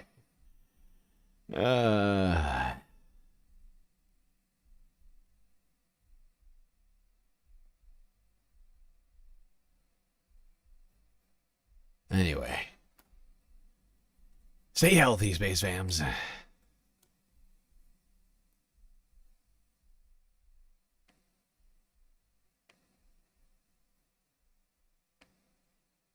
Now, unfortunately, flu's not the only thing you have to worry about. Measles cases popping up all over the place, including potential exposure at a major airport in New Jersey. An alert tonight about a passenger at Newark Airport who may have exposed people to measles. New Jersey's health department says someone with the disease passed through the airport on December 19th. That was Friday of last week. The person was in terminals B and C between 7 a.m. and 7 p.m. The health department hopes to track down people who were likely exposed. It also suggests anyone who's not vaccinated to get the MMR.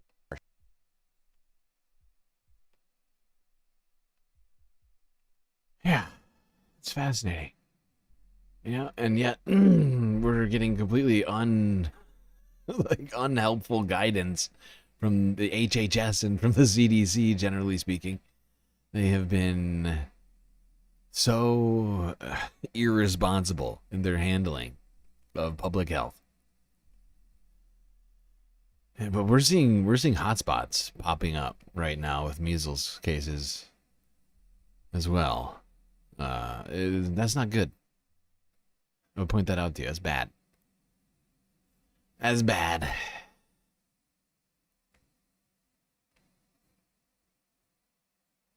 Where's Waldo of infectious diseases? Yeah. All right.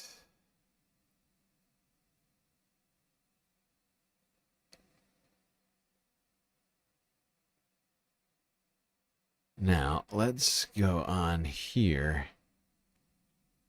And with the holiday season over, I'm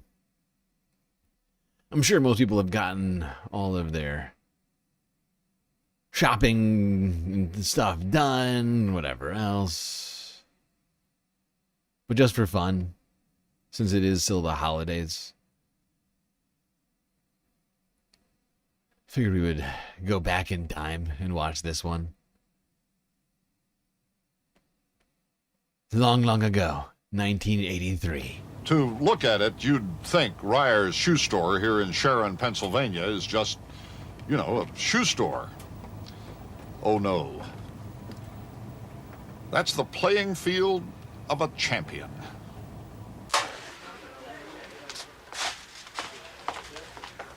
Here he comes now, out of the bullpen, the hottest pitcher in the retail shoe game today. Big number 1, Larry Jolton. 11C, coming up. I wouldn't go any bigger than that. You got some nice dress shoes, 20% off. Like the light better? I do too. Especially for the summertime. Listen to me. You order the 2 shoes, whatever color you want. If it comes in, it don't fit. If you don't like it, you're not obligated to take it. Big day. Oh my god. I fucking something about the vibes of this, like, they're so vintage. The high pressure shoe salesman of the 80s. It's a cutthroat world, dog eat dog world in shoe sales, and you gotta be the best. You gotta be the best guy on the floor. You gotta know how to sell them. You gotta tell them, hey, look at this leather right here. This is from Italy, okay? Hey, come on. This is the best buy that you're gonna see all week, okay? Hey, clean it up. Larry Jolton is the Cy Young of his time, the best of the big league shoe pitchers. There are only 38,000 feet in Sharon, Pennsylvania. Last year, Larry Jolton sold $423,000 worth of shoes. It's going to be busy today, fellas. I can feel it. It's going to be busy.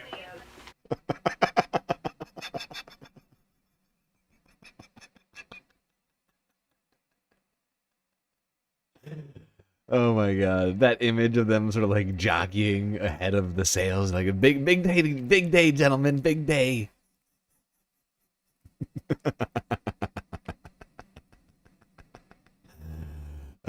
Just so amusing to me. Okay, all right, we're gonna move on from that. Move from shoes to the other side of the body.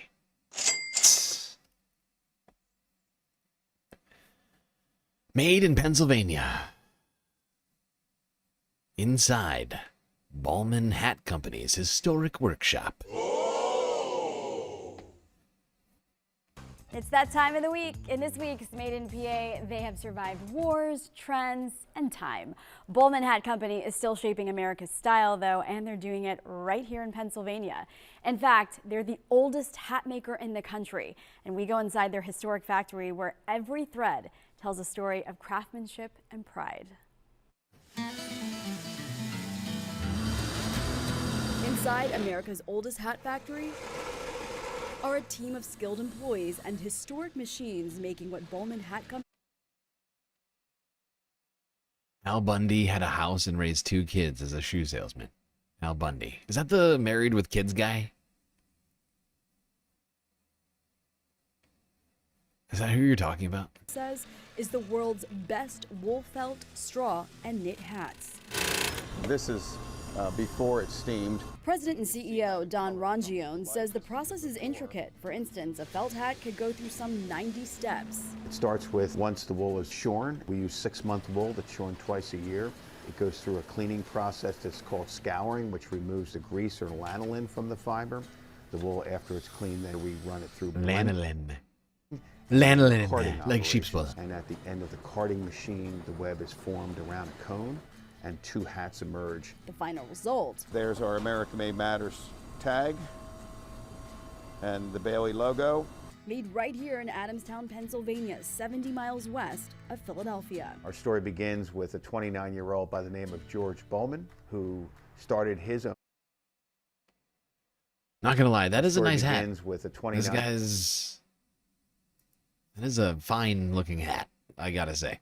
Really nice. And it matches the suit. By the name of George Bowman, who started his own hat factory in a former whiskey distillery here on Main Street after having apprenticed at a local hat maker. So we're not the oldest to make a hat in America, but we've out-survived all of our competition. Since 1868, when Bowman first started, they made 720 black wool hats a day. By 1989, it was 5 million a year. And today, they have the world's leading collection of headwear brands and a global audience selling products in 5 million hats a year made by the Bowman Hat Company. In Pennsylvania, there you go, PA. Did you know that? Now you know things. Now, in the world of merchandise, let's move from clothing to musical instruments. Here's a fascinating story. This is my favorite. This is one of my favorite stories of the night. I'm not gonna lie. Let's go to Teaneck, New Jersey. Eyewitness News, ABC 7, New York, from yesterday. Oh God! Prepare yourselves. In the world of merchandising, a music shop was robbed. Mandolins disappearing. And then this.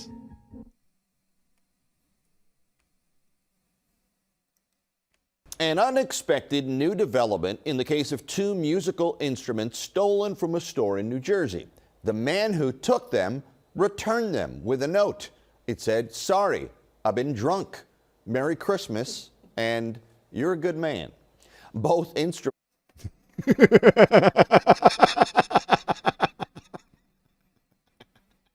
And you're a good man.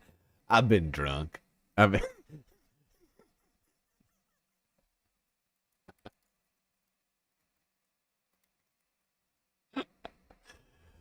Oh my God! I've been drunk. This is a hilarious fucking story. Some dude steals 2 mandolins, then comes back, returning the mandolins with a note. "Sorry, I've been drunk. Merry Christmas. You are a good man. You are a good man." Lark Street Music with the post. I think this is Facebook. "Recovered. Thank you all for spreading the clip of the theft of the 2 mandolins an hour ago.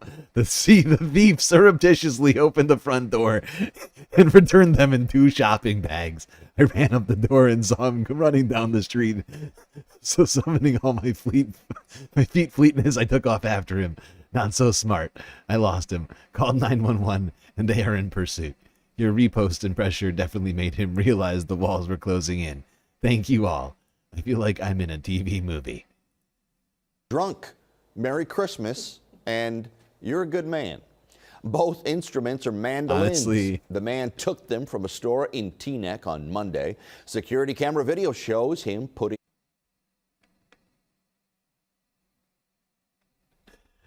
You are good, man.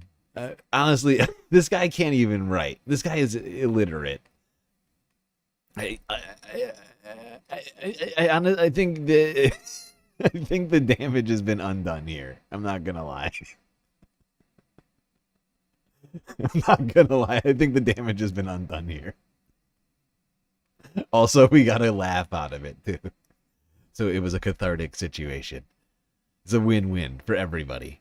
Okay, this guy's got his instruments back. We all got a good laugh. I think everything's fine.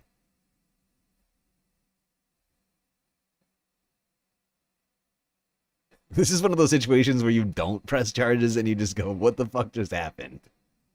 What the fuck was that? No, we're not spending time on this. I have these things back now. No, thank you. No, I will not be wasting my time in court over this. I were drunk. Merry Christmas. You are good, man. No. I know, hot take. Hot take.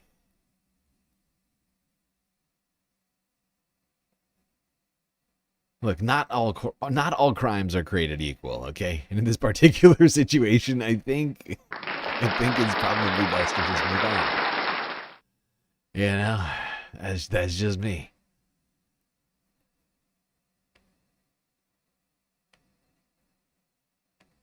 All right, now let's go here. Actually, I should do this in reverse order. Why is this in this order? Who done put this in this order exactly? Wasn't me, I know that much. Couldn't have been me. Because this is stupid. I made a huge, tiny mistake. Well, clearly somebody other than me, because I wouldn't make a mistake this stupid. All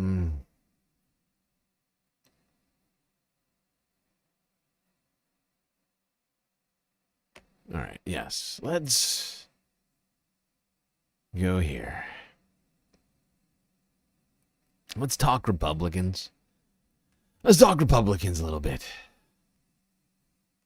Young Republicans, Republican influencers, you know, people like that.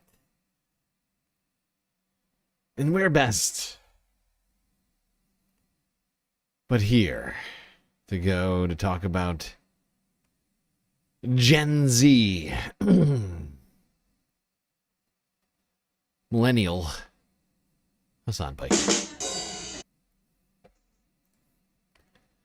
Look, Hassan knows things, okay? He knows things about stuff. And he found this, which was fascinating to me.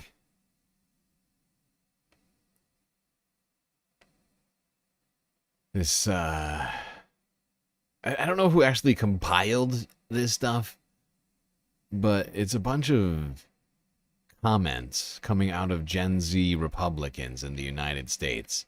And, spoiler alert, they are disturbing. Bodes badly for the future, must say. They laugh when I said mainstream conservative arguments are now indistinguishable from 1920s Nazi arguments, and yet... Oh, this one's really funny. I read this. I myself am Jewish ancestrally. I'm Christian by faith, but Jewish by blood. I've actually read Mein Kampf. The end conclusions that he came to, absolutely abominable. But I strangely understood where he was coming from as far as wanting to improve the national state of Germany. Dude. It is out of control. It is an out of control statement.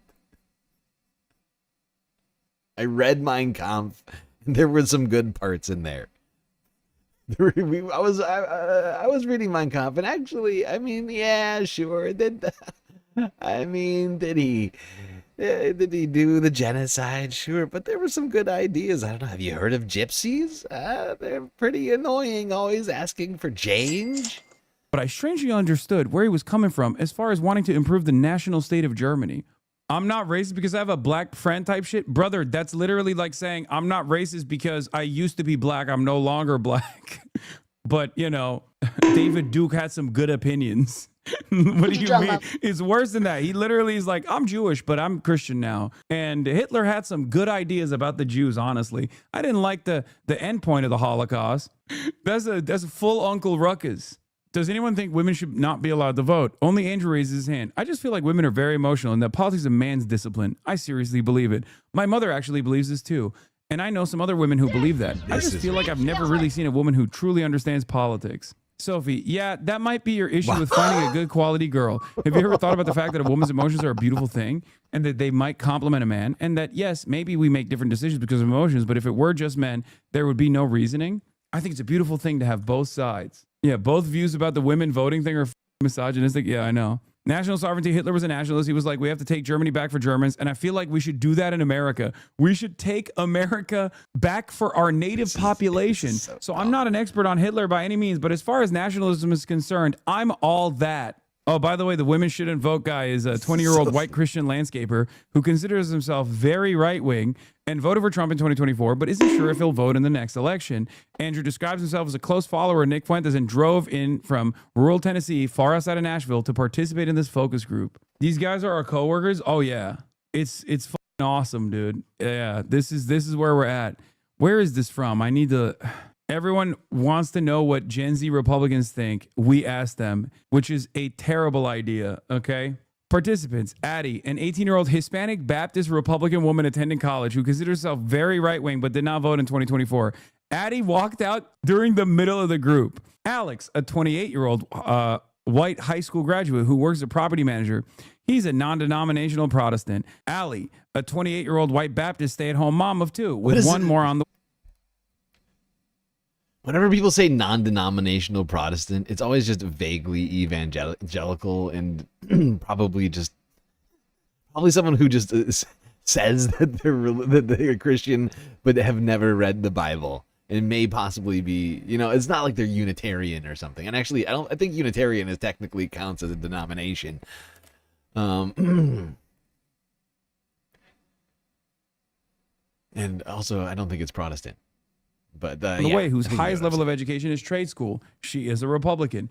Andrew, a 20-year-old white Christian landscaper. We already read that one. Ashley, a 29-year-old white Baptist woman who works as a subcontractor renovating homes. She's a high school educated Republican. I'm beginning to notice a trend here with the educational attainment. Okay, Atticus, a 25-year-old white non-denominational Protestant man who has attended some college and works in marketing. He's a Republican. Now, let me tell you something.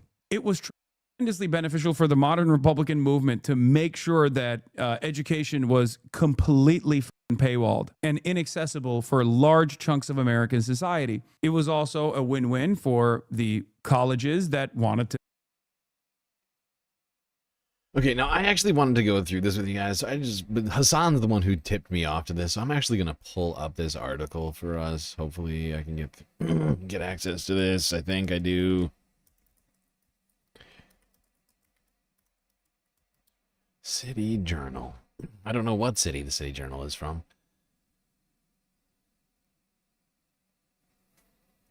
This is the one.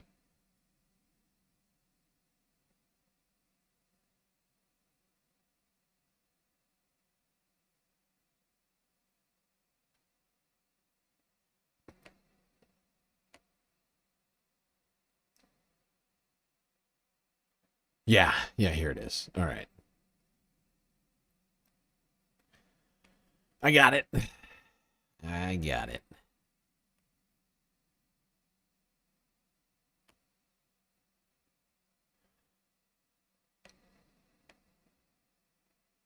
right, here's the City Journal. Everyone wants to know what Gen Z Republicans think. We asked them. 20 GOP Zoomers on Trump, Hitler, dating, racism, politics, the economy, and more. Gen Z conservatives are often portrayed by the media as a cohort radicalized by economic despair. They're depicted as young people priced out of adulthood, lashing out through ideology. That's the picture you get on cable news and on X, reinforced by both liberals and the oddball right. But is it true? Last week, we gathered 20 right-leaning Zoomers in a Nashville conference room for a Manhattan Institute focus group. They were mostly Trump voters, overwhelmingly Christian, a mix of college and non-college, ranging from late teens to 20-somethings edging into 30. The general thrust of our discussion was different from what you see online. They were not, for the most part, crushed by economic conditions. Their concerns about housing costs and the economy sounded more like talking points than lived traumas. They had flexibility and mobility and felt a little urgency to lock themselves into the life milestones they say that they want. Even in a highly religious room, many were less likely to be sprinting towards marriage and family and more likely to be disappointed by the dating market. Convinced there just aren't many serious partners. Their genuine source of economic discomfort wasn't wages or rent, it was health insurance. Several participants described going uninsured, avoiding care, or feeling as if they were one accident away from financial chaos. Psychologically, this group was marked by desensitization, shaped less by fear than by boredom. They were not especially anxious about their futures. They worried more about what AI and automation might do to other people than to themselves. Politics is entertainment, a stage for mockery, transgression, and performance, not moral seriousness or policy discipline. That checks out. That sensibility helps explain their media diets and their favorite characters. Most like President Donald Trump.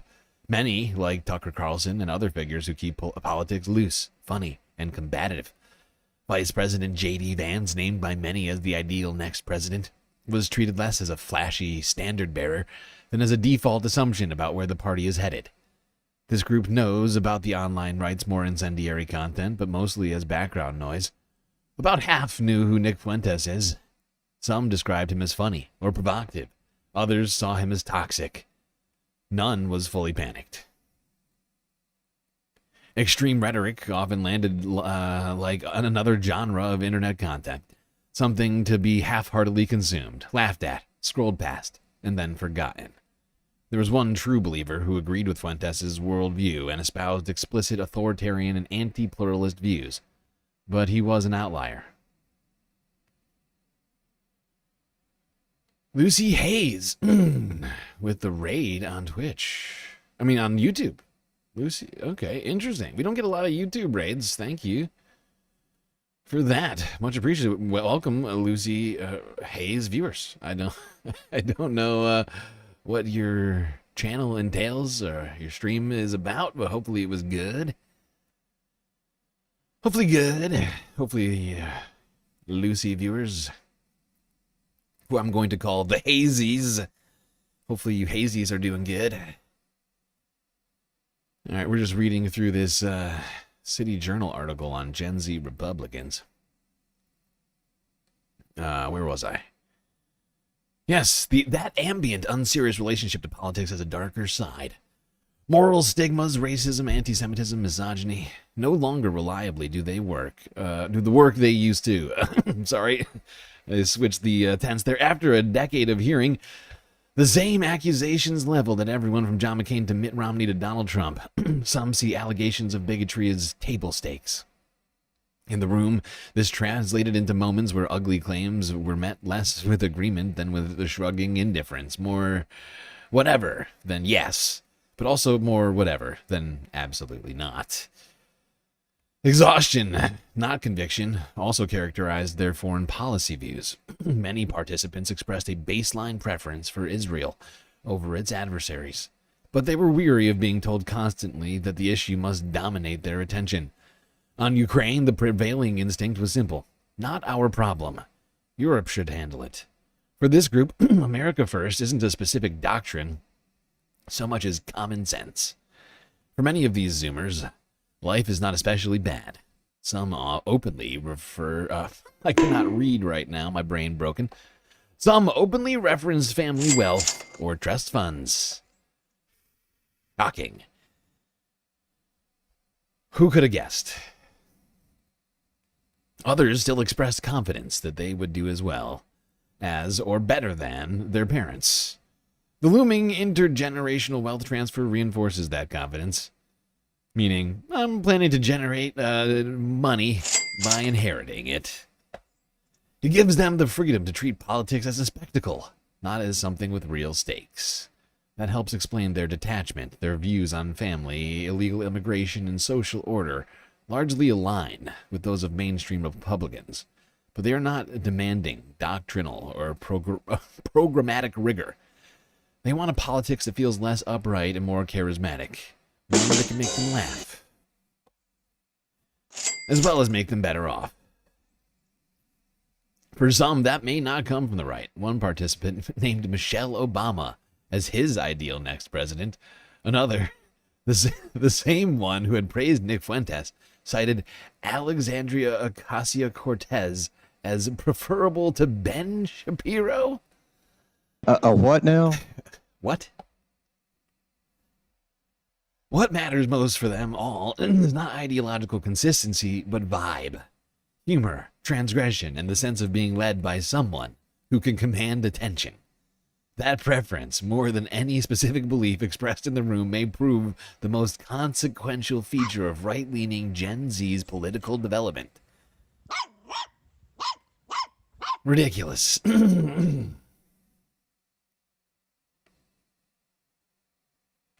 Lucy is a progressive trans streamer from Poland who does history, politics, gaming, and art content. Oh. Thank you, Winnie, for the explanation.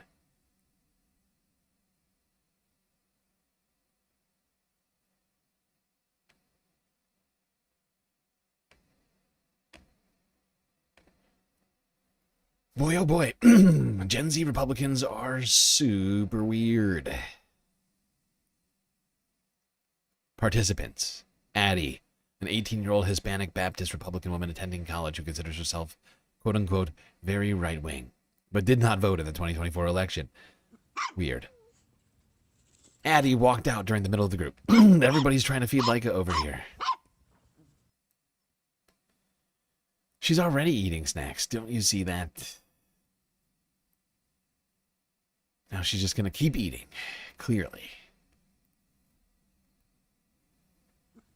Oh shit, my phone's about to die. That's bad. That's bad.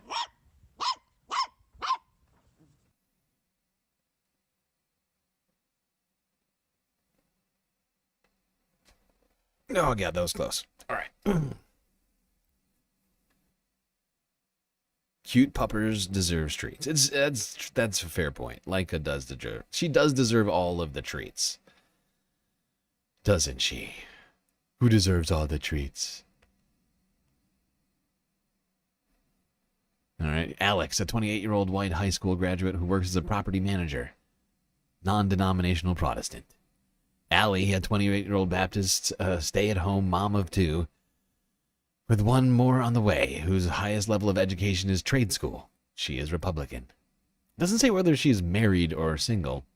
Just stay-at-home mom.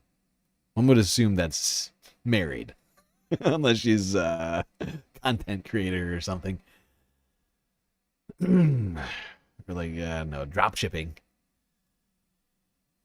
Andrew, a 20-year-old white Christian landscaper, considers himself very right-wing and voted for Trump in 2024, but isn't sure if he'll vote in the next election. Andrew describes himself as a close follower of Nick Fuentes and drove in from rural Tennessee, far outside of Nashville, to participate in this focus group.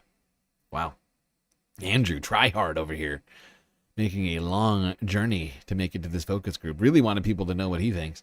Ashley, a 29-year-old white Baptist woman who works as a subcontractor renovating homes. She is a high school educated Republican. Atticus, a 25-year-old white non-denominational Protestant man who has attended some college and works in marketing. He, too, is a Republican. Bryce, a 24-year-old white Baptist man. He attended some college and previously worked in security. He is now self-employed as a writer, working primarily on a Star Wars YouTube channel. He is an independent who voted for Trump in 2024. I did everything right. Caleb, a white 29-year-old Baptist Republican. He completed a bachelor's degree and works as an IT trainer for an EV charger manufacturer. Yeah, everybody's life here seems to be going perfectly fine. Colin, a 19-year-old Christian white Republican student at Vanderbilt. Ooh. Vanderbilt College. Dawson, a 21-year-old white Republican. He is currently in college studying political science, and he interns at his local Protestant church. DC, as his friends call him. A 29-year-old white man is an independent who worked for Trump in 2024. He went to law school and currently works as an attorney. Ethan, a 29-year-old white Methodist Republican man who works as a warehouse manager. He holds a bachelor's degree. George, a 29-year-old white service industry professional who has attended some college. He is a Republican. Grant and Madison, a married couple from Pennsylvania and South Carolina, are both Baptist, white, and registered Republican. Grant, 27, completed a postgraduate degree and works in communications. Madison, 23, is currently at school and works at a boutique in her spare time. Aw, that's cute. Jaden, a 22-year-old black man who has a GED and works at Dollar General. He is not religious and considers himself Republican, but did not vote in the last election. Lauren, a 26-year-old creative who has an associate's degree. She is a Christian, a Republican, and also white. Nate, a 29-year-old white non-denominational Protestant accountant, considers himself a Republican. Sophie, a 26-year-old white non-denominational Protestant woman who has completed an associate's degree and works in healthcare. She is registered as a Republican.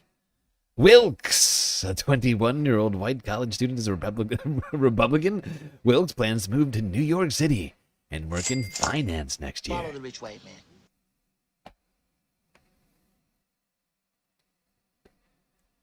What a fascinating spectrum of people. So diverse.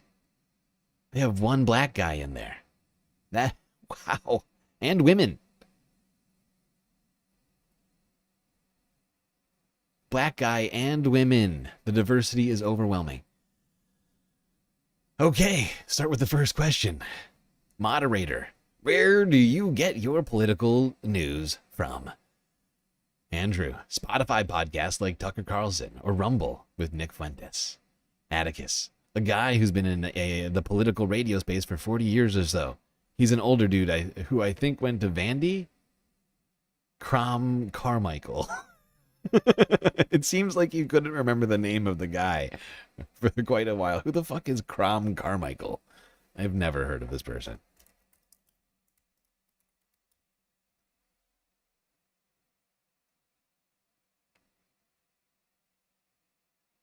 This is Carmichael. This is who comes up when I search Carmichael. Entrepreneur, investor, and thinker. Carmichael. I must go to cromcarmichael.com. Entrepreneur, investor, host of From Our Generation. From Our Generation with Carmichael and Mike Hassel. Nice. Immediately. For the second thing that comes after the plug for their podcast is a health supplement. Nice. That's very, yes, good place to get your thinking from. Schiller's. I love the health and wellness Schiller's space. Bryce, I get a lot of my political news from YouTubers. Sweet. No one specific. Thank you, Bryce. Very helpful. Ashley, most of the news I get is from TikTok or just conversation with other people. I get my news from just people. I'm like talking to people on the street and I'm like, oh, whoa, I'd never heard of that one before. Crazy. Write that down.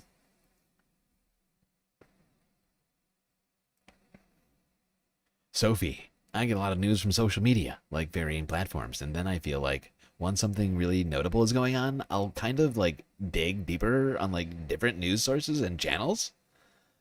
Madison. Not really politics, but my favorite influencer is Alex Earl. I have no idea who any of these people are. Alex, who the fuck is this? Who spells their name like that? Oh, this woman. That makes perfect sense, actually. This woman spells her name like that. Alex with an I, because why not? Alex Ashley Earl, social media star and reality TV personality. Nice.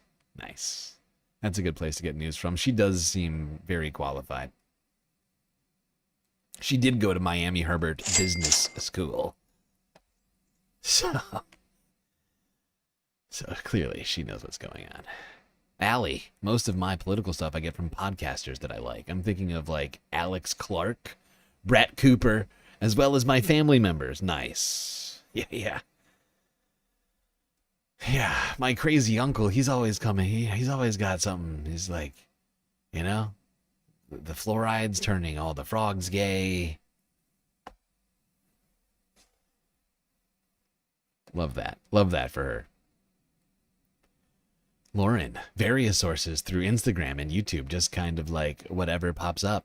I've seen a lot of Alex Clark and Brett Cooper, and then kind of just like going into like whole religious political space. I love Mark Driscoll also. He's amazing. That's the second time we've heard Brett Cooper mentioned. She really does have a large audience, doesn't she? The ladies' version of Ben Shapiro. George, my brother actually has a newsletter here in Nashville that I read daily. Then Twitter and podcasts like Tucker Carlson and Ben Shapiro. Vagina. Jaden, mainly YouTube. Donald Trump. He gets his news directly from Donald Trump. Oh my God. You know, I mean, that would be fine if you had actual like critical thinking and like research skills, but like getting your news from Donald Trump is insane. Like, because I mean, technically it is news. So like me personally, I mean, to some degree that's the news to me, right? But like, you should not be like taking in what Donald Trump is saying as like fact, right? It's news because he's the president, but it's not fact, and therefore that really concerns me. Donald Trump is his source of news. That's deeply problematic.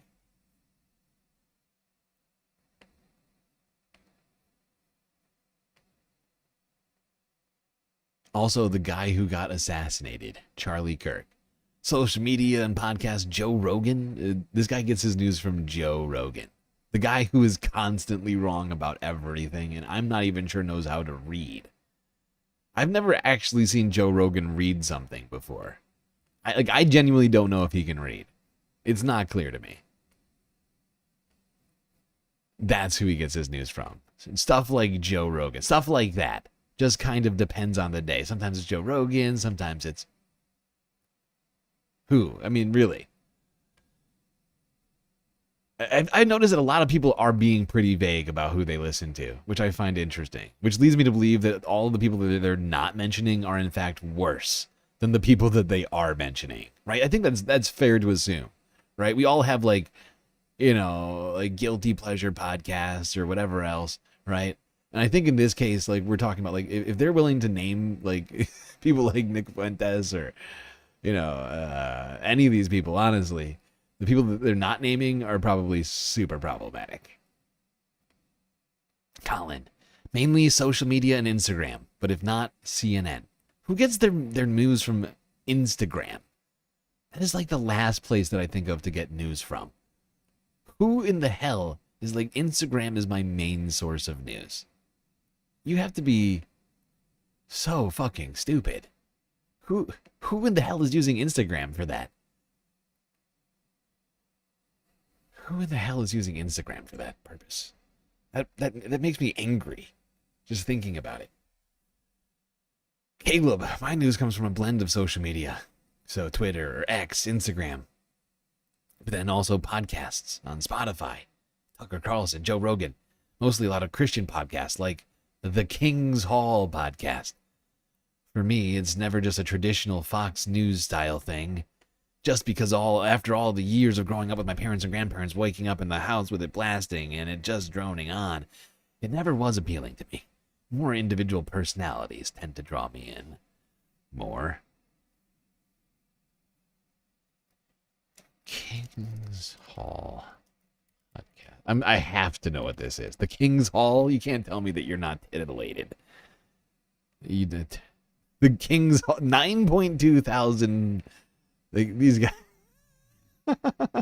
Yeah, we all know about the King's Hall podcast, of course. Yeah, that makes sense. Here's the King's Hall podcast, 9.1 thousand subscribers. Big time stuff. Let's see what kind of videos they got here. Duke Godfrey of Bouillon in the First Crusade, making warrior poets. El Cid, the master of the Spanish battlefield. The abuse epidemic nobody will address. Calling out sinful women. Oh, those sinful women. Antifa protested our church. A test of our nerve. Leftist hordes protests and saying true things. Please stop being weird, says the thumbnail. On dating and courtship. Why Christian parents have a duty. A duty to what? To see their children married well. Fascinating. We have a problem, says the thumbnail. About that black culture clip. Our response to the controversy? What is... I almost feel like I need to click this. We're going to skip it, but... Okay. So this is where this guy's getting news from. Okay. Okay, that's fine. Seems good. Seems good. Seems like a good place to go. Addie. Honestly, my dad kind of fills me in on everything. Or TikTok. My dad tells me everything. My dad tells me everything. That's where I learn everything. I am basically bottle-fed news by my daddy. He holds me and he sings songs to me when I go to bed, and he tells me Donald Trump is saving the world and that the Democrats are doing terrible things. Oh, that's why the world is so bad that we can't afford health care. And then I go to sleep thinking about Obama.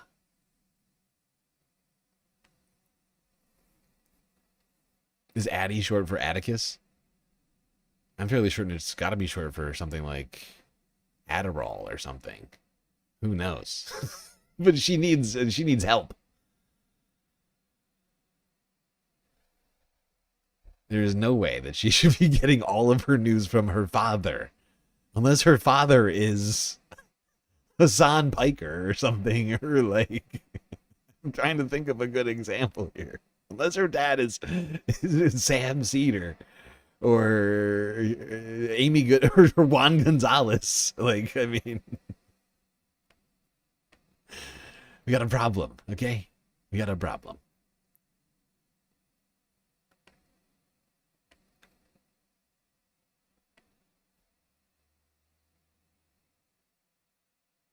Madison.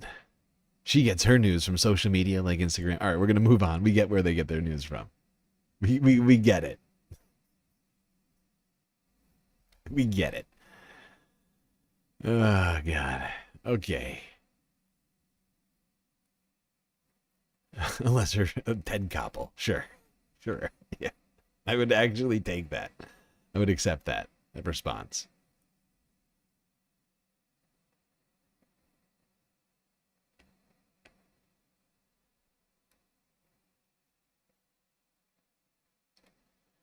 All right. How is the country doing currently, and why? Grant says it's improving. I think there's a major culture shift that has happened, and that's the main reason I would say there's improvement. Because of the culture shift. Is it just the culture shift itself that is the improvement? Because that's what it seems to be, right? It has nothing to do with the actual, like, effects, right? Like, it's not clear what... Like, they don't have an end game. The culture shift is the end game, right? It's weird. But that seems to be exactly what he's saying. I also think the economy has improved, but the culture shift towards an America First type mindset, more of a Christian mindset, that sort of thing is a major shift back to where I feel things used to be. And I think that's an amazing, major improvement. Aw, Grant. How old is Grant again? I'm trying to remember. You sound like you're 12. Grant. Where is Grant? 27? Really? Grant sounds like a 12-year-old boy. Okay.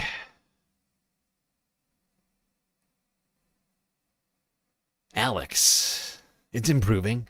The economy is settling. The economy is settling. What does that mean? It's better? What does settling mean? It sounds like you're settling for a worse economy. The overall financial cost of things is finally improving. Is it? In what way? Name a thing. Supply chains are finally starting to get a little bit back on track, and jobs and stuff like that. The supply chains are back on track from what? The tariffs? Now they're finally on track since Donald Trump derailed them earlier this year. And jobs and stuff like that. These people are geniuses. High-level political thought coming out of Gen Z over here on the Republican side. The facts and figures are overwhelming, honestly. I'm struggling with it. It's a little too highbrow for me. Colin, changing. Ooh. I also thought about polarizing, just because, I mean, if you look at the way people vote or the way the House makes decisions, it's all just becoming like very split down the middle. Sorry, I just keep running into, I feel like I have to do impressions of these people because they're just so, they just sound so fucking stupid. Feels necessary to be like, improving, says DC, partly because of tax incentives. Whenever you see the tax incentives for employees, that's going to bring more money into their pockets. Also, lowering the corporate tax rate is going to allow people to invest more money back into capital and assets. You don't invest money into capital, stupid. Capital is money. You don't invest money into capital. The same word. These people are fucking morons. The Republican Party is just filled with smooth-brained idiots. How old is DC? DC, how old are you again, pal? You're too old not to know that capital and money are the same fucking word. You moron. Where did DC go? I've lost him. Doesn't exist.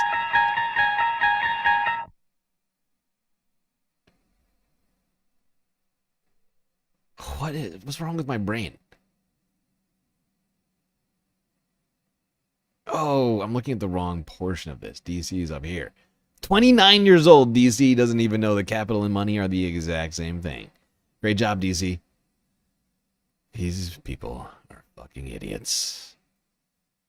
These are the people. What is this? The merit we're supposed to have? Whiteness was going to bring. We get rid of the DEI, right? Asides from Jalen, and that's going to solve things. All these white people seem real stupid. Also, over the last few years, I've been concerned about international affairs and homeland security. But it does feel as if we're moving in a direction where there's a stronger stance on the types of things that are acceptable and unacceptable.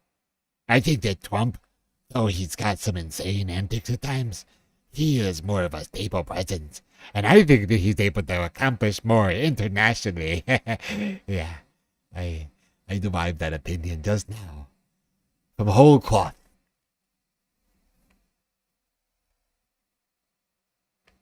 Oh my god. I'm sorry. I'm sorry. I can't help myself. They're just so stupid. They have nothing to back up any of their opinions, and many of them can't even seem to arrive at actual opinions. Like, it's sort of incredible. Oh god, we have failed the younger generation.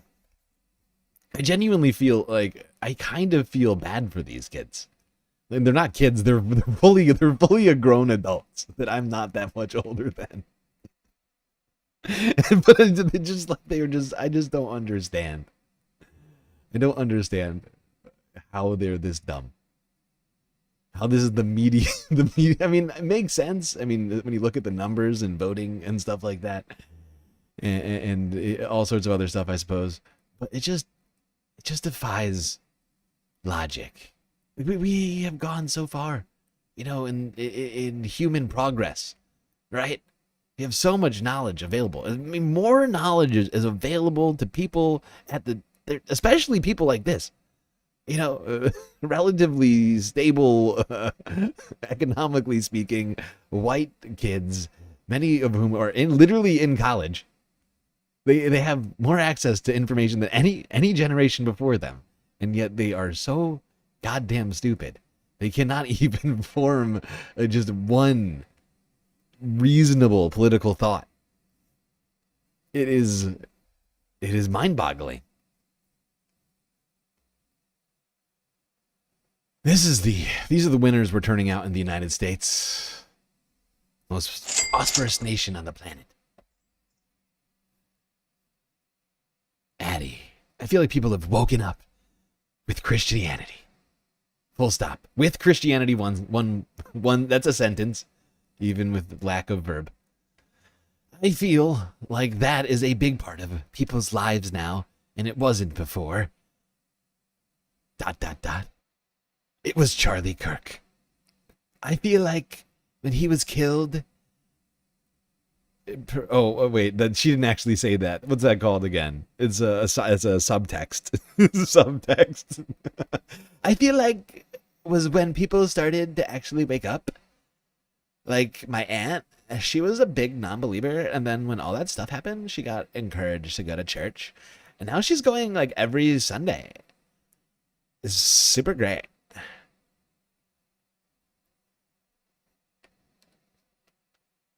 Andrew, I feel that the country is worsening, and really because of immigration.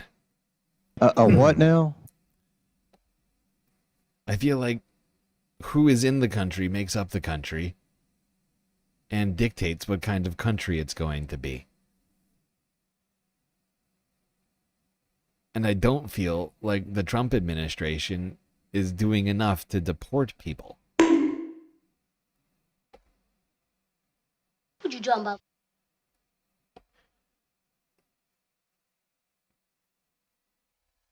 These people are so dumb. It's so dumb. They're struggling to get words out and to formulate sentences. No wonder they can't figure out that actually we're doing way too much on deportation. They're struggling with the English language. We're doomed. Wilkes. I honestly think it's doing worse right now more than in years past. Just given I'm about to graduate college and it's a really hard job market right now. A lot of my friends are struggling to find jobs. So things are obviously not ideal. Yeah, that's rough, Wilkes. Atticus. I would say it's improving. Mainly because we're undoing a bunch of damage. Specifically, I see that in the healthcare world. We're spending more on healthcare than energy and food combined. Obviously, subsidies are going up, but that's because we're trying to weed out the third-party payment system, which is causing people like me, at least age-wise, to pay so much for healthcare that we don't even end up using. What? It's not clear to me that this guy actually understands what he's talking about. Also, that was clearly a run-on sentence. But syntax and grammar aside,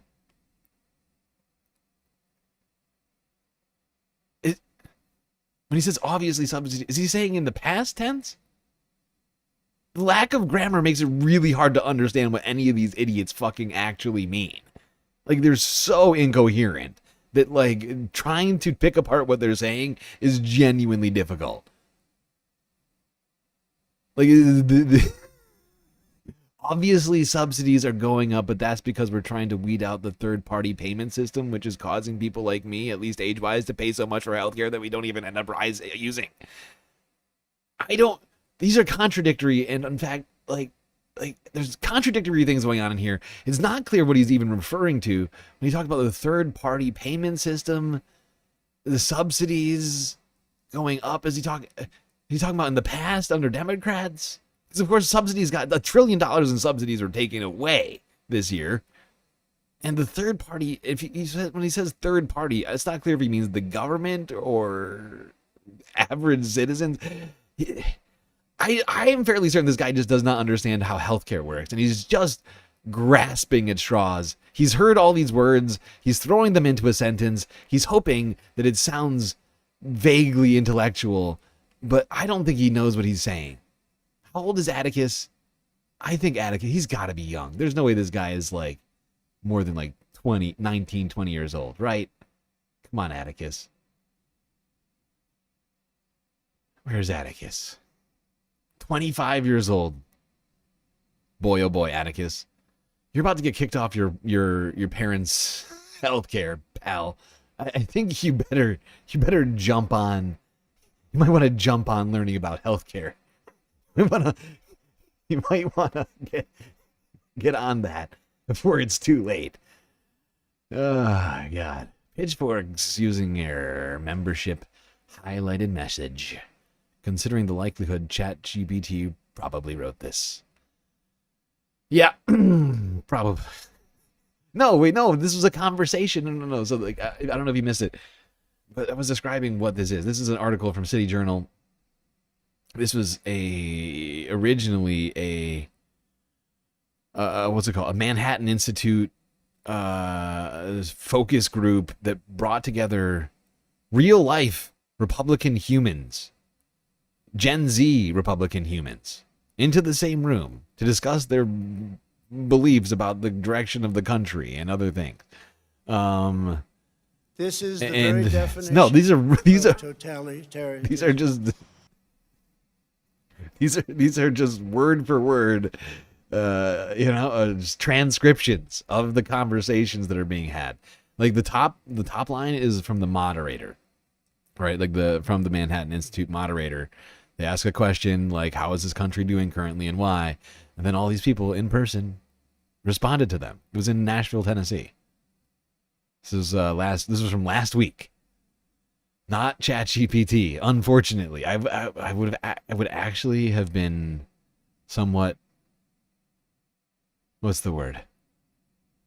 I would have been I would be feeling a lot better about this situation than I am right now if I could say that this was ChatGPT. If this was a ChatGPT, gobbledygook slop,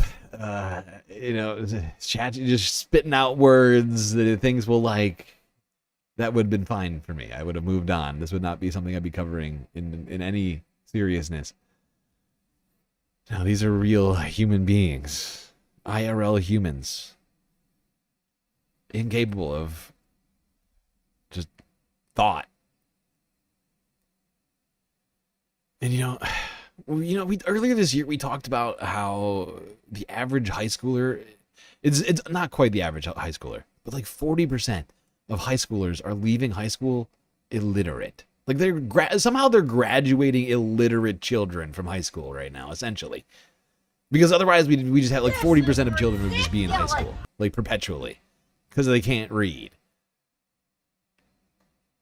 And like this stuff proves it. Like this kind of stuff just proves it. It's like, okay, yeah, all the young people coming out of high school right now are functionally useless when it comes to anything of mental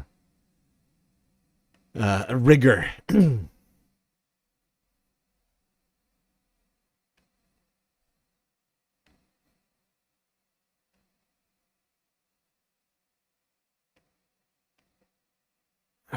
Such a troubling picture.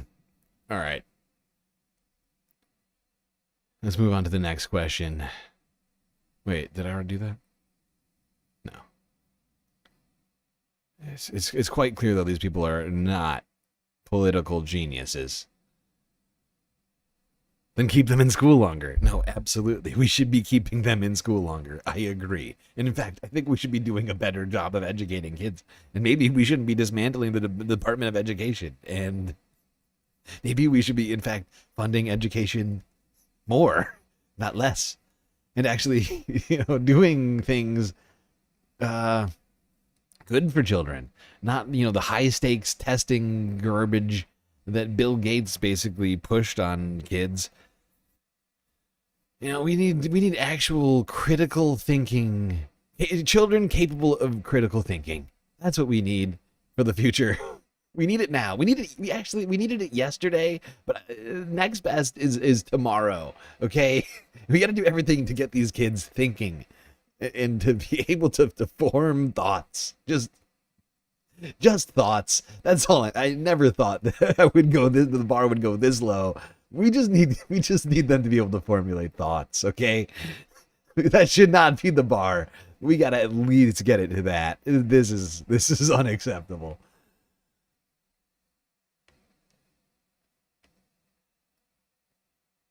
Which political figure or media personality best represents you? Bryce. I used to agree a lot with Matt Walsh. I think he's very aggressive, but he's pretty close. I think he's very aggressive with the left wing, and I think showing hostility to people on the other side is the wrong thing to do. I think it's perpetuating political tribalism. So I used to agree a lot with his points, but not his delivery. Huh? What does that even mean? His delivery? Matt Walsh's whole vibe is tribal. Doesn't matter how he says it. It's all tribalism. What are you talking about? It's like this idiot doesn't either know what tribalism is or who Matt Walsh is. It's very strange. Ashley. Charlie Kirk. Ashley is Charlie Kirk. I like the core values he held and put forward, putting God first above everything. And that Kennedy guy with the raspy voice. That Kennedy guy? Is she talking about RFK? He's not a media... I guess he is a political figure. That Kennedy guy with the raspy voice. There's no one else that fits that description. Oh, God. Sophie. Charlie Kirk. There's Charlie Kirk number 2. He has always done a really good job of mixing his religious and family views, but also tying in political views. And he's very well educated. He's not just going off of opinions. He's informed, says Sophie. You idiot. Charlie Kirk is not very well educated. What are you talking about? On what? Based upon what? So hot right now. Dude, the guy didn't even go to college. Right? Charlie Kirk didn't even go to college. Very well educated guy who definitely didn't go to college. Charlie Kirk. Who spent his whole time telling people who got educations that they were stupid for doing that. And that is Sophie's definition of he's an informed, not going off his opinions, very well educated guy who mixed up everything from religion and family into his politics. It's a fascinating take from Sophie. Okay. This is rough. It's difficult to get through this. I'm not going to lie. Allie, her favorite is Allie Beth Stuckey. Wait, why do I know that name? I know this name. Who is that? Who is this person? Hold on. Allie Beth Stuckey. Oh, I've seen her before. Where is she? Is she a YouTuber? Is she Turning Points? I can't remember who is Allie Beth Stuckey. Oh, she's Blaze TV. She's Blaze. Okay, this is Allie Beth Stuckey. If you're unfamiliar, 33 years old, Allie Beth Stuckey. She was born, and therefore, politics. I think she's pretty grounded in her faith, which is something that I really relate to. Great.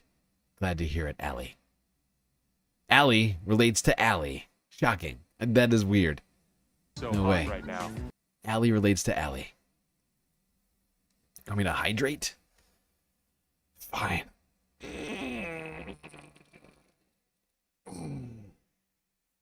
Oh, another Charlie Kirk lover. Here's Lauren, Sean Ryan, and Charlie Kirk. Robert F. Kennedy Jr. and Joe Rogan. Some of the biggest idiots. This is why these people are incapable of political thought. Because the people that they listen to for their political thinking are also incapable of intelligent political thought. Of these 4 people here, I think it's tied between Charlie Kirk and Robert F. Kennedy as being maybe the most capable of putting together a sentence. Like Joe Rogan, Sean Ryan, these guys, they don't know what the fuck they're talking about. They're just a bunch of conspiracy theorists. They just got lucky. They just lucked into being political commentators, essentially. Oh my God. These are, yes. Oh, wow. Oh, God. We're in troubling times, folks. Troubling times. Tucker Carlson, especially after his departure from Fox, Ben Shapiro, Jordan Peterson. I like Ben Shapiro because of how he uses debate tactics. He's very intelligent. Debate tactics, like interrupting people and talking as fast as possible and making like false equivocations and other sorts of bad, logical, logically fallacious tactics. Joe Rogan again, Nick Fuentes again, Charlie Kirk again, Tucker Carlson again, Benny Johnson and Michael Knowles. Ooh. Oh, breaking the trend over here. Benny and Michael. Fancy boy, Nate. Okay. Wilkes likes Ben Shapiro again. Dawson also loves Charlie Kirk. These people are so homogenous. It's incredible. It's incredible. Rand Paul for some reason. Because this guy's a rebel. DC's a rebel. Ethan, I'd say Jeffrey Mead or Nick Shirley. There's a few people that come out of the fucking blue with people that I've just never heard of. Who the hell is Jeffrey Mead?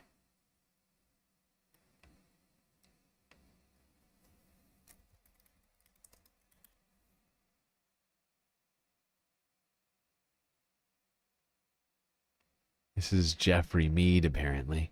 89% of Somali immigrant households with children are on some type of... Wow. This guy is a piece of shit. Wow, dude. Making bank going after Somali migrants. Yo, that's wild. Jeffrey Mead, and who the fuck is this Nick Shirley guy?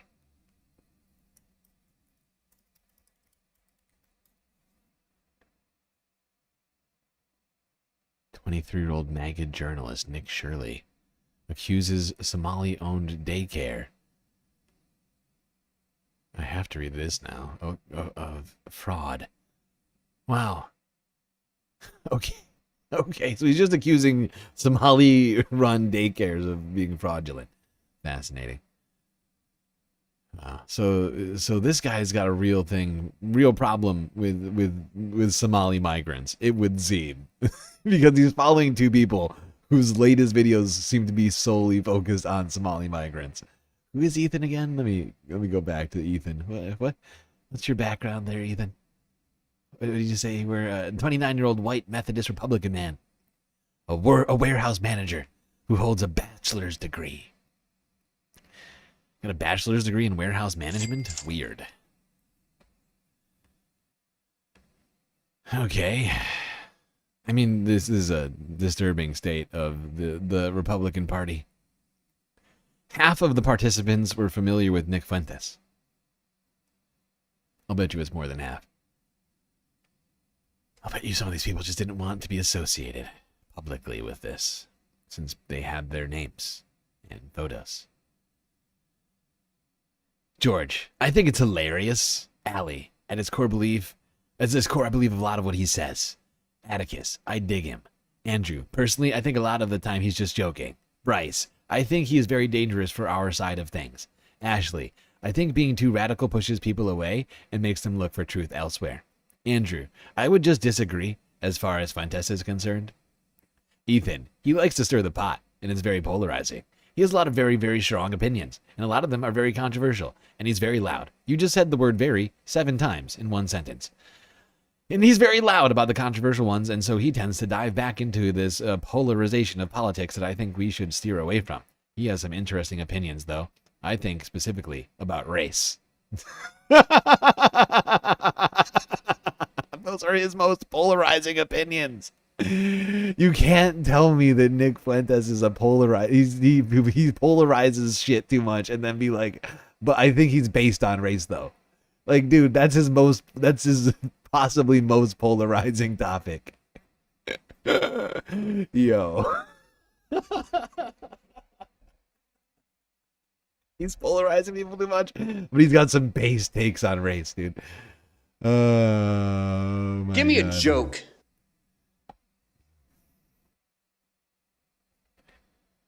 I think he reminds me of the Andrew Tate Republican Party. The fuck is the Andrew Tate Republican Party? Where he's really good at addressing a common problem, but the solutions aren't the solutions to go by. So I think a lot of people can relate to what he's saying, but he's going, oh, this is the problem. Then he's trying to offer a solution that doesn't fit. Oh, fascinating. Whoops, I just hit 2 wrong. How did I hit 2 wrong? Is this? Oh, my brain just broke. It's that one.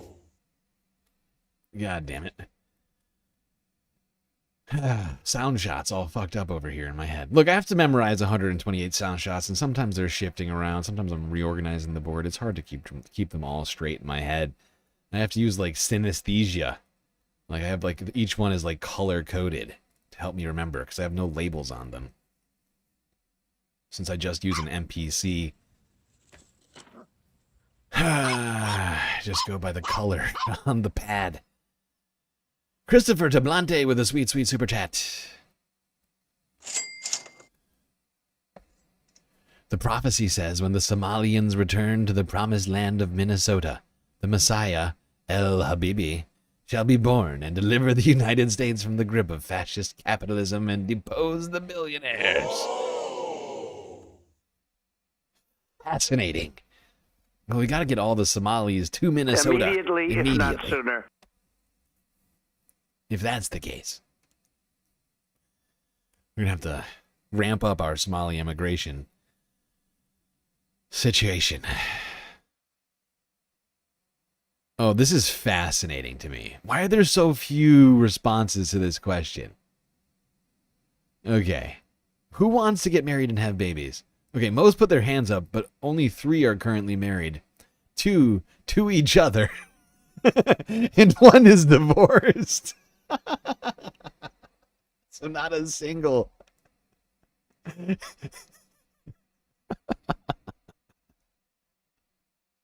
Wow. Wow.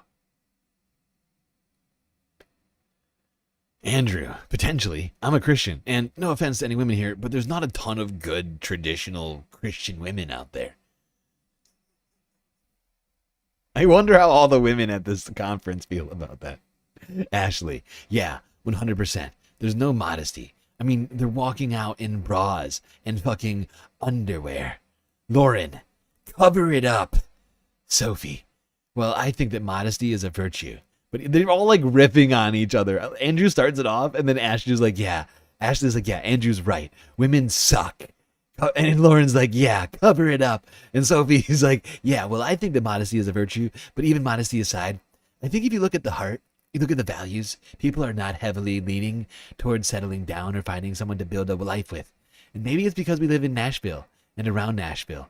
Everyone has Peter Pan syndrome. Fascinating, Sophie.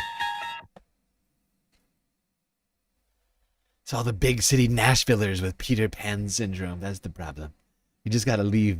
You just gotta leave. Although, let's not forget, Sophie, that, of course, Andrew doesn't live in Nashville. And he drove a great distance to come to Nashville. Right? Hold on.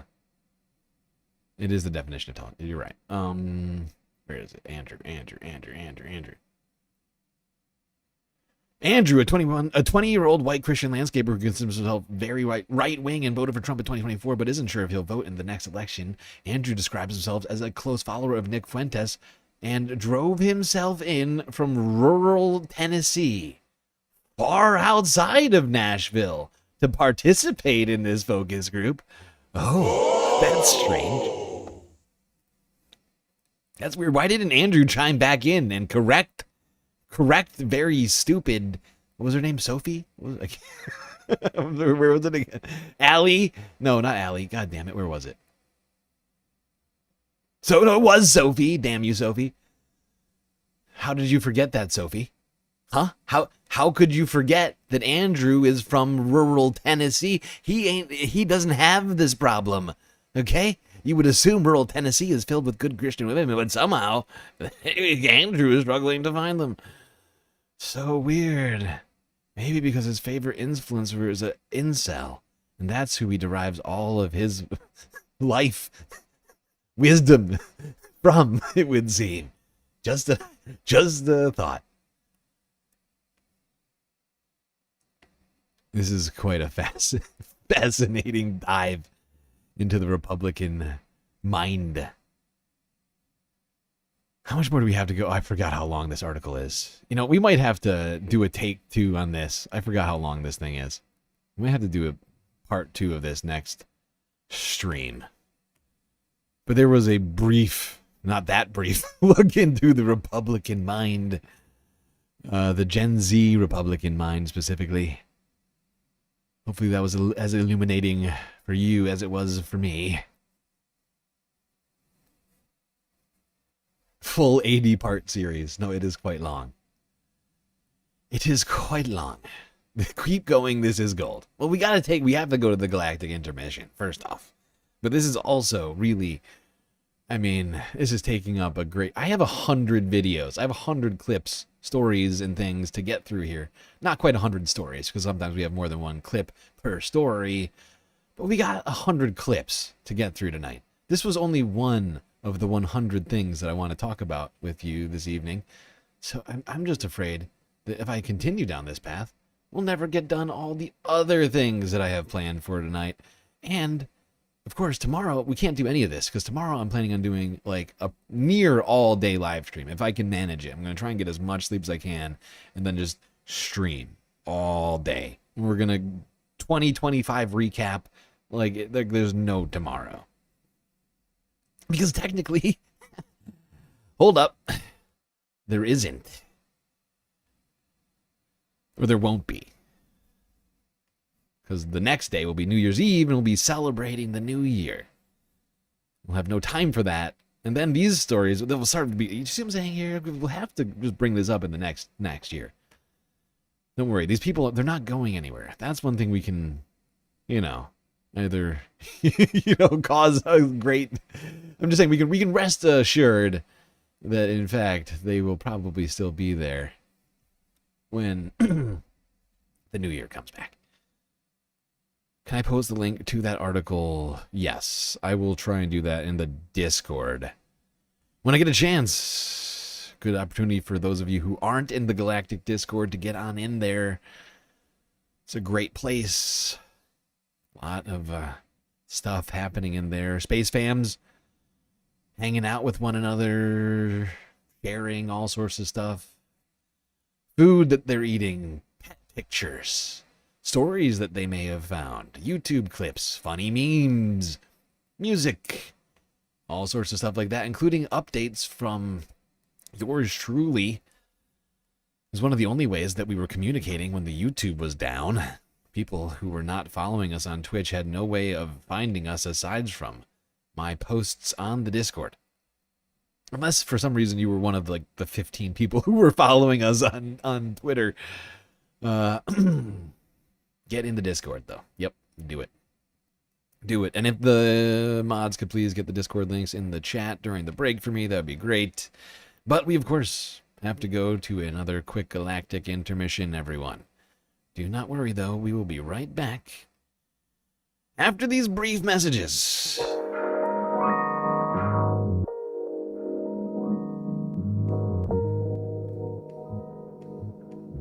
All right, everybody, I hope you've been enjoying the show so far. If you haven't already, hit the follow button on Twitch and the subscribe button on YouTube. Super easy way for you to support the stream while you're watching it. While you're at it, do consider contributing in other ways. Things like YouTube super chats, super stickers, memberships, gifted memberships, Twitch with the bits and the power-ups, the subs, gifted subs, Twitch Prime subs. Did you know that you get a free Twitch subscription every single month that you could be using on the Galactic News Network? Contributing a few bucks a month to our bottom line. You'll be taking money directly from Jeff Bezos and giving it to us. That's right, if you have an Amazon Prime membership, you get a free Twitch membership, subscription, whatever you want to call it, every single month. So do consider using it on yours truly. But of course, we have other ways to contribute. Cash App, PayPal, and of course, the very best way to get the most base benefits for your Earth dollars, Patreon, where for the low price of $3 a month, you get access to a myriad space benefits unseen by the rest of the goddamn Milky Way galaxy. All right, everybody, enjoy the break. Grab yourselves a drink, maybe a snack, and I will be right back.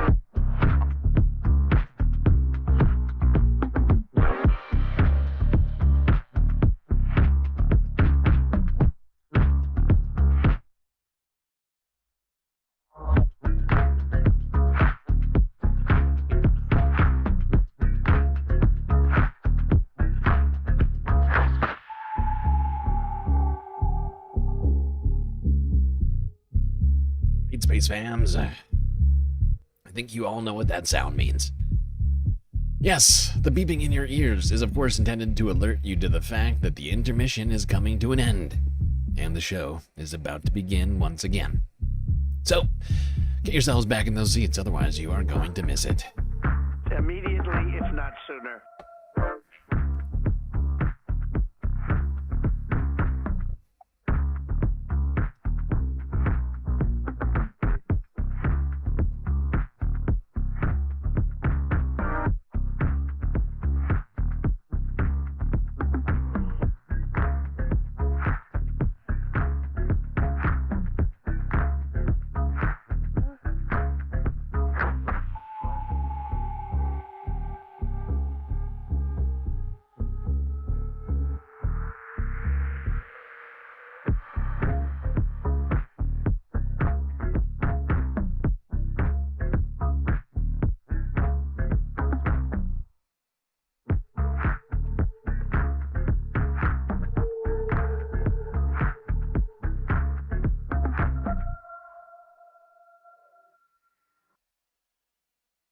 All right. Well, we ended the first half. Second half. Third half? No. Wait. What half are we on now? That was the third half we just got through. Wow, that happened quickly. That really did. Honestly, I don't know about you, Space Aliens, but that one happened for me very quickly. Oh boy. And we still got a hell of a lot to get through. Let me just do some math here.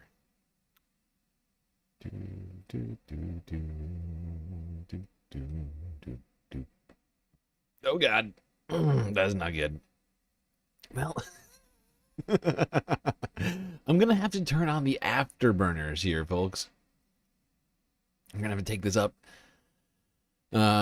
serious speed in terms of speed. I'm going to have to really step it up a notch because we've only managed to get through about 25% of the videos that I was hoping to get through today, and that's bad. That's very bad. So I'm gonna have to start moving this into a lot faster. Let's go here. Continue talking about Republicans, rhetoric, Nick Fuentes, and others.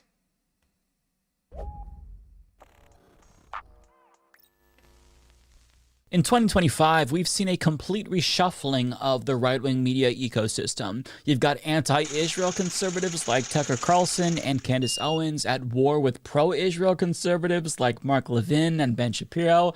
And on the subject of Candace Owens, she's also at war with Tim Pool and Turning Point USA.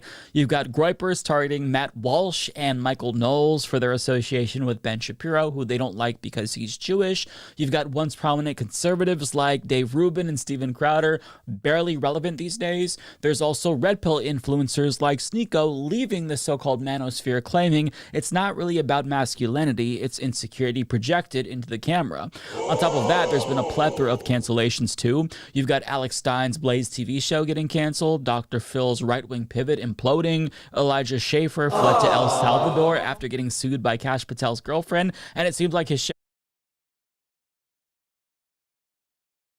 Alex Stein's Blaze TV show getting canceled, Dr. Phil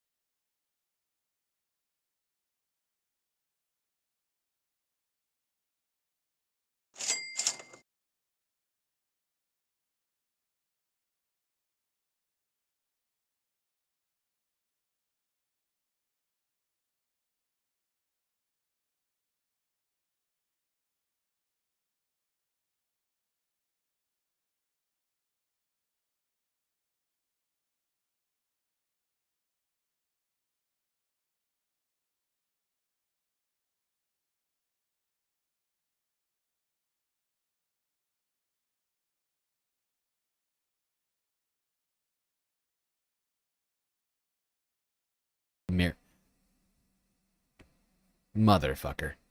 How long was I muted for just now? How long? What just happened? How did I get muted? How and why? And when did this happen? Why didn't you tell me sooner, chat? And by sooner, I mean, why didn't I look at you sooner? Probably because I was reading. That's my bad. I am disappointed. You're right. I am sad about it, Bo. It is sad for me. Because now I'm going to have to reread this, and that's going to piss me off. But, you know, suffer the slings and arrows, I guess. Dr. Phil faces total collapse. Redo the sound shot. After MAGA alignment backfires massively, according to reports. Dr. Phil McGraw's attempt to transition from daytime television personality to a politically aligned media mogul during Donald Trump's second presidential term has been marked by a spectacular failure and financial turmoil, according to a new report. Since the start of Trump's presidency, ex-psychologist and famed TV Dr. McGraw, Phil, as I know him, positioned himself as an active participant in the administration. He became a first-hand witness to ICE raids, a critic of protests, and an ever-present volunteer for the executive branch, attending events like RFK Jr.'s swearing in and appearing with Donald Trump after the Texas flooding. But his media venture, Merit Street Media... Let's get the files and figure it out. Merit Street. I meant to hit this one. Give me a joke. Where is it? They're very similarly colored. Give me a joke. Merit Street. I love that. That's a great name. It's a great name. So meritorious that they are, in fact, now in serious trouble. Launched in only 2024 with grand ambitions and alignment with MAGA media, has been crumbling since. Slate reported Tuesday. McGraw declared at the time, American families and our core values are under attack. Together we are going to stand strong and fight for the very soul and sanity of America. However, the network quickly unraveled within months of launching. Merit Street Media experienced multiple setbacks. Oh, no. Seems like Merit Street Media is more like Incompetence LLC. You are not funny. Dozens of employees have been laid off as it averaged just 27,000 weekly viewers. Broadcasting partner, that's not great. That's not great. 27,000 weekly viewers. Broadcasting, that's not daily. That's not concurrent viewers. That's per week. Averaging out to, what is that? Divided by, it's like 4. It's like less than 4,000 people per day. Per day. Oh boy, that's not great. We're almost doing those kinds of numbers over here. It also got hit by a lawsuit from distributor Trinity Broadcasting Network, accusing McGraw of fraud and misrepresentation. The total collapse finally kicked off as summer. Slate reported in late June. Dr. Phil Primetime went on another summer hiatus, and 40 more Merit Street Media staffers were laid off. Oh.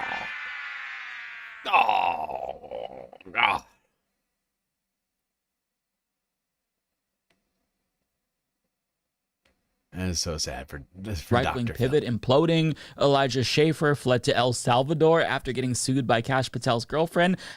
Seems like his show is barely... Looney, thank you for the bit. Much appreciated. Later. Good seeing you. Appreciate your modding.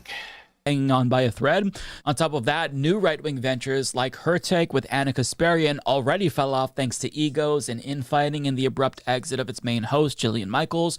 There's also the Rogan sphere and just the podcast brosphere in general, which lost a lot of relevance after they hitched. Jexit. I almost forgot about Jexit. Jillian's exit from completely manufactured. Completely manufactured podcast. I mean, who actually watches Her Take? Like, unironically or like uncritically? Like, who's actually watching it because they think everybody on there is smart and capable and has good takes? Like, they're going on there for Her Take. Like, who's actually doing that? I feel like not that many people. Like, it can't be that many people. wagons to a fascist president whose approval rating is plummeting. Not to mention, multiple right-wing influencers have been plagued with serious health complications that's inhibited their ability to steer discourse. You've got Dilbert's creator Scott Adams suffering from prostate cancer, Jordan Peterson.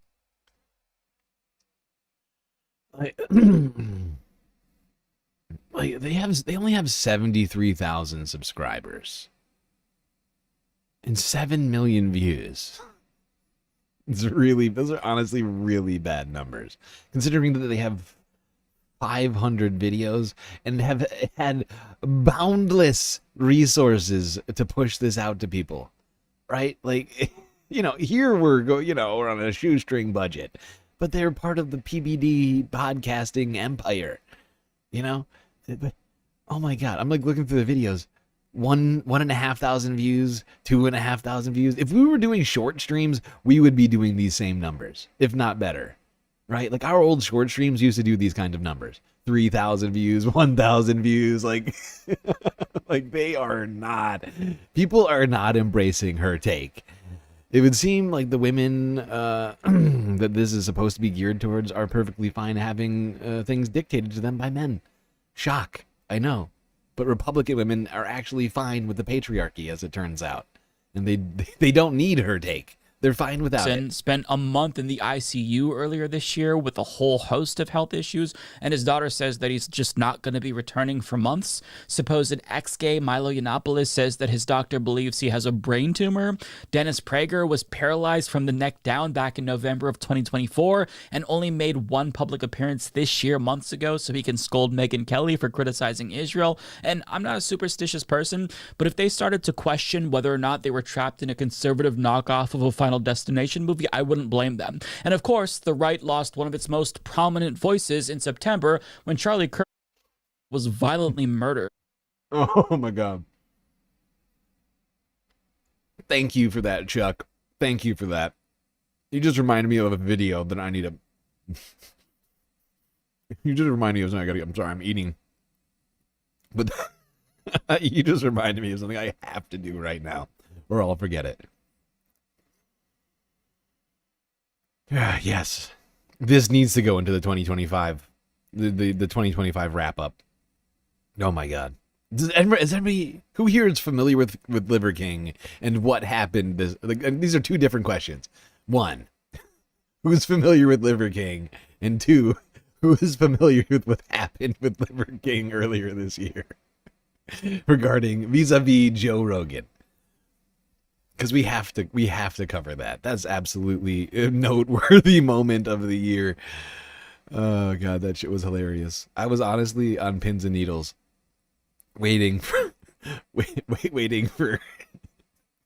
for something to go down. Oh my God.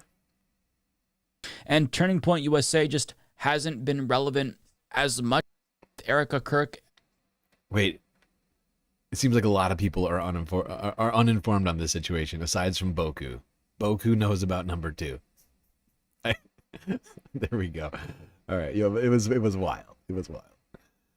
Oh God, yeah, we're gonna have to cover that. We're gonna have to cover that one tomorrow. And it's being attacked by prominent right-wingers like Candace Owens, who are claiming that they betrayed Charlie Kirk. Not to mention other right-wing organizations like Moms for Liberty, which were prominent a couple of years ago, have also faded into obscurity due to internal scandals and electoral losses. And going into 2026, the online right-wing media ecosystem is looking so much different than it did even compared to last year. There's already new up-and-coming figures like Scott Pressler and Brylan Hollyhan, both of which have been hailed as potential successors to Charlie Kirk, but I mean, they're seemingly being propped up by the GOP establishment. That Brian Houlihan kid, or Hollyhan, whatever his name is, Breland. I'm calling him Breland. That kid is like a wet towel. Like, negative personality. Like, he sucks the personality out of the room. That kid is not going anywhere. Charlie Kirk, but I mean, if he does, I will be shocked. If people genuinely embrace that guy, I will be genuinely being shocked. propped up by the GOP establishment, and they don't really seem to have that much authentic support among GOP faithfuls who are thirsty for more radical voices. So what does that leave us with? Who's going to step up and fill the void? Well, it's still too early to tell, in my opinion, but it seems like a small handful of niche Nazi and Nazi-adjacent influencers will be the primary thought leaders in the right for the foreseeable future, unless somebody else who's not a Nazi rises to the same level of prominence as the Nazis currently. So the first prominent conservative going into 2026, who I think we're going to hear more from, is former World of Warcraft gamer turned right-wing commentator Asmongold, and he's newer, so if you've never heard of him, allow me to give you a brief introduction. The thing is, I used to use a dead rat as an alarm clock, actually, for my stream, because basically what happened was whenever the sun would come up, it would start cooking the corpse of the rat, and then it would start smelling again, and then the smell would wake me up. So I would use the rat effectively as an alarm clock, and as soon as it, you know, it got hot enough, it would wake me up, and then I would know, oh shit, it's time to stream. It's one of the most deeply deranged stories of all time. I can never tell whether or not he's like putting on but there's something deeply wrong with Asmongold, you know? Like, that smell is not supposed to alert you to let's stream. It should be alerting you to the fact that you need to get rid of that fucking rat. Like, that should be the first thing that comes to mind. Not, oh, I need to stream real quick. It should be, oh, I should probably get that dead, decomposing rat out of my fucking room like a normal human being, okay? Not, oh, I'll just leave it there for tomorrow when it starts smelling again and maybe it'll wake me up. Like, honestly, what do you, it can't possibly, I mean, really, come on.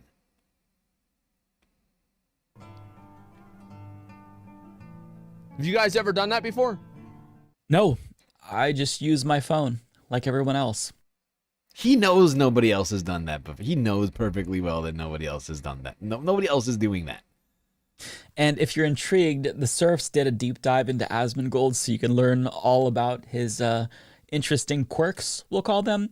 But the man you just watched is arguably the most influential right-wing commentator on YouTube aside from Candace Owens. And I think that he rose to prominence because, as off-putting as he may be to normies, his audience views him as authentic. And by that I mean he doesn't try to feign respectability or self-censor. He's a slob and doesn't pretend otherwise. And I think that a lot of young men who are lost right now, they see themselves in him. Most importantly, however, is the fact that Asmongold leans into his authoritarian and white supremacist views. He's echoed Nick Fuentes' call for the prosecution of the left. He's celebrated pro-Palestinian voices being censored, such as Mahmoud Khalil. And he's also referred to America as white people's land. So he's popular because he's feeding his audience unfiltered fascism and is thus able to scratch an itch that other commentators like Matt Walsh can't, because unlike his colleagues, Asmongold couldn't. Miasma might be a real thing. Well, he's certainly, his environment is certainly not conducive to like human thriving. I know that much.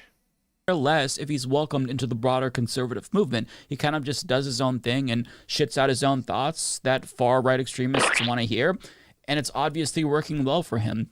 I kind of feel like he's a less ideological version of Nick Fuentes, but on the subject of Nick Fuentes, I'd say that he's probably the most influential and consequential right-winger going into 2025 in their whole media ecosystem, even though he's a lightning rod.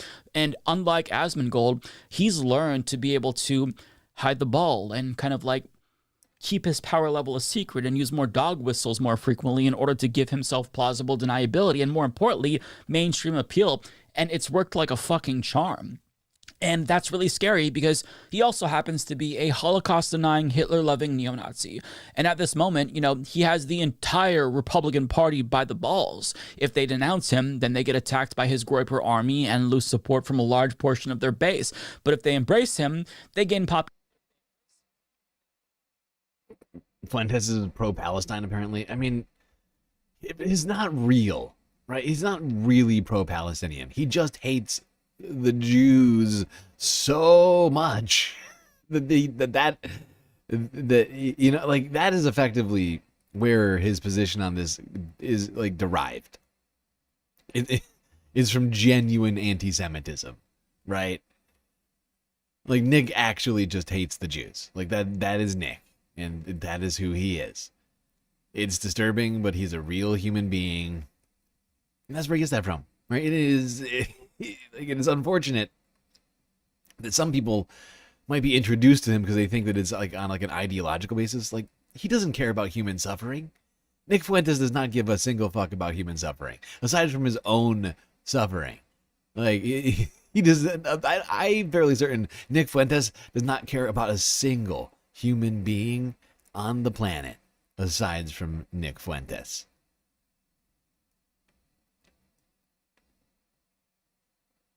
He's not so much pro-Palestinian as he is anti-Semitic. Popularity at the expense of establishment respectability, which they're going to need if they want to secure support from the biggest right-wing donors if they want to run for president. And there's some overlap between him and alleged sex trafficker Andrew Tate, who is an openly misogynistic manosphere influencer who has his claws in a lot of men who just aren't successful with women. And rather than trying to get them to improve themselves, they're taught by Andrew Tate that it's actually the fault of women. In fact, women are to blame for everything, and Tate's creating a pipeline to far-right politics through influencers who also hold similar misogynistic views.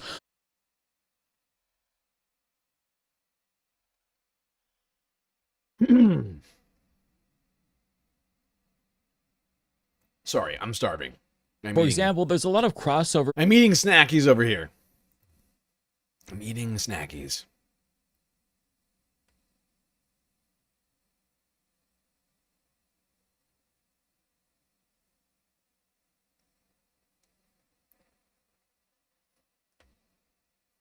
I just wanted to get here. Okay.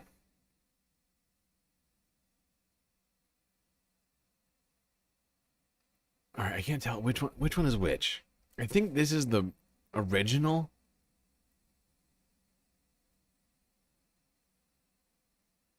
This is an objective fact. Oh wait, no, I think okay, yeah. So I think Nick, right, so this is Nick, and then Andrew Tate's in the replies. Nicholas J. Fuentes, being a quote-unquote wife guy is still gay, actually. Andrew Tate, this is an objective fact. Anyone who's experienced with women isn't enamored by them. Oh my god, my wife said, so anyway, I was having a beer, and then my wife said, gay. Gay. I was having a beer and then my wife said, gay, but there's more. Sex is for making children. Any man who has sex with women because it, quote, feels good is gay. Is gay. Oh my god. Oh, my pee-pee feels good. Is Andrew having some, what do you call them? Erectile issues? Is he struggling in that department, perhaps? Things no longer feeling as good as they once did, In fact, if you are 40 with less than 5 children, you're probably gay. All that feel-good pee-pee sex and hardly any genetic legacy? Sounds legit.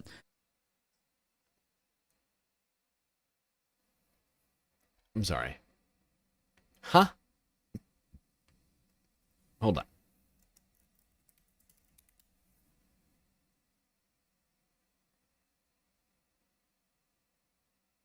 Wait. Did Andrew just come out as gay? Did Andrew Tate just come out as gay? I mean, all of this is pretty gay. Oh, banging chicks is gay. Being married is gay. Having less than 5 kids. Gay. But I'm looking at it. I'm looking at Andrew Tate's Wikipedia here. Emery. Apparently his real name is Emery. That's gay. But I'm glad he acknowledges that I'm a good boy. I am a good boy. Where is my sound shot? That is the wrong sound shot. This is the sound shot.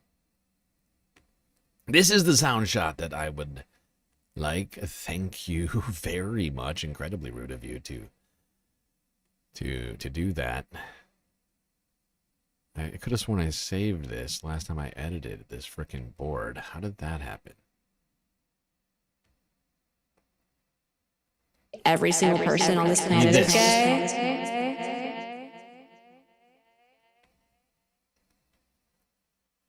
Every single person on this planet is gay. All right, here's Emory Andrew Tate III's Wikipedia page. Got all sorts of stuff. Born in Washington, D.C., apparently. Top G, Cobra Tate.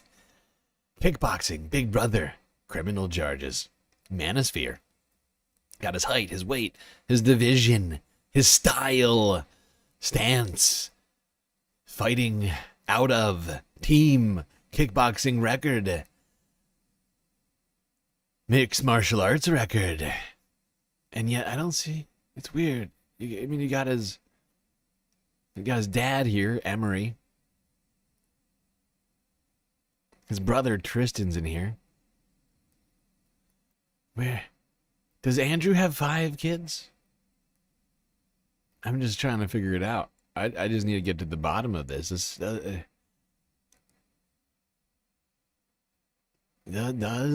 Andrew have 5 children?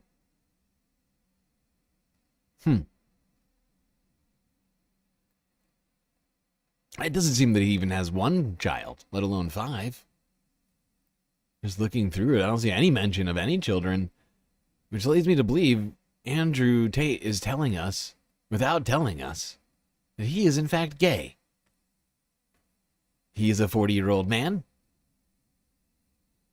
In fact, I think exactly 40 years old. And apparently he is a gay man with less than 5 children. Every single person on this planet is gay. Now, Tate took it a step further, arguing, let me make this loud and clear. If you're a straight man with a girlfriend in 2025, you're gay. And it's so laughably fucking absurd that you have to assume that they're trolling, right? But the answer is no, and we're going to get to the underlying ideology here in a moment. But to be clear, Nick Fuentes hasn't just dabbled in this territory as well. He explicitly said the same fucking thing as Andrew Tate. And when I said on Elijah Schaefer's show, and they said, have you ever been in a romantic relationship? Have you ever had sex with a girl? And I said, no. If you name searched me on Twitter, as I always do, all these gay people are coming out and saying, I've had more girlfriends than Nick. I've had sex with more girls than Nick. So like I said last week, not only is that thinking flawed, but actually it's the reverse. That actually makes me really more heterosexual than anybody. If we're really being honest. If we're just making up what words mean now, if we just, if we're just letting Nick Fuentes make up definitions for words, he's more heterosexual. Because heterosexual, what does that mean again? Can we get a definition on heterosexual real quick? I mean, just get a real definition real quick.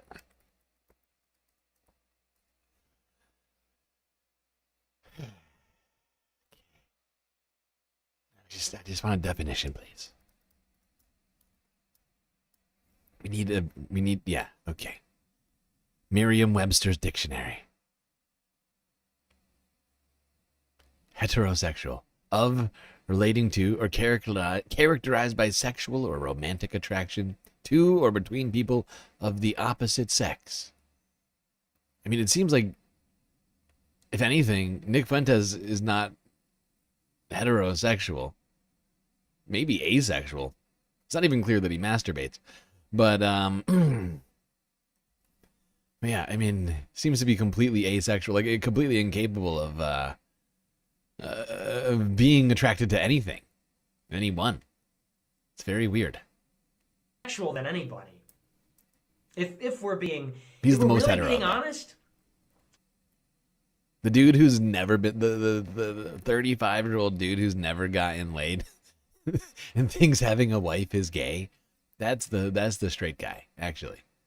Never having a girlfriend, never having sex with a woman, really makes you more heterosexual. Because honestly, dating women is gay. Is it? The guy with the nativity scene in the Nutcracker on his desk right now. talking about it's incredible. I mean, it's really something else. Like this guy right here is like, I've never even kissed a woman, okay? And that makes me the straightest, okay?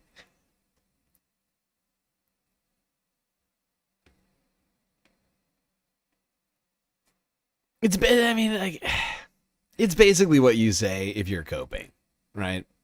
Like I hate to pick on a guy, a multi-millionaire douchebag like Nick Fuentes, but this is exactly what you say if you're molding, if you're coping, if you're seething over the fact that you aren't able to have a real relationship with a human being for whatever reason, right? And we could get into whatever those reasons might be. I'm not going to do that right now. You can come up with your own reasons. But there's clearly something that's preventing Nick from having a happy heterosexual relationship with a woman. Maybe a cat boy is in his future. I don't know. I'm just coming up with ideas for Nick because I feel like he needs help right now. That might be a less gay option. Cat boy. Is it gay if that boy is a cat? I don't know. Really, it's up to you, Nick. It's up to you. You decide. I'm not the, I'm not the gay police. It's really up to you, pal. But this is exactly what you say when you're upset about the fact that you can't. You're like, actually, guys, I know I'm claiming to be the pinnacle of masculinity, but actually, banging chicks is gay, okay? And it's got nothing to do with the fact that I'm not getting laid, okay? I don't know. The fact that you would bring that up is weird. Why would you think that my not getting laid would have anything to do with me saying that getting laid is gay? It's weird. There's no connection.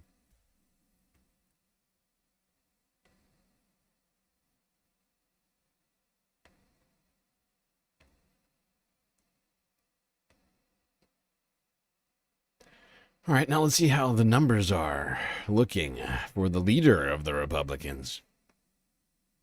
And no, I'm not talking about Andrew Tate or Nick Fuentes. I'm talking about Donald Trump. I did everything right and they indicted me. With 2025 almost in the books, it's time to take stock of the very tumultuous first year of President Trump's second term and what it means for 2026 and beyond. Trump has transformed the country in countless, often unprecedented ways by barreling through boundaries and at times ignoring the limits of the law, slashing the federal government, issuing sweeping tariffs and sparking a global trade war, cracking down on immigration and targeting political enemies, and so much more. But first, how are voters feeling about his presidency so far? Let's begin with CNN's chief data analyst, Harry Enten, to walk us through what the polls say and how they've changed. Hey, Manu, look, 2025 was not exactly the best year for the President of the United States. He started off in pretty gosh darn good territory, right? Trump's net approval rating in January, he was 6 points above water, pretty much above where he was during his entire first term in office. But look what happens come December. 12 points underwater, way, way down there. That is an 18-point decline during the course of the year. Now, what has driven Donald Trump's decline?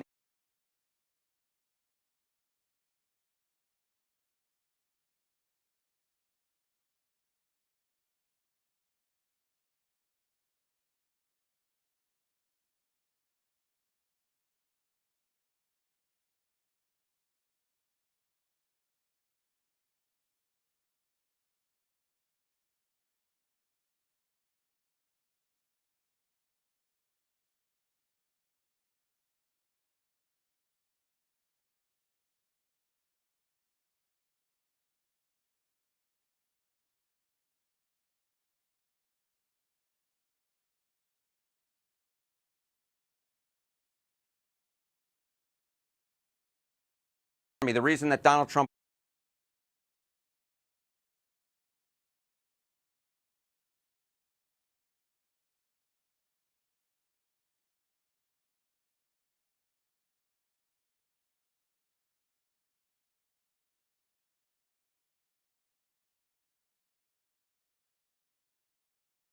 again.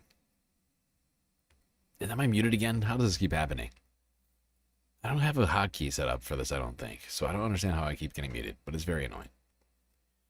Point is Donald Trump's approval rating is terribly low right now. Not good. Awful, awful, Some say awful. Weak. Both awful and also weak.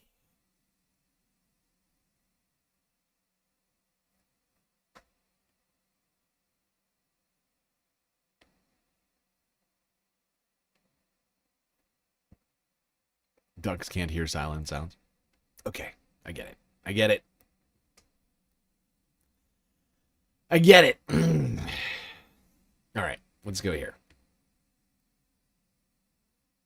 Still muted. I can't possibly be still muted.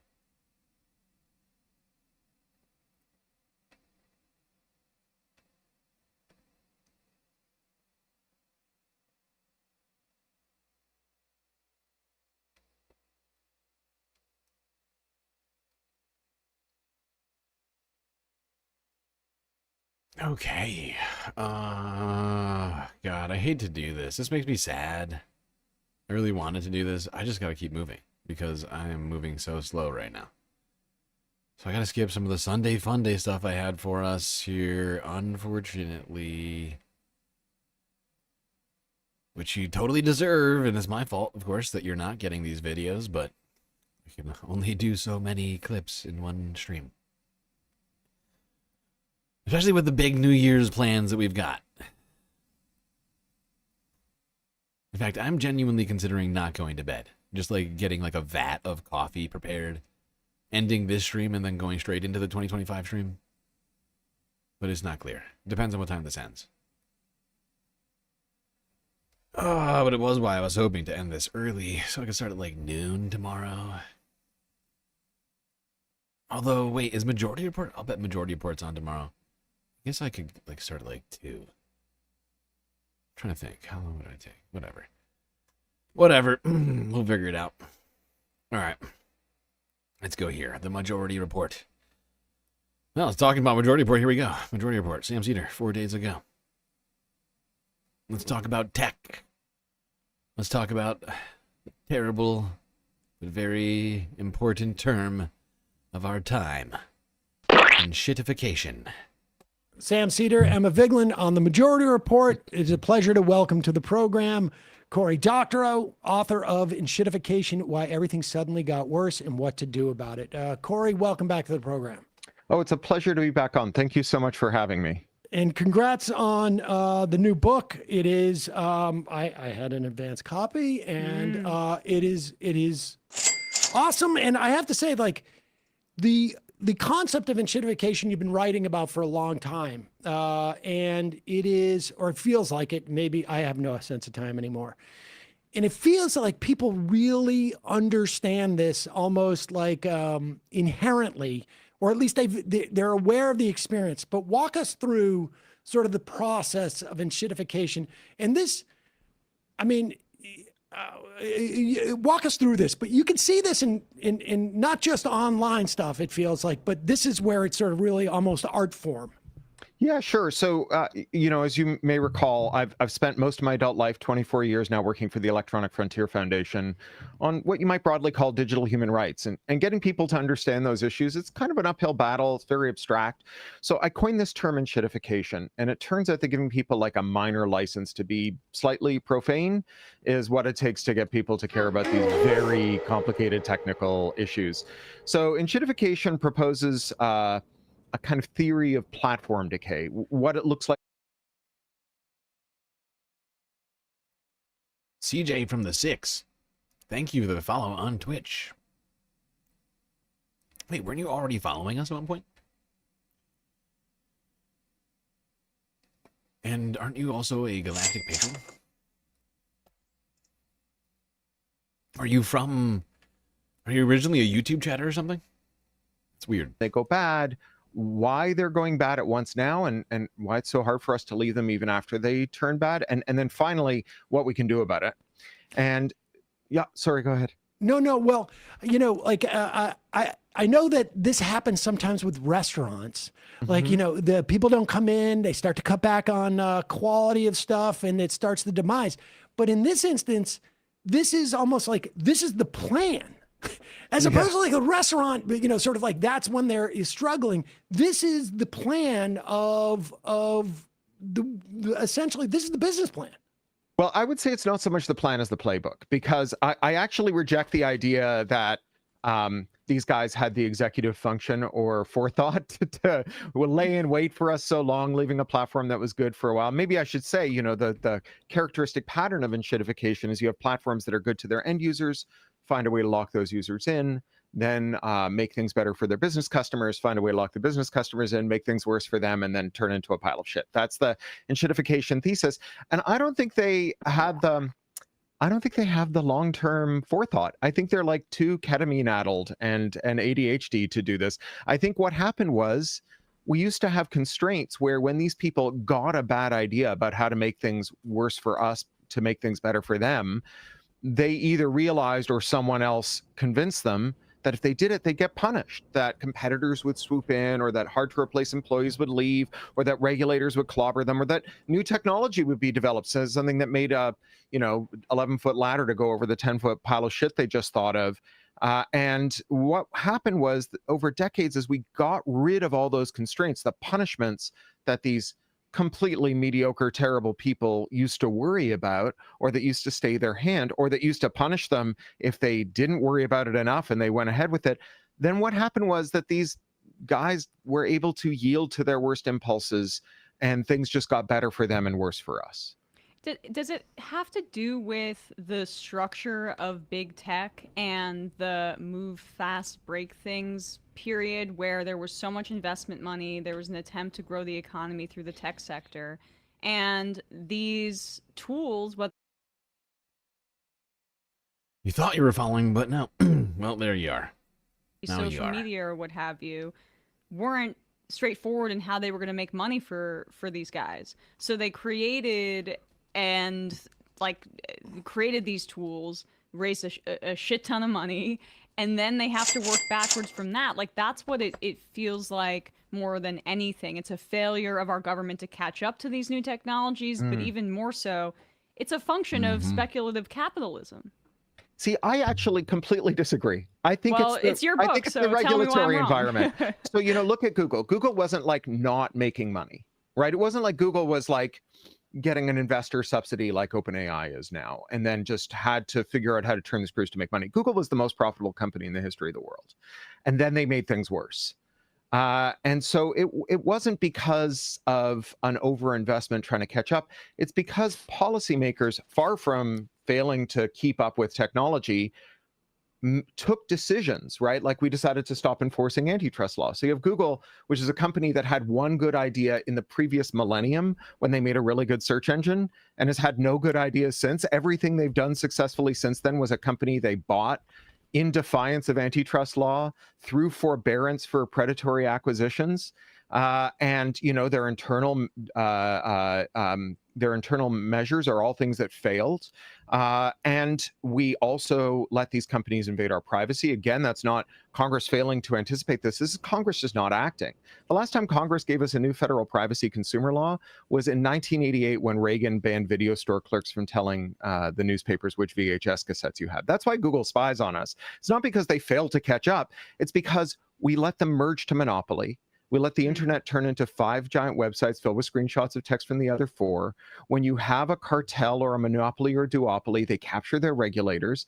Their workers were too short-sighted to unionize when they had a ton of power. And so to the extent that they were able to hold the line by saying, no, I'm not going to shitify that thing I missed my mother's funeral to ship on time for you, and the guy across the street will give me a job if you fire me and try and make me do it, that went away as soon as supply caught up with demand. We've had 500,000 tech layoffs in the last 3 years. And we saw the monotonic expansion of IP law that makes reverse engineering, ad blocking, interoperable clients, alt clients, things that, would allow technologists, whether working for startups or co-ops or individuals, to check those bad impulses. We saw them go away. So if I can give one little example here, In 1998, Bill Clinton signed the Digital Millennium Copyright Act. It's a law that bans reverse engineering. It carries a 5-year prison sentence and a $500,000 fine. And what that means is that if you just design your product so that it doesn't have an open way to alter its behaviors, so that you have to reverse engineer it to change how it works, then it just becomes illegal to change how it works. This is how we ended up with like printer ink, where you can't just install generic ink. It's not that it's hard to overcome the thing that checks for generic ink. It's just a crime, right? Yeah, the regulatory environment has allowed for all this to happen. Of course, it is an aspect. I mean, like when Emma talks about greed, I mean, greed is what's fueling a lot of this stuff. But the fact is the greed already existed. Google was already making like boatloads of money, right? And it really, truly is. I mean, the lack of any interest in enforcing antitrust law, while Google and Facebook and all these other, giants picked up company after company after company after company, right? Like Snapchat or whatever else, like all Instagram, Facebook, all these companies buying up all these other companies and just subsuming them so they don't become competitors is, of course, one of the reasons why they are not allowed, but I guess they're allowed to, but like that they aren't seeing any real backlash to some of the shitificatory policies and other things that they've implemented, whether it's very invasive ads or other sorts of features that cause you to have a less enjoyable time on the app, but you don't leave because there isn't a viable alternative. Because it's illegal to reverse engineer what they're doing. And if you did make a viable alternative, they would just buy you out. They would just buy you out and they would shut you down. Or if you were big enough, they would just take the money. But you know what I'm saying? Like they're particularly anti-competitive. Apple does it. They John don't Deere's allow you tractor is kind of the they've been trying to. Apple's been trying to fight for many, many, many, many years on people being allowed to take apart their phones and fix them themselves. Stuff like that. But now we have we don't exactly have a ton of options, really, when you really look into it. Not a lot of options in phone manufacturers.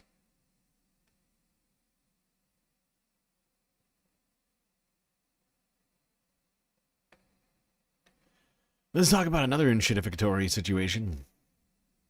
One that's affecting farmers.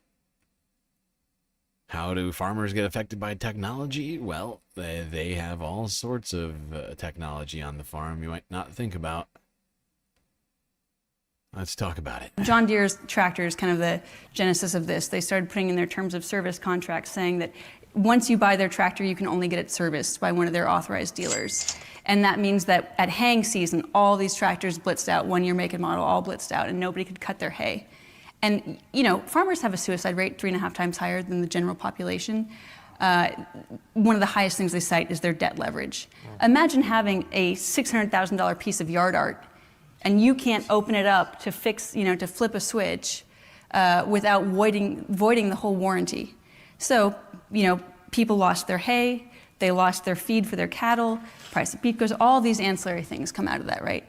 And what we're saying with Right to Repair is that we have the right to fix our own shit. We're not just consumers, we are stewards. We don't want this black box that we have no agency in. I ran on Right to Repair, and these are things that are non-political, non-partisan. Have you passed that bill? I'm about to reintroduce it, but we have more bipartisan co-sponsors than we've ever had. And my thing is, you say you care about lowering prices and respecting the trades. We're tired of lip service. Do something.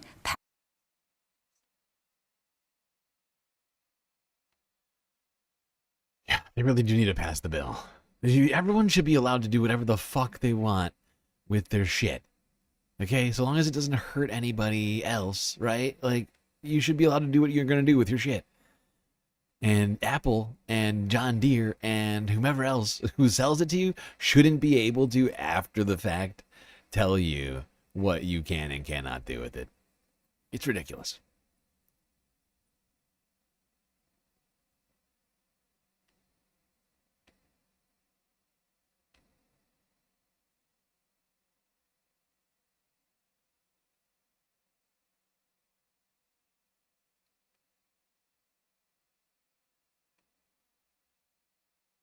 All right, let's go now here.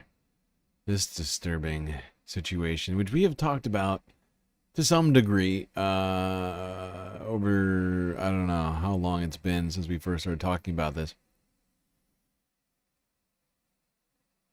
We've talked about some of the movements that have been happening, people trying to stop flock cameras from being put up and or from trying to have them taken down after being put up without their permission all over their communities.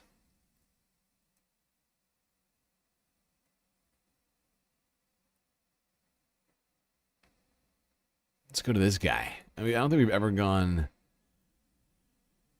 to this channel before, but this is Ben Jordan and 404 Media from last week. A few weeks ago, using a commercial search engine, I very easily found the administration interfaces for dozens of flock safety cameras.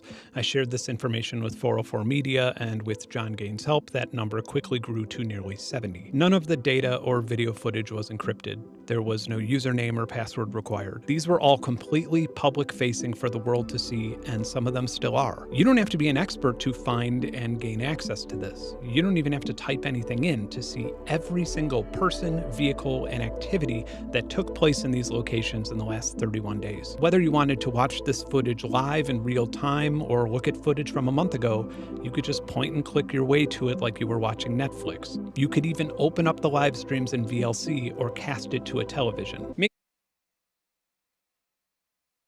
This is a security nightmare. Okay? This should not be possible. You should not be able to do this. This is insanity.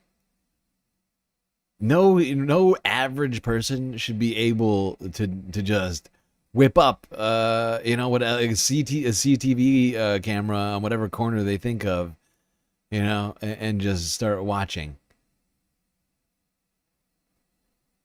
That seems bad. As well as be able to going back infinitely. I just want to think about this, for the ladies, if you will, but also men too. I mean, women are not the only people who are targeted. But, say some stalker, someone who does not like you or whatever, right? Or really likes you, likes you too much, one way or the other. Someone very interested in tracking your daily movements. This sort of thing is a dream. Any modification to the cameras is illegal, so I didn't do this, but I had the ability to delete any of the video footage or evidence by simply pressing a button. I could see the paths where all of the evidence files were located on the file system, and I could see their hashes and signatures. Some of the devices we saw were the familiar-looking Falcon cameras that you see all over the country, but the majority of these were Flock's new Condor cameras, which are designed to detect and track people. They're PTZ cameras, meaning pan, tilt, zoom, and they quite literally use AI to zoom in and follow you around whether you're a person of interest or not. In just the time that it took to count and verify these vulnerabilities, I saw a family in North Carolina load their infant and a bunch of merchandise in a Lowe's parking lot, and I suppose one could cross-reference their... Just when you think about that for 1 second, with PTZ cameras on every corner, accessible by anybody. Just let's play out a scenario. Okay, say let's keep it real simple. Say you come home, your apartment door is it points out, it's street facing, right? So that these cameras could see you at your door. since it's a pan tilt zoom camera, right? It can change the direction it's looking at, zoom in on, I don't know, say your door code, right? Now all of a sudden, somebody with access to these cameras can go around, what's the word? I can't think of the word right now. When criminals like scout for information, there's like a word for this. I can't think of it right now. My brain is broken. But point is that, say some group of criminals, want to go around robbing people or burglarizing their homes. This would be incredibly beneficial to them if you can just watch people's door codes, from a camera, write those down, compile them, figure out what addresses they are. You could just go from house to house to house. Wait until everybody goes off to work. And since you got the PTZ cameras, shit, you could map out people's work routes, their routines, as well as have somebody watching them just to make sure that nobody's coming. It's zoom in incredible. and follow you around whether you're a person of interest or not. In just the time that it took to count and verify these vulnerabilities, I saw a family in North Carolina load their infant and a bunch of merchandise in a Lowe's parking lot. And by the way, just read this here at the bottom. I have blurred out the faces. They are clearly visible in the exposed camera feeds. Yeah, they're not automatically blurring these faces out. This guy did it to be a nice guy. Didn't have to do it. This is publicly available information, as it turns out. You can literally see into this guy's car. I mean, shit, who knows how strong the zoom is? Maybe you could read his registration or his VIN number or who knows what else out of this guy. Who knows? It could be any. A family in North Carolina load their infant and a bunch of merchandise in a Lowe's parking lot. And I suppose one could cross-reference their license plate with the Park Mobile data breach and find out exactly where the garage is that will store these new fancy tools. I watched a man leave his house in the morning in New York. I watched a woman jogging alone on a forest trail in Georgia. This trail had multiple cameras, and I could watch a man rollerblade and then take a break to watch rollerblading videos on his phone. How? Because the camera's AI automatically zoomed in on it. Wow. Wow. Orwell ain't got shit on 2025. Just like it zoomed in on a couple arguing at a street market in Atlanta. So what? They're still anonymous, right? No, they're not. Within 2 minutes of open source intelligence using a commercial facial recognition engine, I found out that one of them just finished medical school and the other is dealing with chronic irritable bowel syndrome. The couple also just had a baby last year and they have a pretty concerning debt-to-income ratio. I also know that they drove over 45 minutes from their address in the suburbs to attend church in Atlanta. This is fucking disturbing. The fact that he was able to compile this data with so little effort, it really is fucked up. It really is fucked up. This is, I gotta hear this one more time. It's just so wrong. Intelligence using a commercial facial recognition engine, I found out that one of them just finished medical school and the other is dealing with chronic irritable bowel syndrome. The couple also just had a baby last year and a pretty concerned. Wow. This is so disturbing.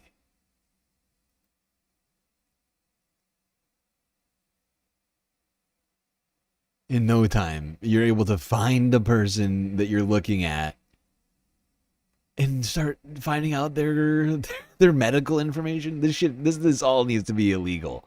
All of this stuff going on here. Debt-to-income ratio. I also know that they drove over 45 minutes from their address in the suburbs to attend church in Atlanta that morning, and then they checked out this market and bought a sweater. I watched a law enforcement officer and ambulance escort a man having a mental health crisis in Iowa. I know this because the Cedar Rapids Police Department maintains a public database of every single emergency call in the city, as well as daily arrest reports with individuals' names, addresses, ages, and genders. Listen, I know that I'm being creepy right now. Just saying these words out loud nauseates me. but I'm trying to show you just a fraction of the information that anyone in the world with access to a commercial search engine has had regarding anyone who attended this market or walked on this trail in the last 31 days. And it gets worse. Here's an exposed flock safety camera permanently pointed at a playground near the Bay Area in California, openly and publicly broadcasting both live and archived video footage of young children playing unattended. Again, just saying this stuff out.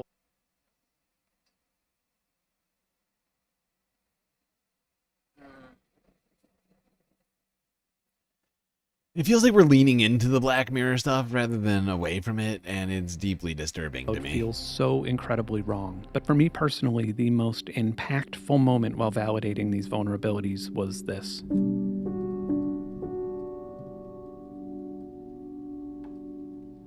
This resonated with me so much that I actually had tears welling up in my eyes. I've done this exact same thing so many times. I've seen a swing set in an empty park, looked around to make sure nobody was watching, and then just enjoyed the mindless motion that connected me to a simpler time. But this isn't something that most grown men want to be seen doing. The experience requires one to have a moment that is devoid of judgment. It's healthy escapism at its finest. And I realized that it's likely that this man didn't know that he was being recorded, and he probably wouldn't have done this if he had. This is a classic example of the Hawthorne effect, which is a change in an individual's behavior or choices when they know that they're being observed. Surveillance manufacturers love to talk about this effect when it deters crime. After all, someone isn't as likely to break into a car that's parked near a camera. But what they don't talk about is how it deters escapism. People are less likely to sing or dance or practice an accent or a cartwheel when they know that they're being watched. But escapism is often required for a lot of things. For example, when you learn an instrument or practice a skill for the first time, or even practicing line delivery for a YouTube video. The footage of the man swinging was powerful to me because it made me realize exactly why I have such a visceral objection to mass surveillance. It imposes on our right to find our own identities without judgment. And as someone whose identity and success is owed to ample amounts of escapism, this is a hill that I am willing to die on. I don't have the luxury to dedicate even more months to yet another flock safety vulnerability, but as you can see, this one is urgent. And frankly, I'm worried that it's already being exploited at the cost of the individuals who are unaware that there are even cameras in these locations. So I got in touch with 404 Media, who has been paramount in this same field of journalism, and whose reporting has tremendously helped my research and content. Together with YouTuber Ben Jordan, we found about 60 flock condor cameras that appear to be streaming directly to the internet without any sort of password, no protection whatsoever. These appear to be condor cameras, and they're designed to track people as they sort of go about their business. And of course, people don't have any idea that this is happening. If you're coming into this cold, here's some context. A little over a month ago, I released a video detailing a long list of security vulnerabilities with hardware and services in the flock safety ecosystem. There are over 60 published vulnerabilities, so if that concerns you, check that video out. During and after the process of conducting that research and making that video, I was visited by the police and had what I believed to be private investigators outside my home photographing me and my property and bothering my neighbors. John Gaines, or Gainsec, the brains behind most of this research, lost employment within 48 hours of the video being released. And the sad reality is that I don't view these things as consequences or punishment for researching security vulnerabilities. I view these as consequences and punishment for doing it ethically and transparently. I've been contacted by people on or communicating with civic councils who found my videos concerning, and they shared Flock Safety's response with me. The company claimed that the devices in my video did not reflect the security standards of the ones being publicly deployed. The CEO even posted on LinkedIn and boasted about Flock Safety's security policies. So I formally and publicly offered to personally fund security research into Flock Safety's deployed ecosystem. But the law prevents me from touching their live devices, so all I needed was their permission so I wouldn't get arrested, and I was even willing to let them supervise this research. I got no response. But now, since the general public has access to live video feeds from search engines, let's just save the back and forth, and I'll literally read you Flock Safety's response to IPVM about their security from a brand new Flock Safety camera that's publicly deployed. Might as well, it's my tax dollars that paid for it. Flock is committed to continuously improving security. The device is hilarious. Well played, sir. Flock is committed to continuously improving security. The devices in this YouTube video were not connected to the cloud, and to the best of our knowledge, not customer installed, so the security is akin to factory setting. It's like looking at an iPhone stolen off a truck before it was ever connected to the cloud. If a person were able to gain physical access to the device leased to the city, which is illegal, they still would not be able to gain access to the footage, as the data is only stored for a very limited time duration on the device following its transmission to the cloud. None of these vulnerabilities affect our cloud platform, where the vast majority of all evidence and metadata is stored. I found another one. Camera proceeds to automatically zoom in on children. Good. Gotta get in there. Gotta make sure you can identify every single one of those children. Young Street and Harris Road, also in Bakersfield, which is about 15 minutes from the other spot. Okay, I think you guys get the point. Very, very disturbing trend. AI being implemented on our streets. These cameras that are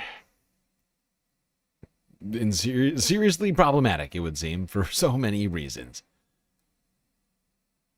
You would think we would all have to vote on something like this, to have something this invasive in our privacy, just minding our own business. Got cameras zooming in on what you're doing on your cell phone. Seems a little invasive, if you ask me. Now let's talk about some of the infrared technology used in AI surveillance. How do you capture things that we know exist, but we can't see with the naked eye? Every time you open your phone using facial ID recognition to unlock it, thousands of beams of light are coming out of the phone and mapping your face. We know that it's there, and we see it now with this camera. We see it with the infrared light. I worked on other projects using different types of technology, including an optical gas imaging camera to show methane being emitted from oil fields, even from burping cows. Another AP colleague, Felipe Dana, used infrared photography to capture Ukrainian soldiers at night that you wouldn't otherwise be able to see. This was a natural evolution from our previous work. So how did we do it? We converted our regular digital camera so that it could see a full spectrum of visible light, infrared light, and ultraviolet light. We did this by removing the built-in filter and replaced it with clear glass.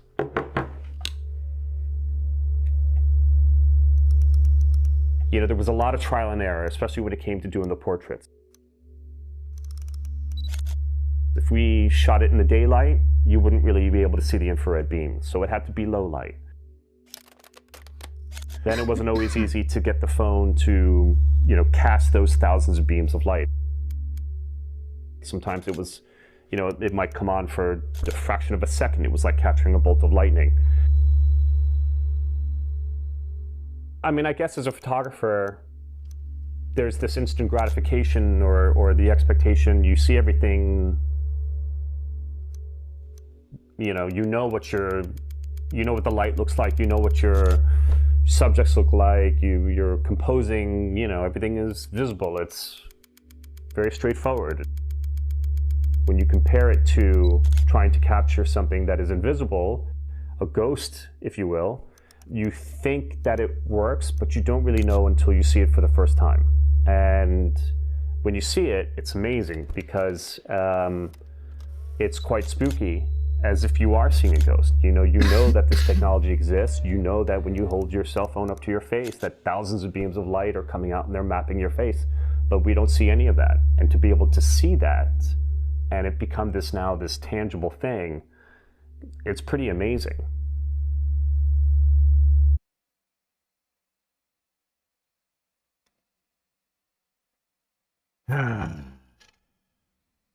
We live in a terrible time. Really. Worst timeline. Don't worry, this one will pick you up. Super Bowl, it's coming up.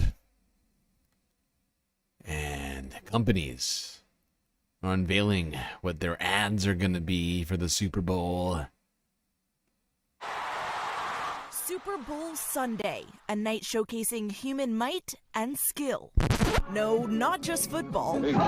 We're talking about those iconic Super Bowl commercials. We shall prevail. From the 1984 Apple Macintosh ad to Budweiser's tearjerker.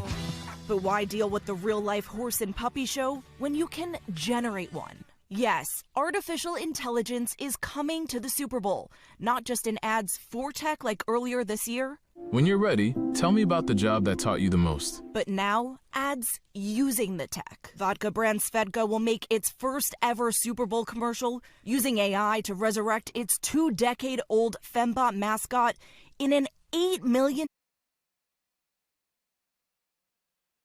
You know, what's fascinating about this one is that they had the technology to do this ad 2 decades ago. More than 2 decades. Well, more than 2 decades ago. Actually.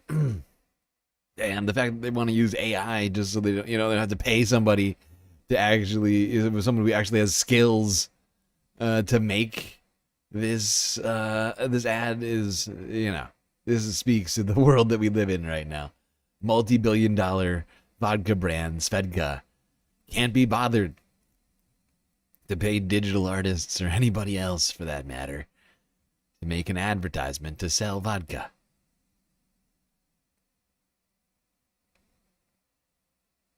All right, one last clip before we go to another break. Senator Bernie Sanders on CNN yesterday talking about AI as well. Welcome back. The rise of artificial intelligence, or AI, is sparking fears that AI could put millions of Americans out of work. One study by MIT found that AI could replace 1/10 of the U.S. workforce right now. My next guest says it is long past time for Congress to act. Joining us now, Independent Senator Bernie Sanders of Vermont. Senator, you are not known for mincing words on any subject, and you certainly haven't minced them about what you call the unprecedented threats posed by AI. What are you most specifically fearful of? Fearful of a lot, Jake. This is the most consequential technology in the history of humanity. It will transform our country. It will transform the world. And we have not had in Congress, in the media, and I'm glad you're doing this show, or among the American people, the kind of discussion that we need. Some examples. First of all, who is pushing this revolution in technology? It is the richest people in the world. Elon Musk, Zuckerberg, Bezos, Peter Thiel. Multi-billionaires are pouring hundreds of billions of dollars into implementing and developing this technology. What is their motive? Do you think they're staying up nights worrying about working people and how this technology will impact those people? They are not. They are doing it to get richer and even more powerful. That's issue number one. Who is pushing this technology? What does that mean for all of us? Number two, economically. This is what Elon Musk, putting hundreds of billions of dollars into the technology, says, quote, AI and robots will replace all jobs. Working will be optional, end quote. Bill Gates, hundreds of billions of dollars into this technology, quote, humans won't be needed for most things. Well, I got a simple question. If there are no jobs and humans won't be needed for most things, how do people get an income to feed their families, to get health care, or to pay the rent? There's not been one serious word of discussion in the Congress about that reality. Issue. Yeah, and that's what I have been saying for a literal full year, which is going to come up in the 2025 wrap up that we do later. But this is what I've been saying for well over a year. I mean, Anthropic CEO basically came out and said that we'll figure out the social safety net part of it once no one has a job. Effectively. That's essentially what he said at the World Economic Forum summit in Davos, Switzerland at the beginning of this year, which is going to happen again next month. I think it's in January. And yeah, last year or this year, the beginning of this year, Dario Amodei, the CEO of Anthropic, was literally saying that we'll figure it out when we get there. It's like, dude, if you are creating a technology that you know, because in the same discussion, he was talking about how the technology is in fact going to displace millions and millions and millions and millions of people from their fucking jobs, right? In the meantime, we're not going to do anything about it. These billionaires are fine with people who lose their jobs just dying. They would prefer, if you lose your job to AI, to just die. Okay? Just stop existing because you are inconvenience to them and their narrative. Right? Like, that's effectively where we're at. Like, these guys are pushing us towards this future, jobless future. They are actively trying to dismantle the social safety net in this country and have no concern for dealing with this until it becomes so systemic and that they have taken all of the power. Because this is the thing I've tried to drive home over and over again. But once it gets to that point, who has any leverage at that point? Can we go on general strike? Can all of America go on general strike in that moment? No. Why? Because all of a sudden, our labor is worthless. If we ever get to the point, not that we're there yet, but if we were to ever get to the point in the future where all jobs, or at least the majority of jobs, are being automated away, what sort of levers do you figure labor will have? Going on a strike will be utterly meaningless. Okay, great. You're already fired. Right? Like, who gives it? Like, they're not going to give a shit. Do you get what I'm saying? They're like, if we don't fight back against this while we still have our labor to withhold and like do some sort of mass action against this AI push, like, they're just going to keep pushing in this direction, not doing what needs to be done in a future where, say, we have no jobs, right? And when we get to that point, if we have no power, then we're going to get fuck all. You're going to get fuck all. Say that right now. If they got the robot armies already behind them to, take us out.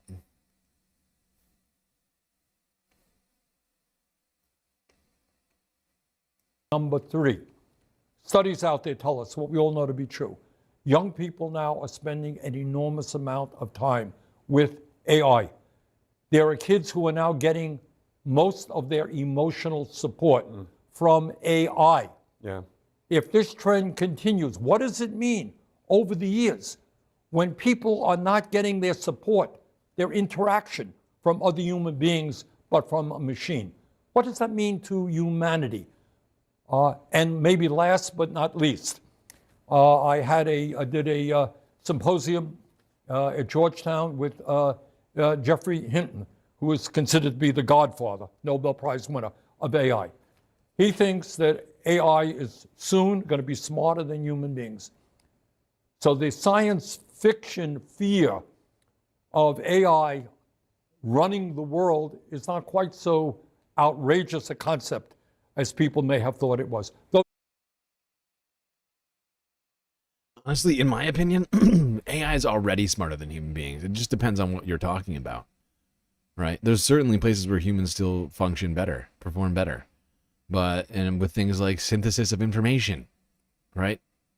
Inherently, AI is just always going to be better to some degree at that. Whether or not its conclusions are more right, its ability to synthesize information, and by synthesize I mean gather and put together that information in a even like mildly coherent package, right?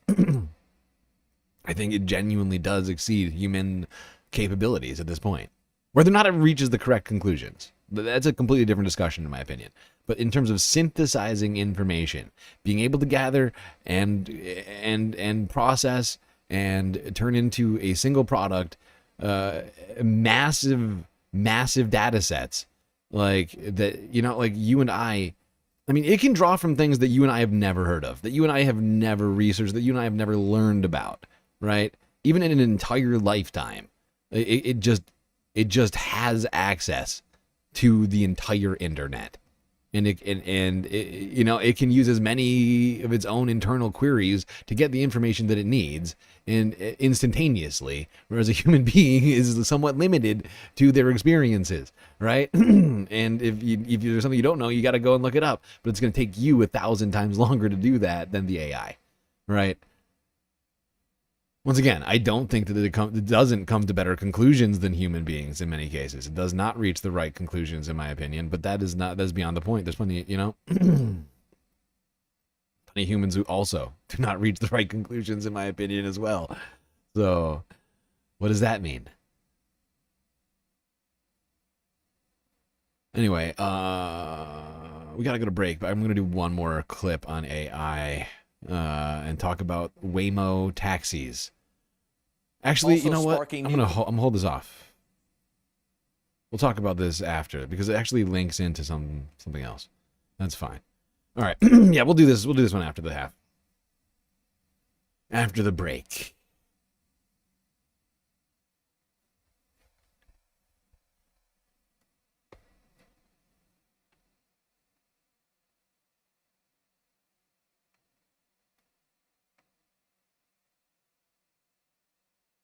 Can you post a link? Is relevant. Unfortunately, nobody can post links unless you're a mod. You can't post links in either chat on YouTube or Twitch, but you can post links in the Discord if you are in the Discord.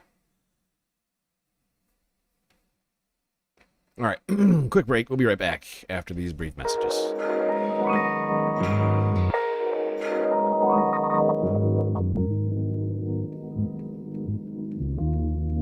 Okay, I hope everybody's been enjoying the show so far. If you haven't already, hit the follow button on Twitch and the subscribe button on YouTube.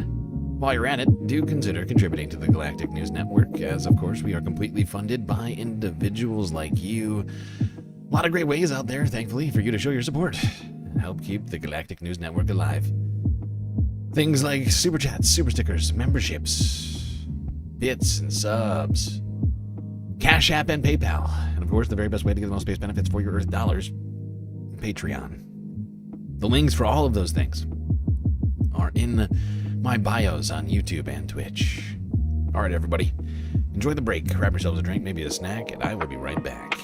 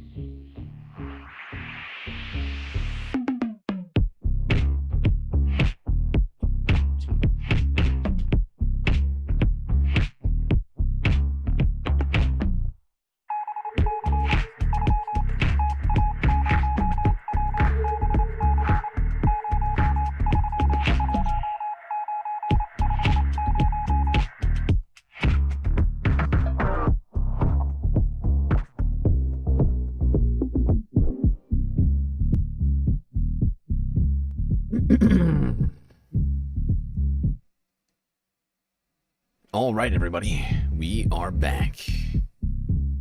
Time once again for you to get back to your seats so that you do not miss a single piece of the galactic stream.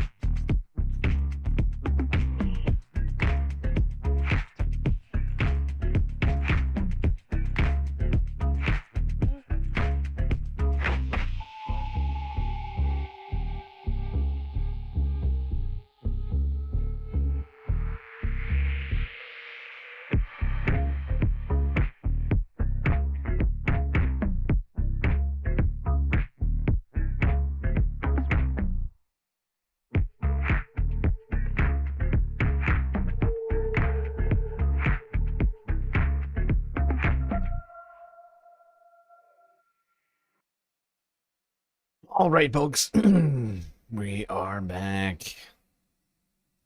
Time for us to get back to the show. Let's see what we've got in store for us now. Also, why is the Galactic Pool Bar called the Galactic Pool Bar? If it's closer to the ocean than the pool, maybe there's a bar in the ocean. What do you, what? I don't know what else to say. Okay.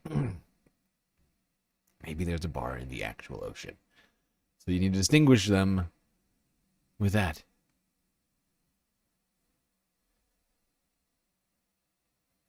All right. Let's get to talking about environmental issues, but also talk about AI. AI, robo-taxis, Waymo. The cars are all over the place, including the Bay Area, where last week, or like this time last week, the Bay Area was experiencing a blackout. Yes, we talked about it. You may remember. San Francisco blackout caused, I think, nearly 200,000 people go without power. Lights. Dark in multiple neighborhoods across San Francisco. Waymo cars, turns out, completely non-functional in the dark. A what now? Well, let's go here.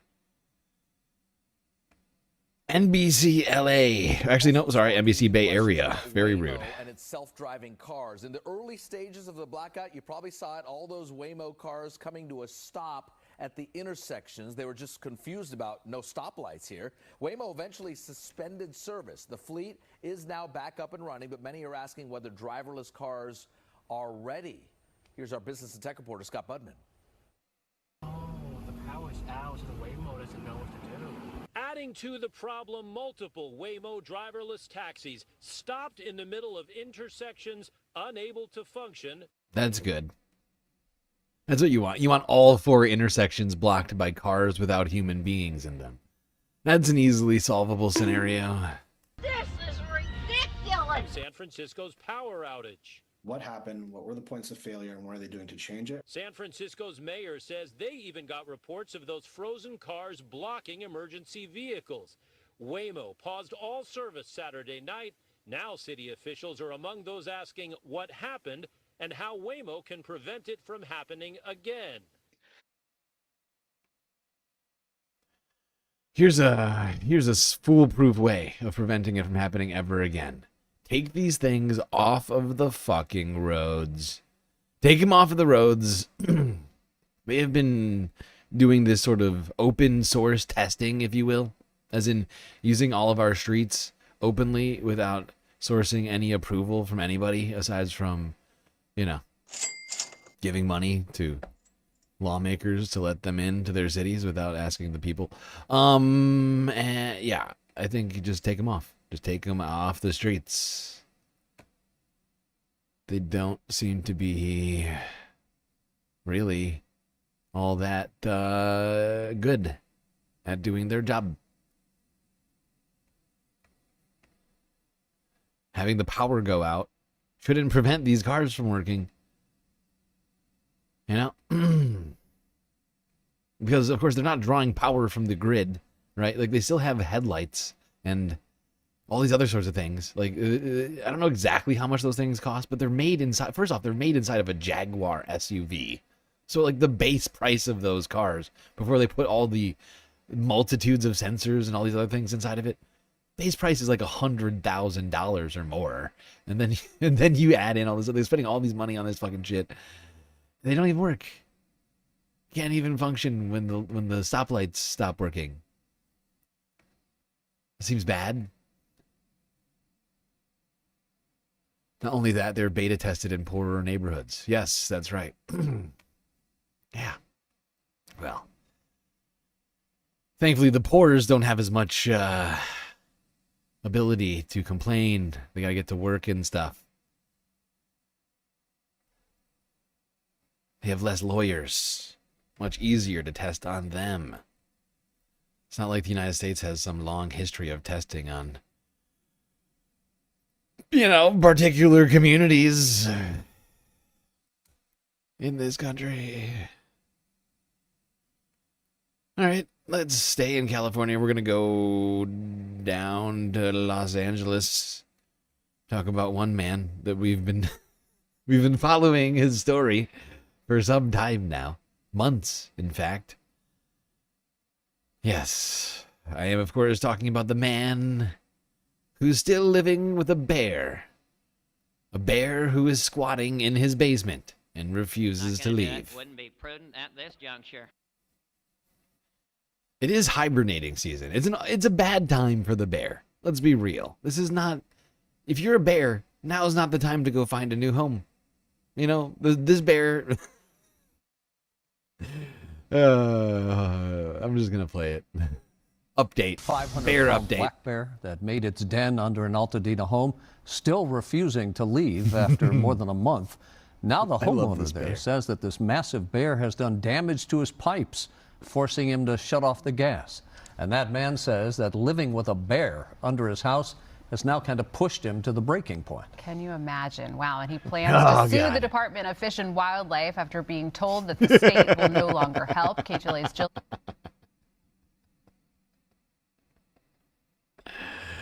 Now, when I first added this story to my list, I'm not gonna lie. I added it because of the title. Because the title is amazing. The title is Homeowner Plans to Sue Over Bear That Won't Leave. And all I could think of when I looked at this KTLA5 video in my feed was, is this guy really about to sue the bear? What's he gonna get from the bear exactly? A picnic basket? Hey, boo-boo. It's a mighty fine-looking picnic basket over there. Sue the bear for what? Berries? Nuts? Some salmon or something? I don't know. It's confusing. But no, he's suing the Department of Fish and Wildlife.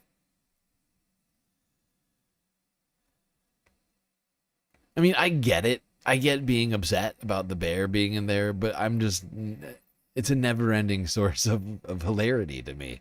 this bear taking over this man's home, and and just like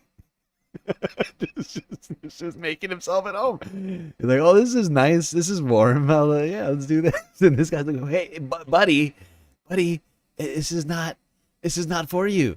And Bear's like, I don't give a fuck. It's for me now. It's for me now. How about that? How's that sound? It's like, I don't know. I don't know what to do about that. As it turns out, I have no response. And it's just amazing to me. I just love it. So it's just a never-ending source of hilarity and amusement for me this year. This guy dealing with this fucking bear. Every time I think about that bear popping its fat head out of that basement, I smile inside a little bit. I can't help it. You got a bear squatting in your basement. Who do you call? Who do you call? It's a great Smokey, maybe? I don't know. I'm trying to think.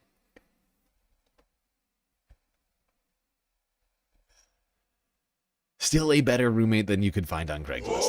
Ooh, burn. Burn, Craigslist, burn.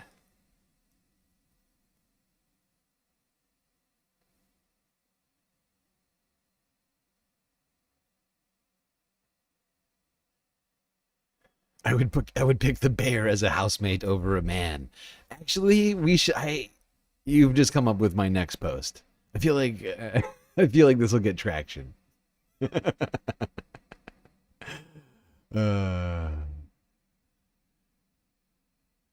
Start a poll. Start like a Twitter poll. Ask people, are you... well, I guess Twitter's not the place. Blue Sky. We'll do it on Blue Sky. I got a Blue Sky. Would you rather live with a bear or a man?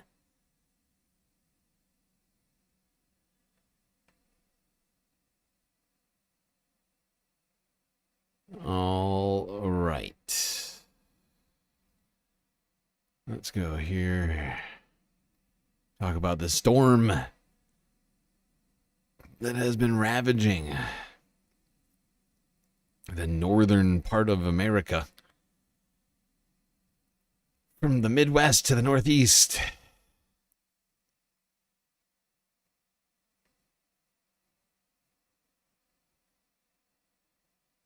We survived the fires. But first, before we do that, actually, I forgot about this story. Let's go quickly back to the Bay Area. Because apparently, Bay Area got hit by some Pacific storm activity causing floods in San Mateo County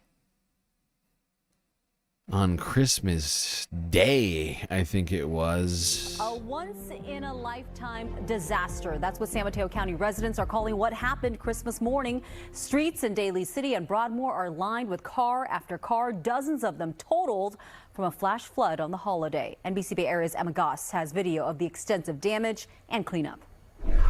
The storm came and went quickly, and now residents here in Daly City are waiting on tow trucks and insurance claims for their cars that no longer start. A Christmas morning nightmare on 89th Street in Daly City. Torrential rain and flooding so powerful, the water lifted parked cars off the street. At the height of this, it looked like a tidal wave coming down 89th Street. The flash flood started around 2:30 Thursday morning. Within minutes, storm drains backed up and water rose several feet. As the water kept coming, some scrambled to move their cars. We just got back from midnight mass, so we were up kind of enjoying the Christmas Eve, have a glass of wine, when we heard somebody laying on the horn out here. Rico saw someone trapped in their SUV and called 911. He says firefighters came to the man's rescue in time. It was a very... Yeesh, there's an unexpected Christmas surprise. Not the one I think people were hoping for. That's more like coal in your stocking or something.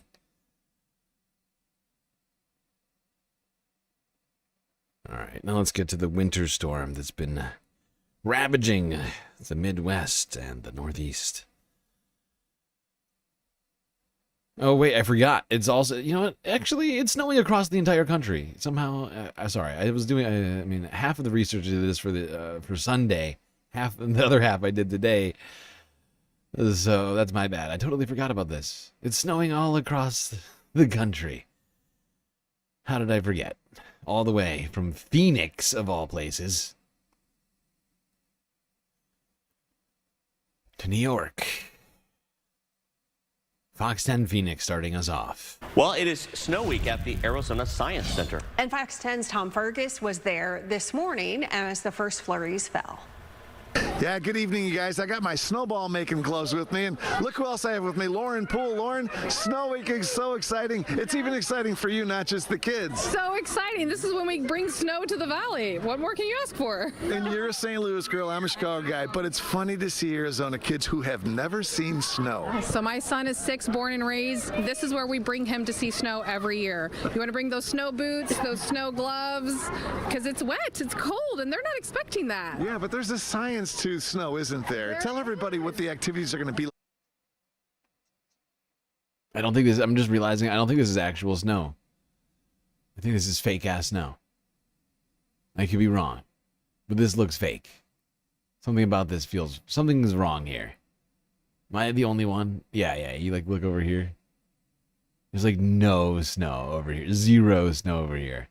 I think they whipped out like a snowmaker or something. Boo! Fake snow.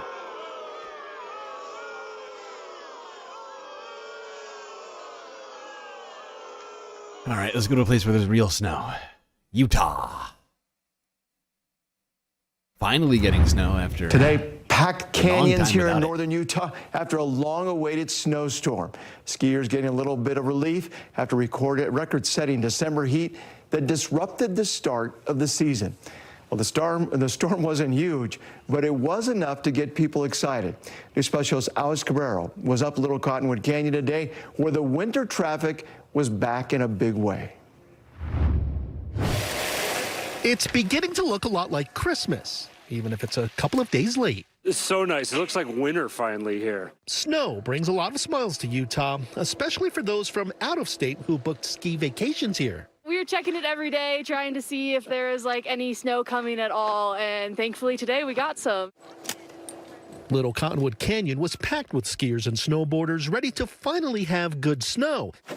The Vogtbergs drove here all the way from Chicago, worried they wouldn't see any of the greatest snow on earth. We got here with 60 degrees down in Salt Lake. We skied for the last 2 days and it just looked like a desert. So we are very, very happy to have snow. Yeah, visitors. Well, there you go. People taking advantage of the first snowfall in Utah this year. It's very late in the year for them to be getting snow. Like for it to be the first snow, I mean. Now let's go to Colorado. Golden. Okay. Another place known for its skiing. This may not have been a huge storm, but for the town of Golden, Sunday's snowfall makes a big difference, drawing in visitors and helping local shops. Denver 7's Sophia Vielba spent the day there to get in on the snow excitement. The town of Golden woke up to some much-needed snow Sunday morning. I feel like it just brings some, like a new clean plate, especially going into the new year. A welcome sight for businesses like Windy Saddle Coffee Shop in downtown Golden. Employee Stella Weber says being right in the foothills on snowy days has its benefits. We get a lot of ski traffic. It's either early mornings or late afternoons. We'll see a lot of ski traffic come through just because of I-70 being right here. Some visitors say they were worried there wouldn't be any snow. We were checking the It's very strange. The Midwest. Colorado, Utah, really the west, the Midwest West, like the Eastern West. Really, I feel like Colorado is more the West than the Midwest. Same thing for Utah, even though they're on the West Coast, rather than Midwest. But I guess it's how do you define that? But these states like that, Arizona, New Mexico, up until recently, were dealing with pretty like, especially Colorado, dealing with severe drought conditions. Colorado and Utah, real bad year for them. Very little rainfall, leading into a very basically no snow for them for the beginning of winter. This has implications, right, for the future. Like, we don't think about it in our daily life, but the snowfall is, of course, incredibly important to our access to water. You know, the stuff we drink and bathe in. We need the snowpack in the mountains to build up during the winter so that it thaws and melts into the streams and the aquifers later in the year. Next year, right? It's a cycle. But if the cycle doesn't do the things it's supposed to do, certain places, it's cyclical. It could be a, what do you call it, feedback loop, if you will. Let's just call Utah the South. Okay, they have the vibes of the South, but geographically speaking, I don't think there's any way we can actually call them the South. But I feel you. I feel what you're saying. I feel you. I also hear you, but I don't think we can. I don't think I can oblige. The inner Middle West, just east of North. Yes, right. That all makes perfect sense. All right. Now let's go up north to Alberta. Alberta, Canada. Calgary. Where the frigid cold is hitting the Canucks as well.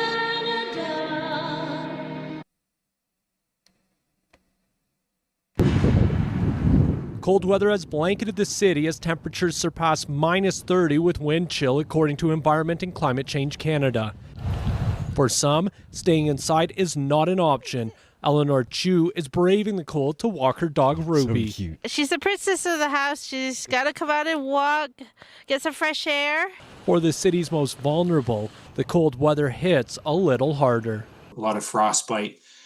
A lot of people that are a lot more in urgent need than normal. The Mustard Seed has one shelter in the city's southeast with just under 300 beds and a women's shelter with about 50 beds. It is operating at capacity. When people are facing that kind of urgency, just having open doors is critical, right? Like you got to be available. The shelter works with the Calgary Homeless Foundation to coordinate a warm handoff with other facilities, ensuring everyone has a bed when the wind chill drops into the -30s. Yeah. You know how you're in a warm place right now. There's people who are on the streets who also need somewhere warm right now, or they will literally die.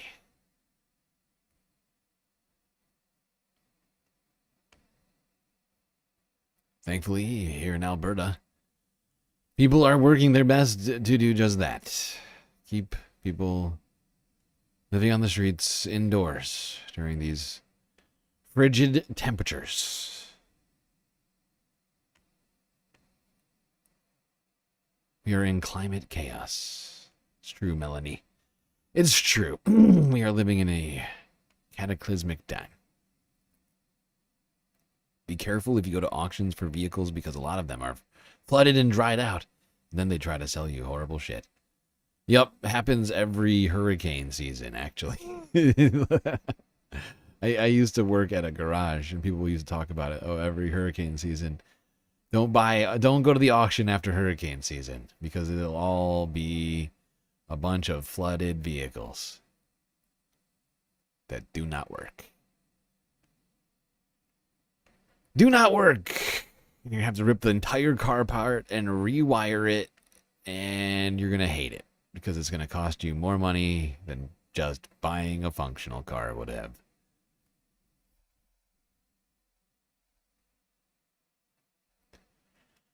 Landlords cause homelessness, says NRG Flow. I think we can all agree with that. All right, let's go here now CBS Evening News continue talking about this powerful winter storm. York with Jerika Duncan. Good evening, everyone, and thank you for joining us on this Saturday. Tonight, the holiday rush is back on as millions head home before the new year. But a major snowstorm that hit the Northeast has proven a disruptive force. Roads turned into sheets of ice, while thousands of flights, delays, and cancellations forced travelers to rethink their plans. CBS's Allie Bauman in New York leads us off tonight. And Allie, that weather is no joke. It sure isn't, Jerika. The city got more snow today and last night than it's seen in nearly 4 years. And even though this region got less than expected, the storm still caused chaos. Today, crews de-iced planes and cleared runways at New York City's Kennedy Airport. The snowstorm caused significant delays and disruptions at all 3 major airports serving the region. The day's not over yet. I could see it getting delayed, possibly canceled. More than 400 flights have been canceled, around 1,000 delayed, as a record number of Americans try to get home after the holidays. Our flight got delayed. We just had to rebook, and we took about an hour to figure out how we were going to get here. This was the Northeast's first big snowstorm of the season. It dropped up to a foot of snow in some areas and made roads treacherous. In the west, the snow is piling up in the Sierras. Up to 5 feet of it stopped traffic on several high-elevation highways near Lake Tahoe. Christ. 5 feet of snow? Good God. Some of the cars out and create a turnaround because they weren't bringing That is too much snow up there. Southern California. That is much too much snow. Yeah, we already talked about these floods on a couple of streams. It was horrifying, the effects of the atmospheric river. It was not good.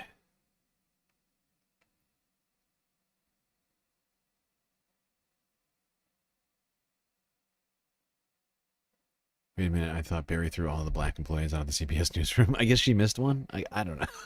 I don't know. Who knows what Barry is doing? She's not, I mean, first off, even all the things she wants to do, to think that she's actually capable of implementing the things that she wants to do over there is laughable, okay? She was running the Free Press. Like, you know, like Free Press did not do numbers. They did not have some, like, giant staff. You know, they got bought out for $150 million. Honestly, if you had told me that it got bought out for $5 million, I would have said that was overvalued. But $150 million, I mean, she got gifted like wealth just for being a sick human being. Honestly, like she does not have the capability to run CBS. Okay, she has no qualifications to run CBS. So even if she does want to get rid of all the black people or whomever, I mean, whomever comes to mind for her, I think she would struggle to actually ensure that those things are even adhered to, because she does not have the wherewithal to run a company like CBS. It's a massive organization.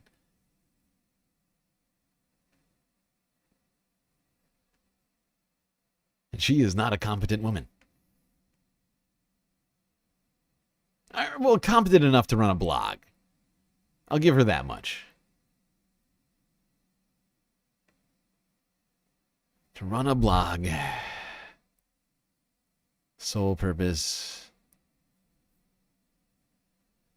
is... What is her purpose, even? That's actually, now that I think about it, what was her purpose? Boring, like how to bring like right wingers into the conversation, into the what do you want to call it, the mainstream, the New York Times type like conversation, basically. Like that was kind of her job. Like, how do we bring more disturbing and problematic and bigoted views to places like the New York Times?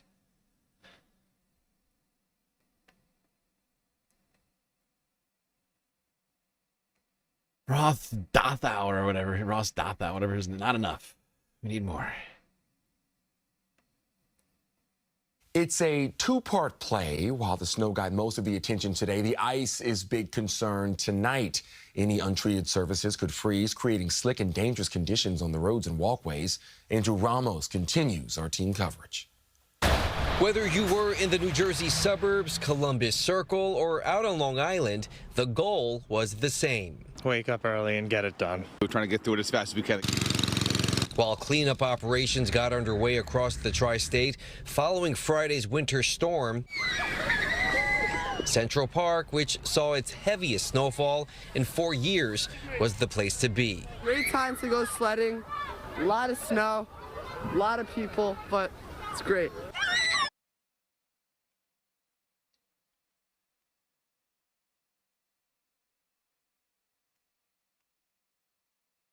There you go. Some people taking advantage of the snowy conditions out there. While some people, people filling up Central Park, taking the opportunity with actual snow on the ground to go sliding around on a piece of plastic. A beautiful American tradition.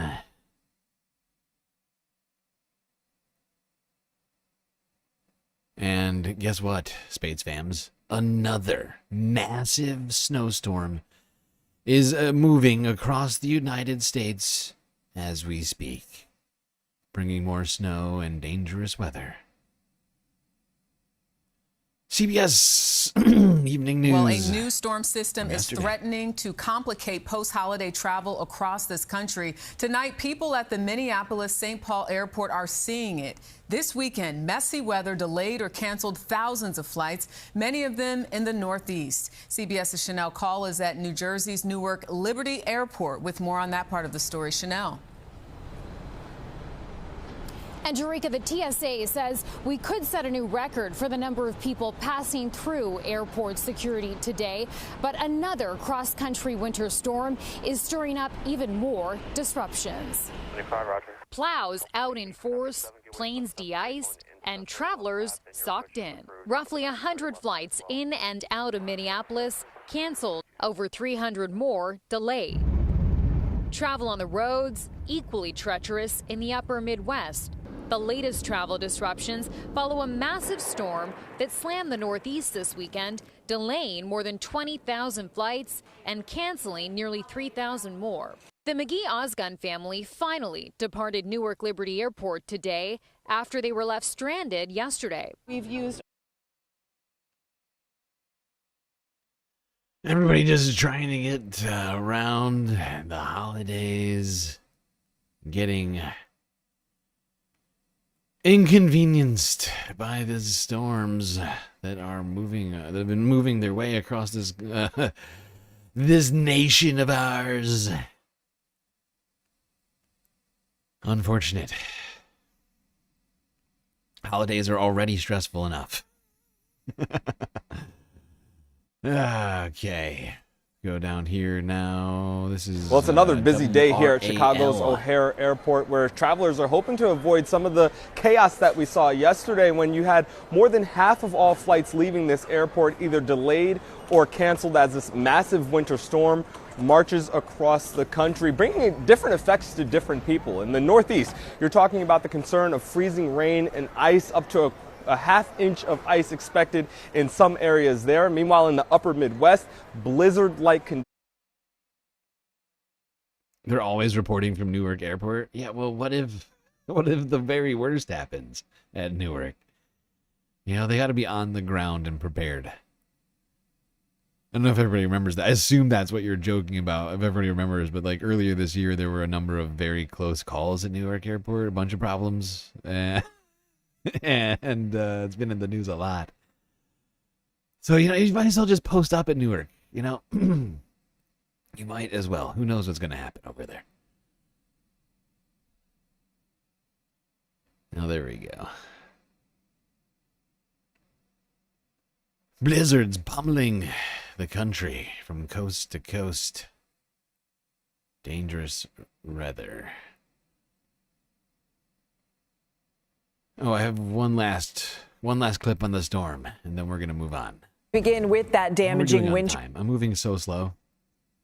I'm moving so goddamn slow, and I'm like moving my I am like foregoing comment. I'm trying to find the fastest way to say everything I'm saying right now and try and like move my way through this stream.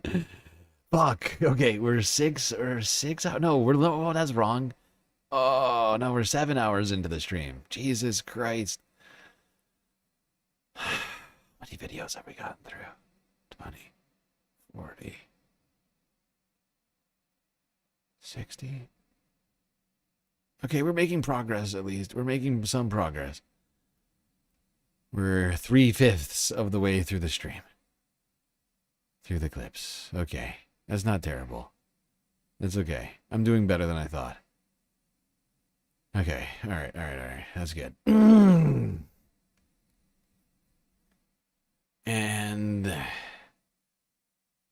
I think this is a good time now that we're actually before we do that. Right. Okay, one more video on the storm and then we'll talk about that. Yeah. There are tens of millions of Americans are under weather alerts today as a strong winter storm moves into the Northeast. Over the weekend, a so-called bomb cyclone, which is a storm that rapidly intensifies, dumped heavy snow in the Midwest and Great Lakes, creating dangerous blizzard conditions in parts of Minnesota. Traffic stopped on Interstate 35, and Governor Tim Walz called the National Guard to help crews deal with hundreds of crashes. Across the border in Iowa, a whiteout caused treacherous conditions, including in the ironically named city of Clear Lake. It's pretty hard to see there. And in Illinois, the cold weather developed into suspected tornadoes, ripping apart several homes. CBS News national weather correspondent Rob Marciano has more on the brutal conditions and their impact across the country. Across the upper Midwest, up to a foot of fresh snow and winds howling at 60 miles an hour, creating treacherous travel from North Dakota to Iowa. Lots of spinouts. We just passed an accident over here. It's slippery. Minnesota State Patrol says more than 3.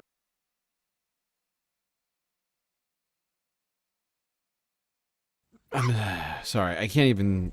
Just passed an accident over here. It's slippery. Minnesota State Patrol says more than 300 cars slid off roads and highways in Sunday's blizzard. Multiple accidents on Interstate 35, prompting transportation officials to shut down a 140-mile-long stretch overnight from central Iowa to southern Minnesota. People, again, just driving too fast for the conditions and not heeding warnings. It was a nightmare. I mean, that's just the best way to put it. I mean, you see people that this is my community. The storm's powerful cold. Oh, yeah, this is making me even colder right now. In between the last stream and this one, I spent some time down on Earth, down in New York. We had a brief moment of beautiful weather. Oh, my God. Oh, it was beautiful. It was almost 50 degrees. It was incredible. I was wearing like a t-shirt outside. And then hours later, the storm came through. Oh, God. And immediately the temperature dropped. Snow started coming. Front smashing into spring-like temperatures near 70 degrees, triggering tornadoes in central Illinois. One of them carving a path of destruction near Mount Zion, damaging at least a dozen homes and tearing off several roofs, leaving Lieutenant Scott Flannery stunned by the destruction. To actually get on scene thinking it's going to be just some power lines that are down, and turn out that we have people that are losing their homes tonight. And in the Northeast, as a new storm system That's wild. That is wild. The winds I saw earlier were heavy, but this is something else entirely. My God. It's like a winter tornado. Winter-nado. Winter is coming. Another from over the weekend turned roads into a sheet of ice in Massachusetts, causing this van to roll over south of Boston and dumped more than 4 inches of snow in New York City, the heaviest winter storm since 2022. And Rob Marciano joins us now from Harbor Island Park, north of New York City, with a look at the current forecast. Rob, good morning. Hey, good morning, Lindsay. Here's some of that snow that we got in New York City over the past few days. It's raining now and obviously very, very foggy. We're in the warm sector of that storm, but just north of here, north of Albany and parts of northern Vermont, they got an ice storm warning that's happening because of this overrunning some of the colder air that's up there. So this storm has everything to it, as you mentioned, a rapidly intensifying cyclone where the pressures drop 24 millibars in atmospheric pressure in 24 hours. That's the technical term of it, give or take. Damn. Back to back. Getting hammered.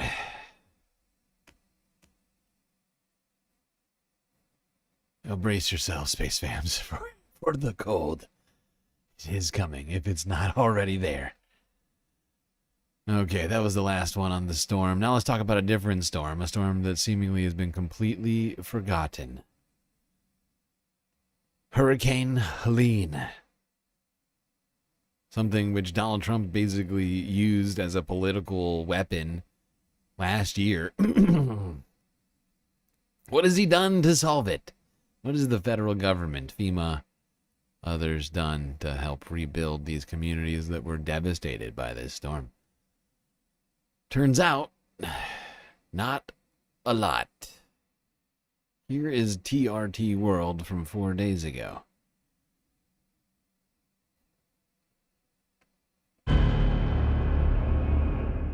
A region in the eye of the storm. Homes gone, lives destroyed. Do you know how many homes here, like what percentage of the homes here were damaged in Hurricane Helene?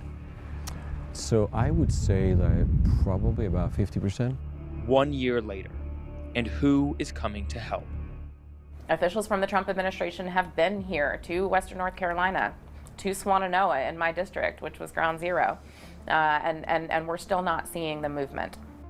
As President Trump threatens to cut federal disaster relief. Yeah, now what is the reason for that? Oh, right, it's because the Trump administration only cares about press conferences. They don't care about people. They care about the press.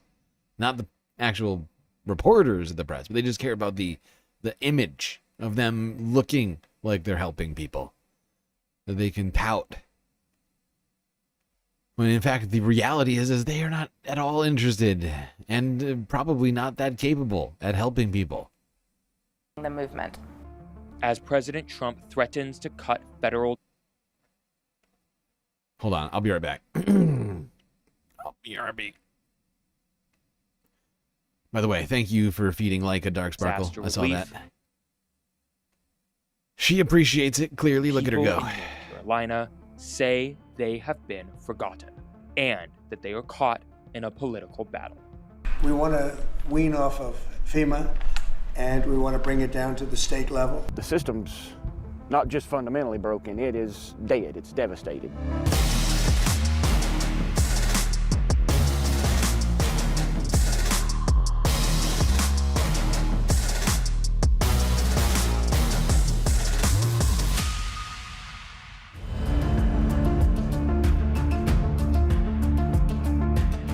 North Carolina, it's a hotspot for tourism. There's natural beauty, forests, mountains, and waterways. But it's also highly vulnerable to America's increasingly frequent extreme weather events. More than a year ago, Hurricane Helene tore through this part of the North Carolina mountains. The storm surge in the wind was so extreme that it rewrote the paths of rivers up here. It tore trees out of the ground, and it destroyed countless homes. Right now, I'm on my way to meet with some people who were directly affected in that storm, whose homes and livelihoods were lost. I want to talk to them about the federal response, the cleanup in the days and months after the storm. I want to find out if they felt they got enough support. This storm comes at a time when the Trump administration is planning to rework the entire way the government does emergency management. I want to find out if they think that's a good idea.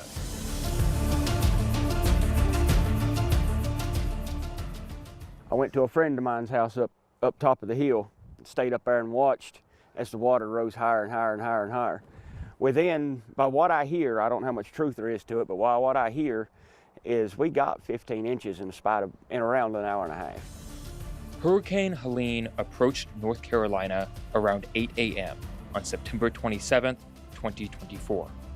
What unfolded next was widespread destruction, flooding, landslides, and devastating winds across the southern Appalachian.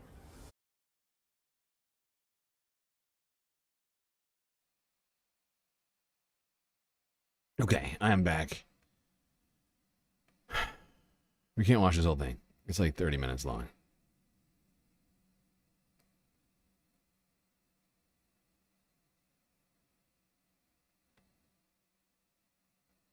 I'm just going to skip ahead a little bit. Landslides, debris flows, and historic levels of flooding surrounded and destroyed homes, businesses, parks, hospitals, the electrical, solar, and water infrastructure, and damaged thousands of roads. The tourism industry has taken a severe hit. I'll also be signing an executive order to begin the process of fundamentally reforming and overhauling FEMA, or maybe getting rid of FEMA. I think, frankly, FEMA is not good. I think when you have a problem like this, I think you want to go and, whether it's a Democrat or Republican governor, you want to use your state to fix it and not waste time calling FEMA. Since taking office, President Trump has repeatedly suggested eliminating FEMA, and has even suggested getting rid of the organization by as early as 2025. Under the Trump administration, FEMA has lost more than 10% of its workforce over the last 12 months, and is projected to lose nearly 30% by the end of this year. Federal aid delays have already affected the communities of North Carolina. Local Representative Lindsey Prather has agreed to talk to me about the situation here. Why is your district so important to understanding Hurricane Helene? North Carolina is a long state, and Western North Carolina oftentimes feels very far away from our state government, both obviously geographically. We're 4 hours away from Raleigh right now, but also just in terms of maybe getting the support and resources that we feel like the rest of the state gets. And so, we felt cut off because of the storm, but also we're really worried about how we were going to get resources to our area from outside. Why do you think federal aid has been so slow to be distributed? I've been asking myself that question a lot.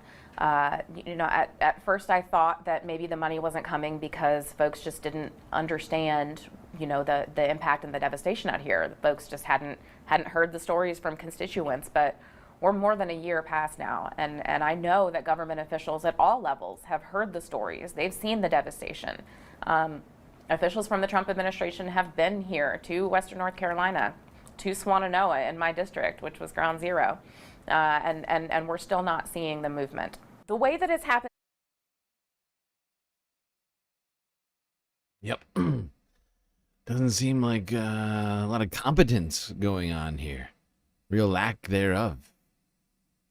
No ability to produce over here, the Trump administration, any results for the people of North Carolina. Disturbing. But could have told you that last year when Donald Trump was doing those press conferences. In fact, now that I think about it, I think I did say that Donald Trump wouldn't do fuck all to solve this situation. He would just use it as a political tool.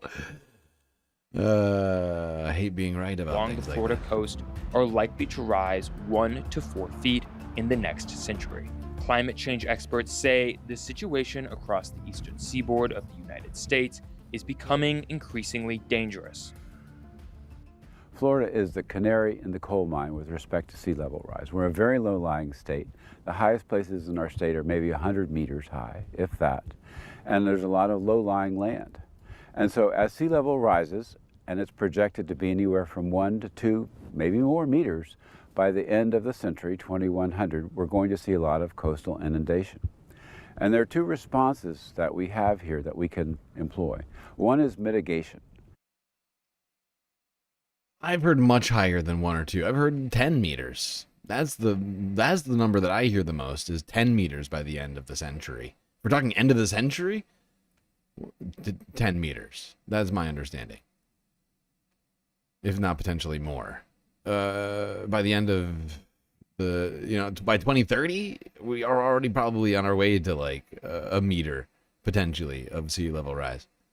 And that's doing something about climate. That's from like 20 odd years ago, whenever we were talking about these sort of deadlines. reducing our CO2 footprint, capturing methane before it escapes to the atmosphere. Here in Tallahassee, we always worry about hurricanes. We're always got our eyes out for hurricanes.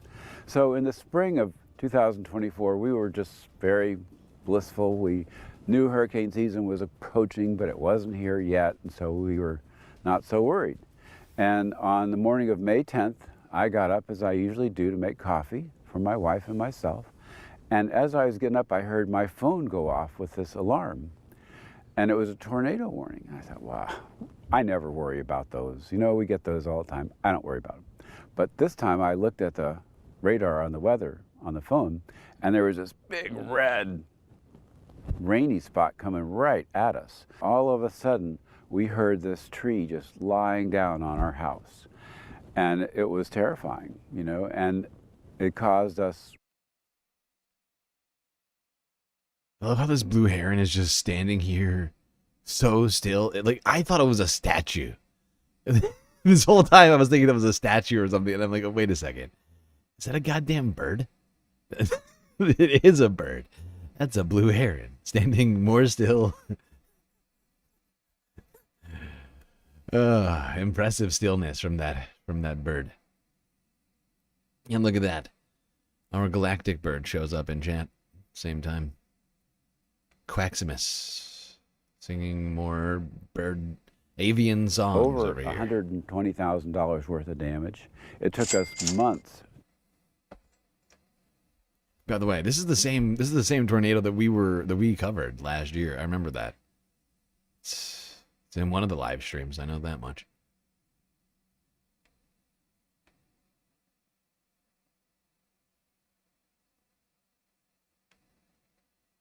Yeah, and like I was saying at the time, this is rather unusual for tornado activity of this scale in Florida.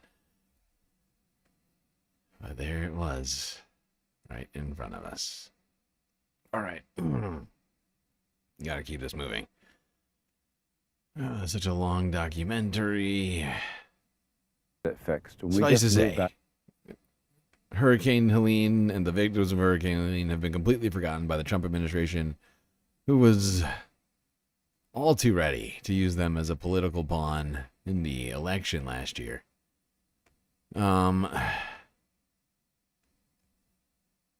Let's go here now. Talk about let's talk about the climate policies of the Trump administration. Spoiler alert, it's bad. The Trump administration says it plans to dismantle the National Center for Atmospheric Research in Colorado, which is the nation's premier atmospheric science center. In announcing the closing, Budget Director Russell Vought called the center, quote, one of the largest sources of climate alarmism in the country. NCAR, as the center is known, was founded in 1960 and has facilitated generations of breakthroughs in climate and weather science. The announcement has drawn outcry from meteorologists and climate scientists. I mean, to describe what climate scientists are doing is alarmism, or anybody pushing for renewable energy and other things that are good for the planet, as alarmists, like, I mean, it's ridiculous. It's gaslighting, is what it is. You know, it's not alarmism if the actual thing you're talking about is very real, right? Like you see a train barreling down at you and you're standing on the tracks. Somebody comes to you and says, hey, you should get off the tracks. That's not alarmism. That's just good advice. Across the country. Earlier this week, I spoke with two of them who are very familiar with the center's work. Brown University's Kim Cobb is a climate scientist and director of the Institute at Brown for Environment and Society, and Matthew Capucci is senior meteorologist at MyRadar. Thank you both so much for being here. Kim Cobb, to you first. What is NCAR, and why, as a climate scientist, is it so important and seemingly precious to this community? Thanks for having me, William.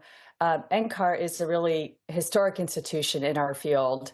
It's, of course, dates back decades now, and over that time, it has really woven itself into the fabric of both weather and climate science across the country and around the world. We're talking about unique, one-of-a-kind facilities like supercomputers, ticked out airplanes, and most importantly, a staff of over 800 people who are at the top of their game in innovating in weather and climate science for public good, putting out data that is on every single climate scientist computer around the country, if not around the world, and a nexus of collaboration as well that is important training grounds for the next generation of leaders. And Matthew Capucci, as a meteorologist, how important is NCAR to your profession? I mean, NCAR is really the birthplace of all the tools we use, both technologically and really the discoveries that are made at NCAR are crucial to our understanding of how the atmosphere works. You know, that's where we first learned about the MJO, the Madden-Julian oscillation, one of the biggest overturning circulations in the atmosphere that governs how so many things, for example, hurricanes behave. It's where we first created a special product used by airplanes when they're landing to avoid wind shear, disruptive changing winds with height that could cause plane crashes. They invented a system. Well, there you go. There's two weather nerds explaining to all of us regular folk that NCAR is an incredibly important and vital piece of scientific research, you know, here in the United States. One which is vital and important to a whole host of different things that we take for granted in our lives. We've seen this, no? Yes, we have seen this. Okay. Yes. Yes, we watched this, like, I don't know. Saturday, maybe?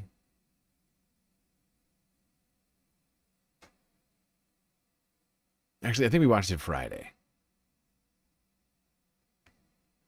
All right. Now, that's not the only thing that Trump is looking to dismantle and or defund. Of course, they're going after NOAA. They're going after the National Weather Service. They've been going after every single scientific research body that they can find. Now,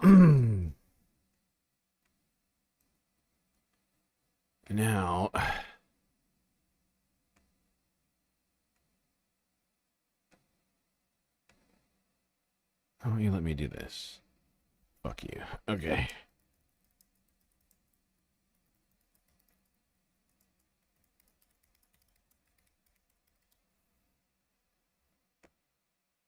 Let's do this.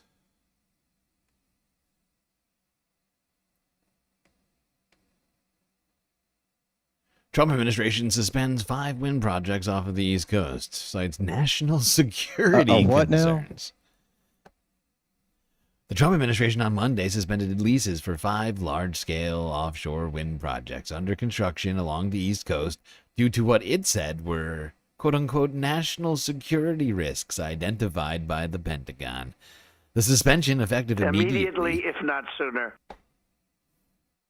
is the latest step by the administration to hobble offshore wind in its push against renewable energy resources. It comes 2 weeks after a federal judge struck down President Donald Trump's executive order blocking wind energy projects, calling it unlawful.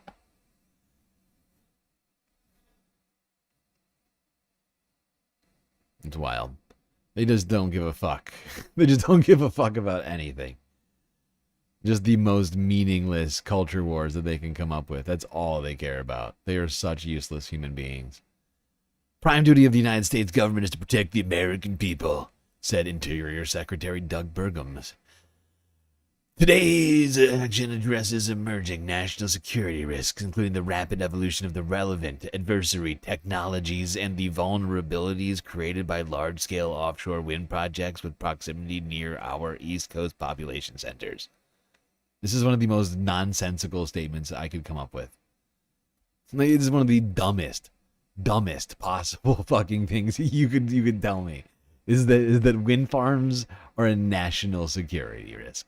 Somebody play it out for me and explain to me how it is exactly this is a national security risk. Because they are not making it clear in their statement. It addresses rapid evolution of relevant adversary technologies and the vulnerabilities created by large-scale. What is he saying? That the existence of renewable energies in general is a national security risk because oil prices might go down or something? That's effectively what they're trying to say without saying it, because it jeopardizes oil prices going like up. It prevents them from going up faster. Is that basically the... I mean, wow. I thought we were going to bring oil prices down. But basically, the Trump administration is effectively arguing for higher oil prices. They want less competition in the energy market so that you can have higher oil prices. That's why they're going to shut this down. A project that is clearly ready to fucking go. Look at it. It's all ready to go. It's clearly ready to go. Everything is here. It's on the shore. It is ready to go off the shore. Now, clearly, all it needs is a boat. This is so dumb. This is so freaking dumb. Remember when Trump was saying we're gonna make energy. It's gonna be very low, lowest gas prices anyone's ever seen, or whatever he was saying.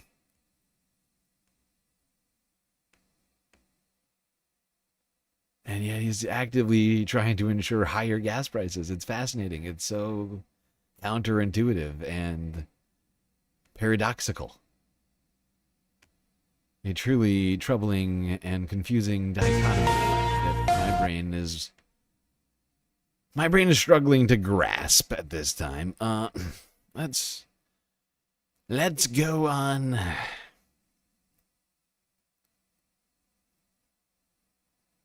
Let's go on. Now, quickly talk about Canada. See what Mark Carney had to say about the claims of hypocrisy. Let's see what dumb shit new Prime Minister of Canada, Mark Carney, had to say about this gas pipeline that they're about to do.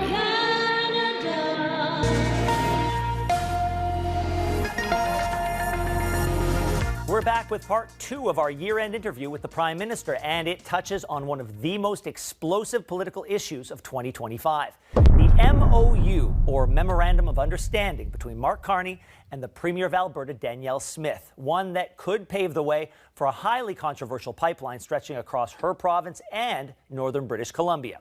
Here again is Global National anchor Donna Friesen. I do want to get to the question of the Memorandum of Understanding with Alberta for the pipeline.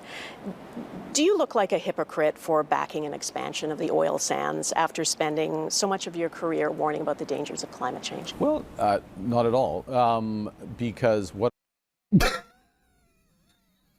That's all we need. I don't need to hear his reasoning. It's bullshit. You can't say that. You can't be okay with this... Just so we all understand, tar sands are maybe the worst. Like, if we had to decide, like, which fossil fuel is genuinely the fucking worst, like, it's hard to decide. But, like, in terms of its extraction, I think that it's actually possibly worse than fracking. Okay? I know, follow me, you're like, what? Worse than fracking? Look up tar sands and how they process this shit.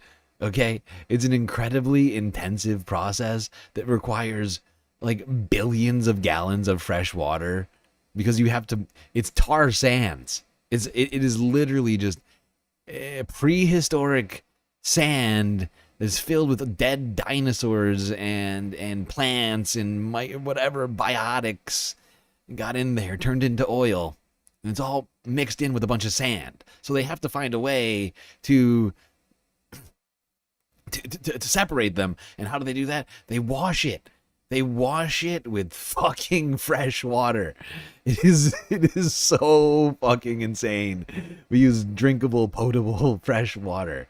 A limited resource to wash this dirty sand so that we can use it to run power plants that we could instead be running with renewables. Something that Mark Carney used to say was something needed to be done, is now doing the exact fucking opposite of that. Shock from a neo-lib like him. Who could have guessed it? I was actually saying I had serious concerns about what he was going to do in regards to this. He was basically forecasting this during the election. Late into the election, he came out and said, actually, I'm totally down with doing a pipeline and like a bunch of other shit. And I was like, excuse me? What now? What?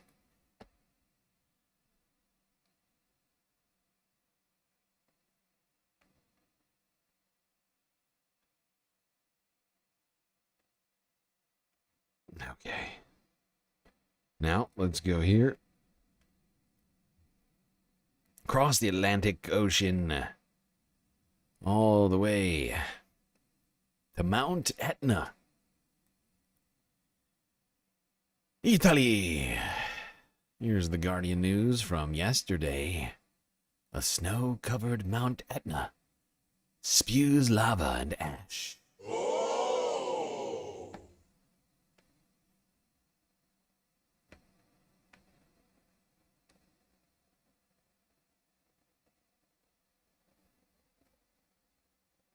It is kind of weird. It's weird. Like how like this like there's like all like you can see the smoke. This is from the eruption. Then you got all the steam from the heat and the snow that's like instantly like vaporizing as a result.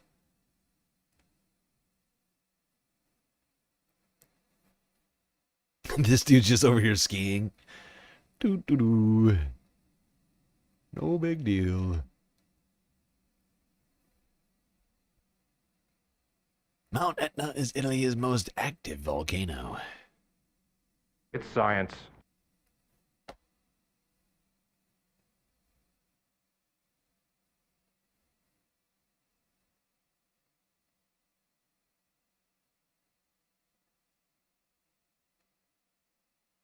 Now, of course, volcanoes are a natural source of carbon dioxide and other polluting gases.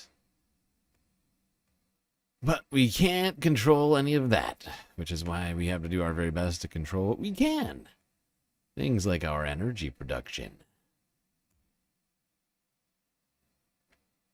Okay, now to Gaza, where unfortunately winter storms have also struck, causing great devastation and suffering on the ground. Because unlike back in the United States, where most people, not all, but most, can get back inside somewhere warm, in Gaza, the exact opposite is true. Effectively, everyone has nowhere warm and safe to stay.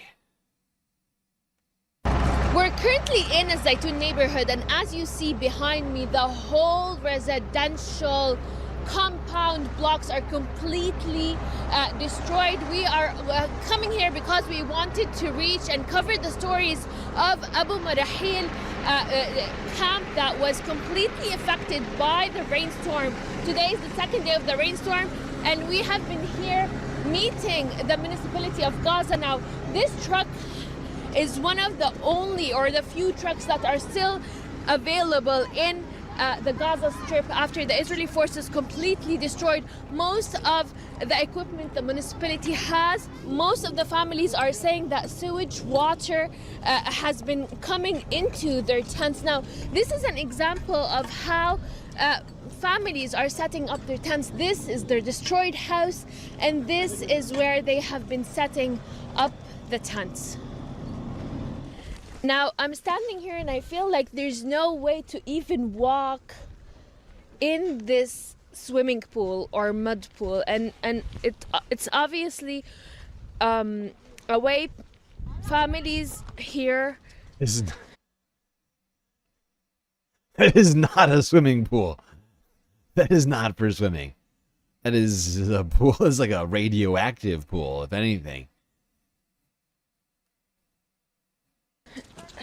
Have been.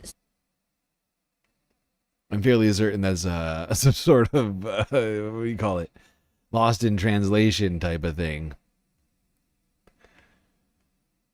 There's no way that that's a swimming pool. You fuck right off.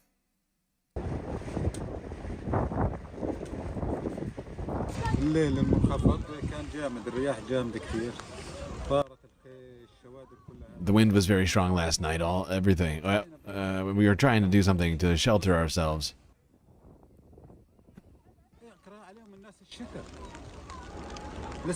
People hate winter.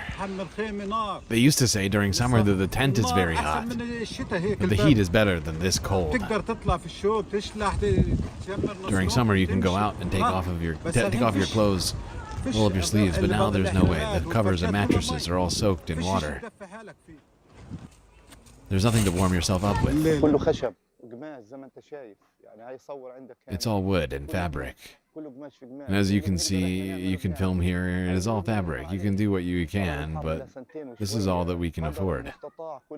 Of course, over more than 2 years of war, we used to collect money as much as we could. But now there is no longer money, tents, or tarpaulin. The tent has collapsed nearly 6 to 7 times. The wood... Jesus. The wood itself became weaker with the water, the moisture, and the sand. There's nothing left.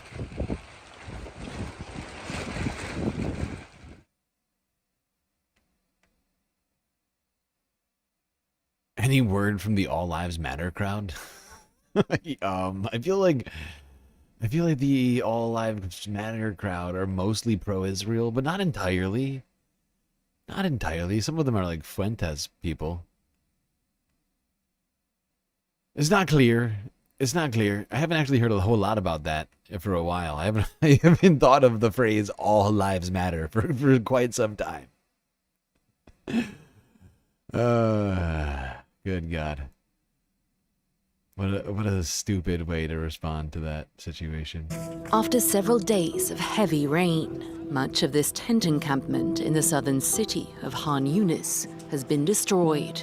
Distraught, this elderly woman has lost her only form of shelter. We were sleeping inside last night when the seawater came in, and the tent collapsed on us. I couldn't get anything out. It's all gone. No tent, nothing. May God help us. There is no one to help us. Blankets are sodden and sand covers everything. The tents are situated by the seashore in an area prone to flooding. According to the Gaza Health Ministry, at least 12 people, including a 2-week-old baby, have died since early December due to hypothermia or the weather-related collapse of their home.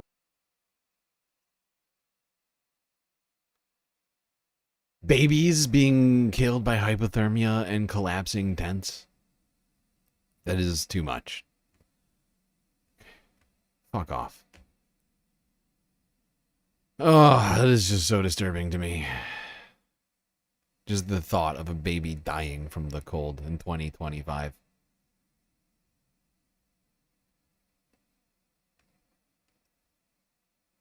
People keep telling me there's a ceasefire. Does this count as a ceasefire? Babies dying because they don't have the necessary shelters to keep them from dying? That's a ceasefire? Israel is actively blocking the supplies needed to keep people warm in Gaza right now. And we're supposed to be told that that's a ceasefire. We'll get to we'll talk about the ceasefire more later. Too pissed off to keep talking about it. Okay, now let's go to a shocking video out of Roya News. This is in the mountains of Syria 3 days ago.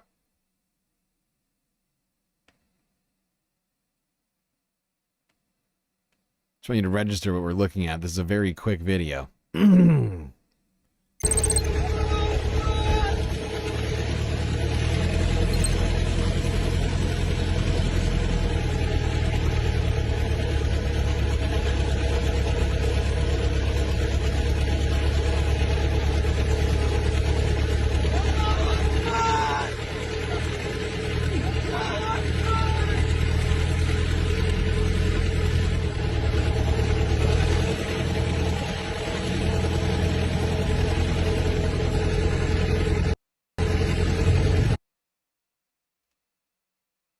Yeah, that's like a half a foot of snow or more in the mountains of Syria here, countryside.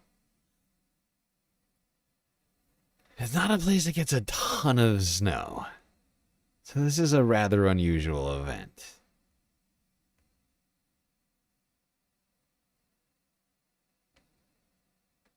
Although it bodes well for the aquifer for the harvest potentially next year. Right now, I'm just sort of, like, it may not bode well for the harvest now that I think about it. Some of these plants may I'm trying to think whether or not any of these plants going to handle this. Probably. What's the olive trees? Can they freeze for any long period of time? I think so. I think they do okay. As long as like the fruit isn't hit by frost. Generally speaking, I think the trees do all right in freezing temperatures. It's fresh water waiting to happen. Exactly. I mean, so in one way it's good. In another way, I am horrified because what am I looking at? Why is there so much snow in Syria? That's not where snow goes. Was the dude yelling about the snow on top? I believe he was. I believe so. Okay, this is perfect timing. Somehow I've managed this stream.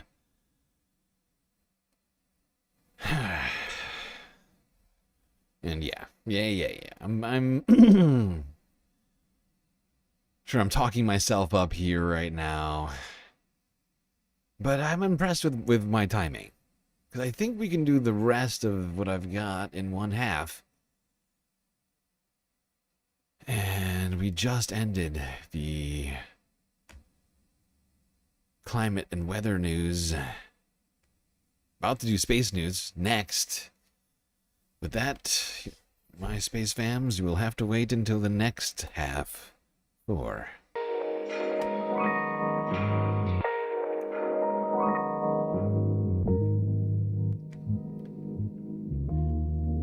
Alrighty. I hope everybody's been enjoying the show so far. If you haven't already, somehow, I don't even know what you could possibly be doing that you're not watching, that you have been watching the stream, but you haven't subscribed on YouTube, you haven't followed on Twitch. What's going on there? I'd like to think that you're smarter than that, but if you haven't, click it. It's so easy, and it helps support the stream. Maybe hit that like button too while you're at it. Would also like to bring your attention to the fact that, of course, our stream here is brought to you by viewers like you. And we've got a hell of a lot of ways for you to show your support. YouTube, Super Chat, Super Stickers, memberships, gifted memberships, Twitch with the bits, the power-ups, the subs, the gifted subs, the Twitch Prime subs. We've got Cash App and PayPal, and of course, the very best way to get most space benefits for your dollars is to go on to Patreon and become a Galactic patron. Where for the low, low price of 10 cents a day, you can get access to a goddamn wonderland of space benefits unseen by the rest of the goddamn Milky Way galaxy. What are you waiting for, space fams? Dive in. Become even more galactic. Do it right now. There's a link in the chat and in my bio on YouTube and on Twitch. All right, everybody, enjoy the break. Grab yourselves a drink, maybe a snack, and I will be right back.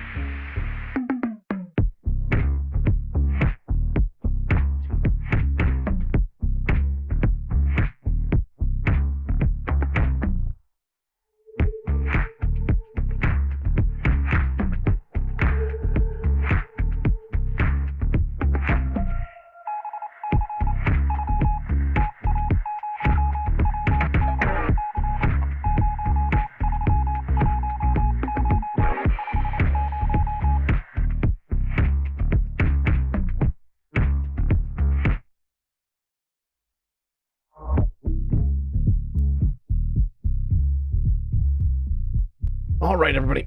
We are back. Final half of the show is about to begin. So, better get back in those seats. Otherwise, you're gonna miss it.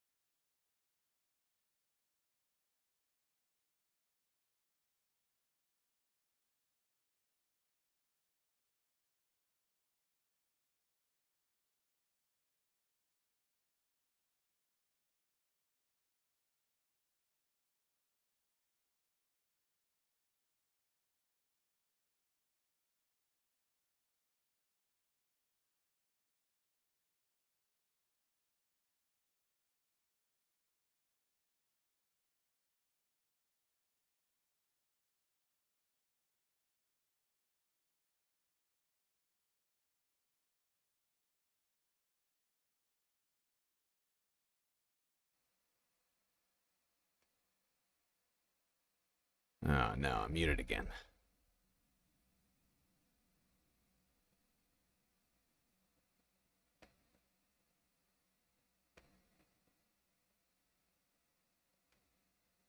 That's very annoying.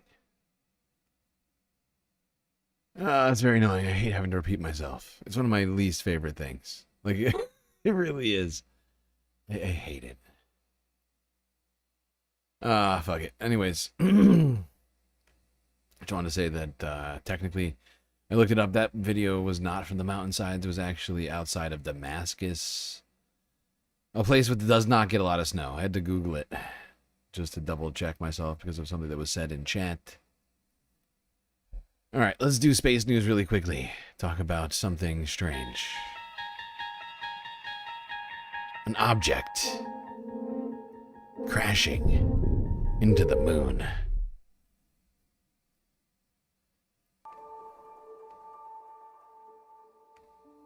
Earlier this month, astronomers recorded a brief but unmistakable flash of light on the moon, the result of a small space object striking the lunar surface at extreme speed. What makes this event notable is that it was captured live by a ground-based telescope, offering a rare real-time look at a lunar impact. Early analysis suggests the collision may be linked to debris from the Geminid meteor shower, a well-known annual meteor stream. It is not how you say that. This is the Geminid meteor shower. Not the Geminide. I've never heard anybody say it like that. In this video, we will break down what was observed, why it matters scientifically, and what it tells us about ongoing activity around the moon. Let's get... And I am here to nutshell what was in this video for you, space fams. Here's what happened. A asteroid, most likely, as was just mentioned, from the Geminid meteor shower, struck the moon. And it gave people humanity a brief glimpse into interstellar objects. Well, I guess it's not really interstellar. Space objects and their interaction with the moon. Of course, the moon has no atmosphere. So this is very important, technically, as we are rushing to try and do stuff up there on the moon, like, I don't know, colonize it and stick a bunch of like nuclear plants up there. Might want to know what'll happen if we put stuff up there and it gets hit by an asteroid. So that gives a glimpse into the effects of objects such as that. One can assume without any atmosphere, the moon, there's no real protection down there, and so you gotta do some very interesting engineering to avoid having objects like that cause problems for you down on the surface.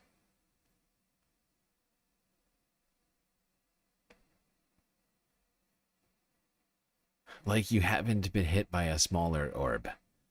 Oh boy, we're getting into a bunch of orb fighting now, huh? Okay.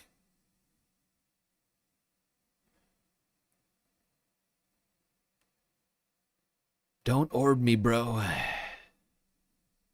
Alright, let's go here. Oh, God, this story. Oh, this is a terrible way to start the Earth news off. Let's do it, though. We have to. Gotta start from west to east, and we're gonna start with Mexico, where this horrifying tragedy happened earlier today, on Monday.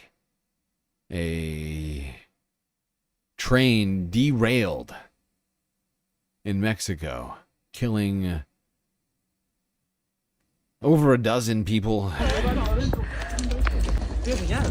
No.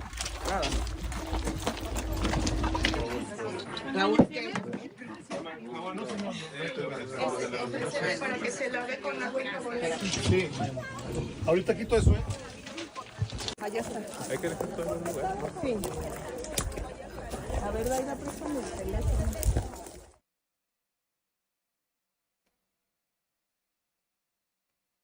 That's all I've got on that one. But it is fucked up.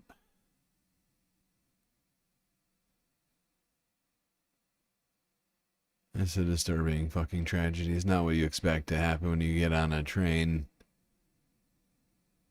It's not clear what the cause of this crash was yet, but I'm sure that it'll be talked about in future days. A lot of people got hurt and a lot of people died. All right, now let's go to Panama for this fucking ridiculous story. AI voice. Oh, it could have been. Are you talking about the Geminide meteor shower thing? You know what?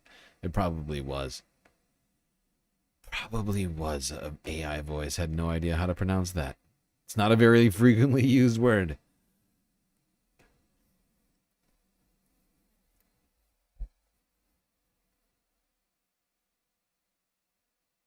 Roy Orbison's father was probably an orb.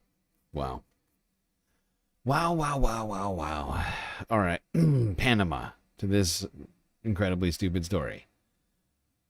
This is from 14 hours ago, France 24. Panamanian monument honoring China's contribution to the canal torn down. A what now?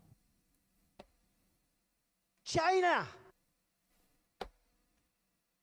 Now void of its colourful Chinese archway, and with its dragon sculptures moved off to the car park, the destruction of a monument to symbolise Panama's friendship with China hasn't gone unnoticed. This is so petty.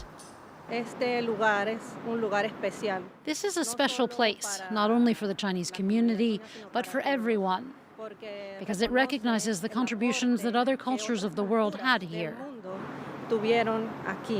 The demolition of the site, which overlooks the Panama Canal, comes as US President Donald Trump says Beijing has too much influence over the waterway. However, the mayor of Araihan, who ordered the site to be cleared, denied the move, responded to political... Oh yeah, this is completely. Yeah, good one. Give me a joke. Oh, this guy's got jokes.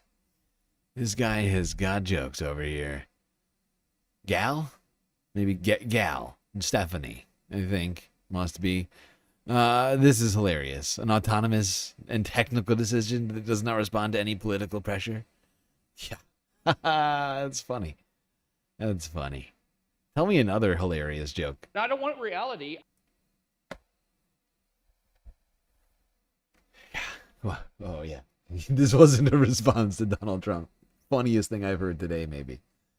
Oh, yeah.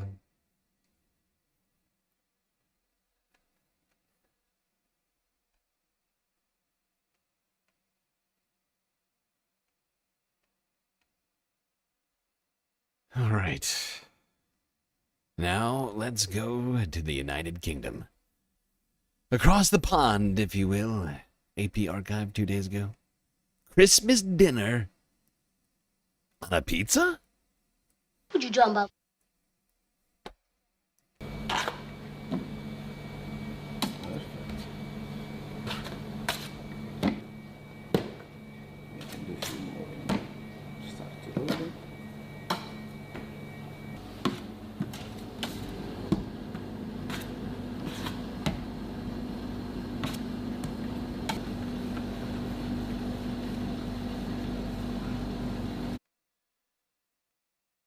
This guy is going in on this dough. 2 balls at a time. Too much, man.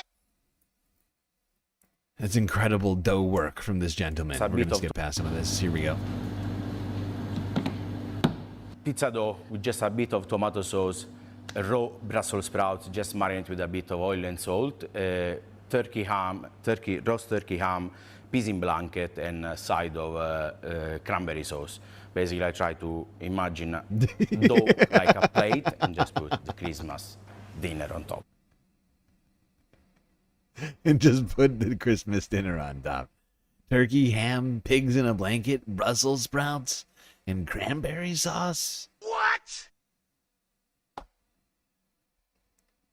All right, we have to see this culinary creation of his. Oh, here he goes in with the ham.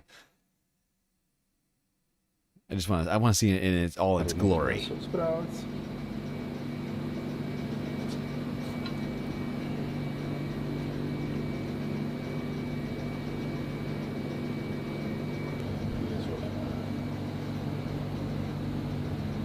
Mike, this is ridiculous.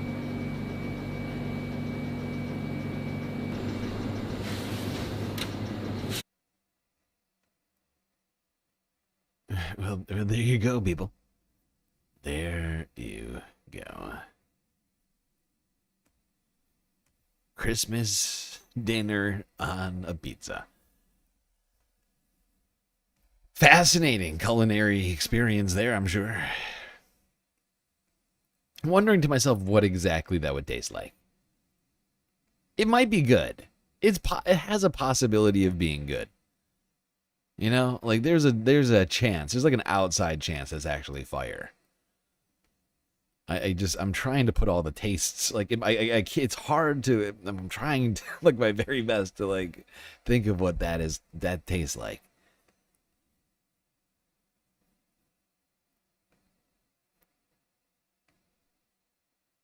All right, now let's go from food to economics with one guy by the name of Gary, who's supposedly big into economics.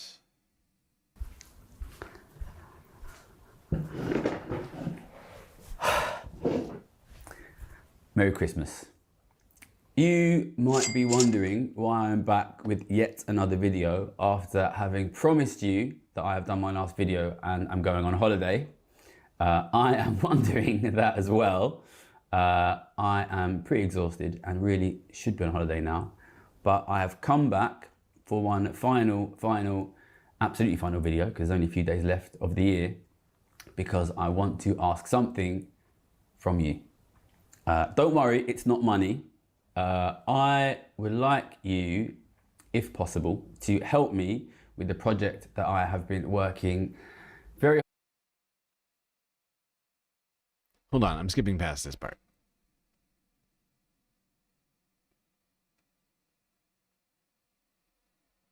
Prepared a little Christmas message based on the work of one of my favourite authors, Charles Dickens. His work, The Christmas Carol, in which he talks about the past, the present and the future. So here's my Christmas message for 2025. Okay, so I've got a little stack of books here behind my laptop because I want to talk through some of my favourite books, including a couple by Charles Dickens. So I haven't spoken about this much on the channel, but I love books, especially novels and classic fiction. I'm a massive fan of Charles Dickens. I'm normally reading about 10, 15 books at a time. And one of the books that I'm reading at the moment is David Copperfield by Charles Dickens, which I'm nearly finished. It's about 1,000 pages, this book. I think I've got 100 to go. Oh, that's in the way of my mince pies. This is Charles Dickens's semi-autobiographical work. I think the reason it's called David Copperfield is the initials are DC, which is like a flip of CD, which is Charles Dickens' initials. He was named after the things you used to put in computers. And in this book, he talks about, growing up in quite a difficult home as a kid and having books as a kind of an escape and something which he used to sort of, help deal with difficult times when he was a kid. And that was quite funny for me because when I was a kid, sometimes the house I grew up in was quite difficult, and I read avidly all of the books in my house, including Oliver Twist and Great Expectations by Charles Dickens. And I read those when I was like a really young kid, and I didn't understand them at all, basically. But it was kind of emotional to me to see that Charles Dickens himself was using sort of books as an escape when he was a kid. And then when I was a kid, Charles Dickens' books were kind of an escape for me. So for anyone who doesn't know who Charles Dickens is, he is, I think, arguably the most famous English-British novelist of all time. He was writing in the 19th century, the 1800s, during the Victorian period. And I want to start my discussion of past, we're starting with Christmas past, what can we learn from the past, with what can we learn from Charles Dickens himself. So I sometimes talk about sort of the history of economics. When we read Charles Dickens, what we're reading is a picture of what the history was like in this country, in England, at a period when England, Britain, was the richest and most powerful country in the world. And a lot of what Charles Dickens writes about is poverty and inequality. And anybody who's seen or read Oliver Twist or really any of Charles Dickens' books will see what he writes about a lot is just explaining how much poverty there was in that time. And I think what is interesting to recognise about that is you're seeing like tremendous poverty. This is a time when, Charles Dickens himself was sent to, I think, polish shoes in a workhouse when he was just a kid, when a lot of young children were forced to work, doing things like going up chimneys, when there was incredible poverty. And that was at the height of the Industrial Revolution in the richest country in the world. So what does that teach us about the economy? What that teaches us is, first, poverty is not just something that happens in poor countries. So I often think back to the term that Donald Trump used a year or two ago when he talked about shithole countries. And the reason I think about that a lot is I think when he said that, what you see there is a quite naive assumption that poverty is something that happens in poor countries. And I think sometimes there's a little bit of naive racism underneath that, which is like, in places like Europe, in places like the UK, we can never be poor, we can never have the kind of poverty that you see in much of Africa or in much of Asia or in lots of Latin America. What Charles Dickens teaches us is that poverty can happen here, that poverty did happen here, it can happen in the richest countries in the world. Life can be really, really bad for ordinary people, even in phenomenally rich countries, if you do not deal with inequality. Inequality is another one of the big themes of his book. So I think the first thing we can learn from Charles Dickens is to be careful. Charles Dickens teaches us poverty can happen in rich countries like Britain, like the US. It did happen in Britain when Britain was the richest country in the world. Yeah, and the other thing that it shows us is... Okay, I was going to stop this here. Gary's Economics over there in the UK. Talking poverty. Charles Dickens. in his Christmas message. Thank you, Gary. Much appreciated, Gary.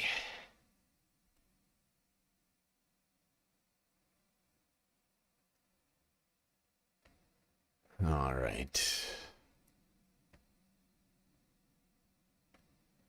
Now, let's quickly go to France and talk about the work-life balance in the digital age. Can you tell that this was a Sunday Funday stream merged with a Monday stream, with a Moon Day? With a Moon Day stream, if you will? There's a couple of these in here that are definitely ones that usually we'd only be watching on a Sunday Funday that I just left in here because you didn't get your deserved Sunday Funday that I should have done yesterday. And I'm sorry for that. I'm not perfect. Sometimes I need a day off. And since I didn't stream, I did at least get a ton of stuff done, which will hopefully help me make the New Year's Eve stream stuff extra good. I still have to put up the New Year's decorations, by the way. I don't know if anybody remembers the New Year's decorations, but we had those too. And I have to pull those out. Gotta pull those out of my butt. Between now and, like, tomorrow, basically.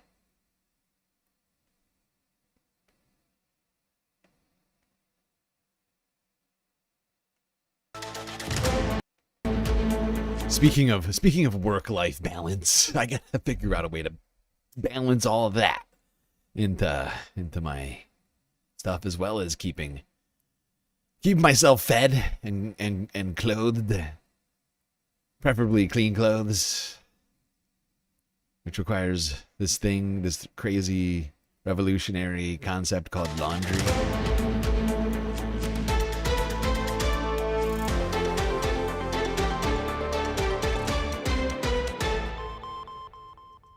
It's the word of the year in Japan, with a literal take on the song by Rihanna. I will also abandon the idea of a work-life balance. I will work, and work. This woman is fucking toxic. I refuse to have a balanced life. Only work, says this little authoritarian, this little fascist. Work until you die, slaves. Lean in, says Sanae Takaichi. So, Eclipse Day. I guess, yeah. It's like Sunday is eclipsing Monday. Yep, in a way. Or vice versa, however you want to see it. That was Japan's first female Prime Minister, Takaichi Sanae, when she was elected head of the Liberal Democratic Party back in... She is genuinely the... Alright, not the worst.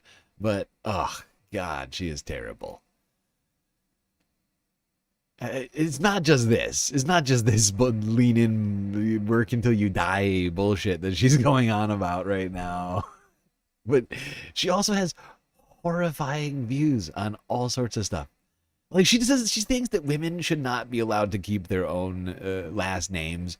That and actually Japan's got some weird history with last names, by the way. Look into that if you ever get a chance. Because if you were poor in Japan, you didn't get a last name until like 1850. You were just your job. What else? Look into her social views. I mean, this woman is just, yeah, she's just terrible. The 64-year-old Takaichi may espouse work. But how about those entering the labor market? 34-year-old Zoran Mamdani was elected mayor of New York. He was powered by young people who, in this age of the gig economy, ask, what's the point of slaving away at a low-paying, high-pressure services sector job when AI is coming for your livelihood, and saving up for a home or a pension seems like a pipe dream? The future's now, they say. One survey has 43% of Gen Zers stating they quit a job because it did not fit their personal lives, compared with 28% of baby boomers. So, what does make a good work-life balance? Is it normal for humans to no longer define themselves by the way they earn their keep? In this age of rapid change and growing inequality, what to expect when it comes to our livelihoods and to our lives? Today in the France 24 debate, how to manage that work-life balance in the digital age. With us, software engineer Dipti Chander You're president of the nonprofit Emma Foundation, which advocates for diversity in the tech sector. Welcome back to the show. Thank you. Welcome as well to Antonio Casilli, professor of sociology at the Paris Polytechnical Institute. Oh my God. Welcome, everybody. Thank you for being here. Great. Supérieur. Also at the Paris School of Economics, you study the evolution of labor markets in the digital age. Oh my God. The year, you can listen, that's right, listen to the France 24 debate wherever podcasts are streamed. Now, through the ages, humans have sung the praises of good old-fashioned hard work.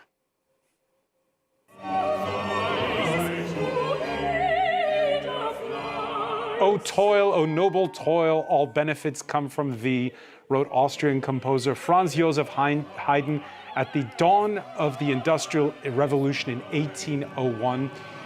It's really only when France experienced full employment that youth first pushed back against the notion of punching the clock.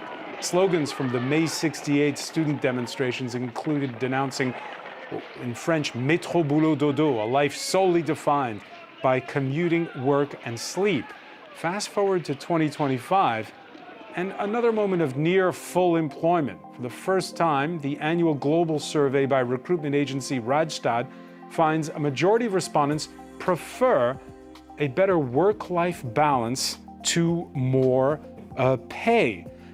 Benjamin Chaminade, is that true? Is there a generation gap or not? No, I don't think so. It's more like a societal change. And the number you gave is, for me, is very surprising, because for me, I don't think we are into this work-life balance thing anymore, especially if you consider that you have two buckets with a concrete wall between both of these parts of your life. I think we are much more into a life, life, work, inclusion, when you adapt your work to the life you want to have, especially with remote work. But you just said it there. Adapt your life to the work you have. Yeah, absolutely. Does he not understand? I feel like he's not understanding the contradiction in what he's saying right now, or at least in reference to the actual question. But yeah, that's absolutely what's happening. Is people are being forced to change their life to make their work, to make their, for their work, not vice versa.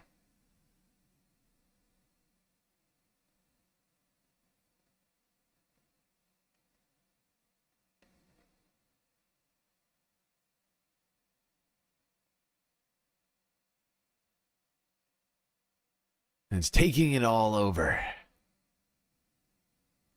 And basically, I mean, they went on. This is like an hour-long discussion they had here at France 24, where they talk about all sorts of things, like your boss texting you when you're not at work, or having to respond to emails when you're not at work, and all sorts of other ways in which life is taken over by work, and how people continue to be working more and more and more.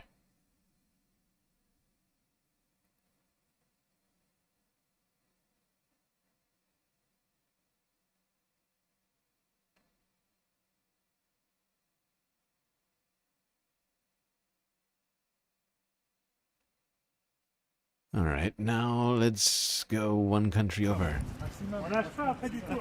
To Switzerland. Oh, never occurred to me. Interesting. It's just crazy enough to work. Yeah.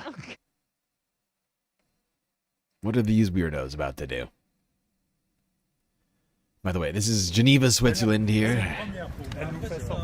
Lake, what is this? What's the name of this lake? I always forget. Un calendrier sur le thème sauvage. Vous êtes invité tous les jours dans l'émission sur les bains. J'ai respiré, hein, monsieur. C'est tout dans la respiration. Oh, it's called Lake Geneva. It's too easy, that's why I forget it. I always feel like it's going to be something else, but no, it's Lake Geneva. Wait, no, is it Lake Geneva? I'm getting two different things. It says Lake Geneva or Lac Le Mans. That's confusing for my brain. Which one is it?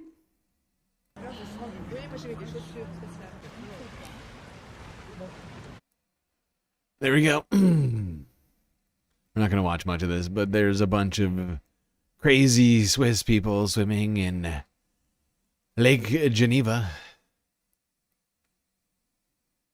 in the middle of fricking winter. Like a bunch of crazy people.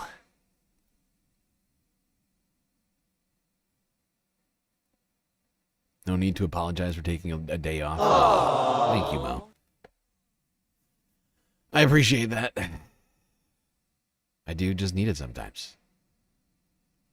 Fact is things both on the space station and down in my Earth apartment were just in disarray due to like 3 months of me being just like in a deep dark hole. Deep dark hole. You know, and losing the YouTube channel, it took all of my thought away from me. I was just not getting enough stuff done. And, like, I looked around, like, after I decided to cancel the stream, and I was like, you know what I need to do with my time now that I'm not going to do the stream tonight? I need to clean. And I did that. And I feel good about it. All right. Now, let's go here for another Sunday Funday clip. Italy, where one part of Italian culture is receiving a UNESCO heritage status. What is it? Let's find out. In Italy, gastronomic excellence begins in the fields. Raw materials rooted in specific territories, shaped by the land and local know-how. Like in this olive grove, about 100 kilometers from Rome, dedicated to making 100% Italian olive oil, produced for the high-end market. Here we're making a DOP product, which means Protected Designation of Origin, from our selection of typical regional products. This is an important production connected to the Umbria region and defined as a premium product. The recognition of Italian cuisine as a UNESCO cultural heritage compels the nation to preserve its authenticity and to combat any kind of imitation and fake products. Now there you go. Italian food.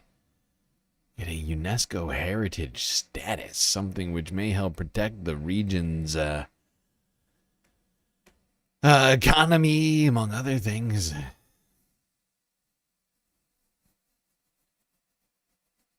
Now, let's go to Africa. Talk about this political battle, if you will, ongoing. A battle for legitimacy and power between the Alliance of Sahel States and ECOWAS. Two different political alliances, but have they're basically like it's like a Venn diagram. Like a bunch of the people, there's like not people, but a bunch of the different countries in these alliances are in both alliances. Not everybody, right? Like I said, it's a Venn diagram. There's a bunch of people in, I think it's more so in ECOWAS. There's more people in ECOWAS than there are in the Sahel Alliance. But like, there's a bunch of people that are in both. And by I keep saying people, I mean countries. On one side is the Alliance of Sahel States. On the other, the Economic Community of West African States, or ECOWAS. Men in uniform who seized power versus men in suits, although democratically elected, many rewriting their constitutions to remain in office. The youngest face on either side, Captain Ibrahim Traoré, the 39-year-old who led a coup in Burkina Faso. Compare that to Alassane Ouattara, Ivory Coast's 83-year-old president, 14 years in power, and recent winner of another 5-year term. Once they were a unified bloc. Now they are. These guys have been in power so long, this guy can't even keep the sign up. Did you see him? This dude is shaking so hard, just trying to hold this sign out. Recent winner of another 5-year term. Once they were a unified bloc. Now they are split. The break came after young soldiers toppled elected officials they saw as out of touch. For them, democracy has delivered corruption and elections have robbed people of their voices. At the summit of the Alliance of Sahel States, the young captain took leadership of the bloc and redrew the enemy, not Al-Qaeda or ISIL, his African neighbors, regarded as the enemy within.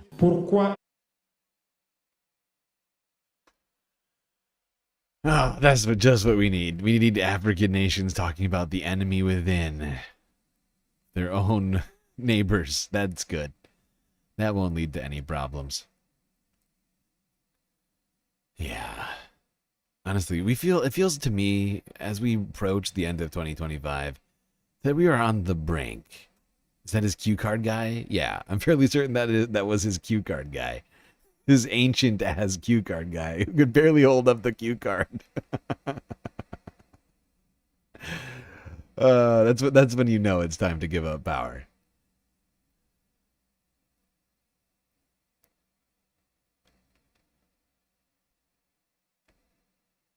Honestly, though, there's been some kind of troubling moves in Africa. Like, I worry about what is coming down the pipeline. Fact is, you know, while Donald Trump is declaring peace in all sorts of places, including the Congo, we don't even have peace in the Congo right now. And still, there's plenty of stuff going on throughout the continent of Africa. All sorts of little moves here that we've been talking about. You know, from the protests we've seen in Ivory Coast to, what was it? Eritrea and Guinea-Bissau. The military coup in Madagascar. A revolution, or like the uprising in Morocco. You got Egypt, of course, bordering Palestine and everything else going on there. Speaking of, let's go now to Palestine.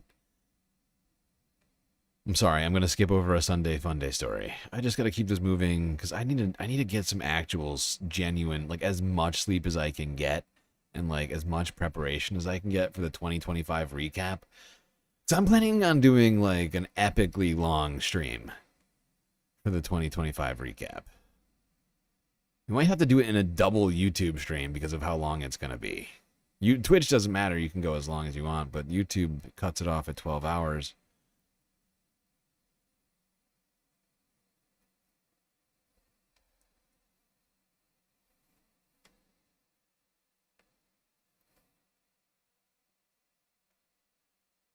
All right. Well, we've made it through the bulk of the stream, like 80% of the videos we've made it through. I'm honestly kind of impressed with myself. I did have to skip like a few, but not that many. Like 5. I think I skipped like 5 videos out of 101 videos. It's not bad. Sure, I might be a little biased. I'm the guy doing the videos, but you're lost on the Somaliland issue? Let's not start with the Somaliland situation. We'll probably talk about that some other time. We talked about, we recently, not recently actually, it was like over a year ago. I think we talked about the Somaliland and the history around all of that in one stream just because I felt it necessary. I can't remember what led to this, but like I like took a tangent in a stream. I'm not doing that right now, but suffice to say, yeah, it's something that probably requires our discussion. There's just so many things to talk about, you know?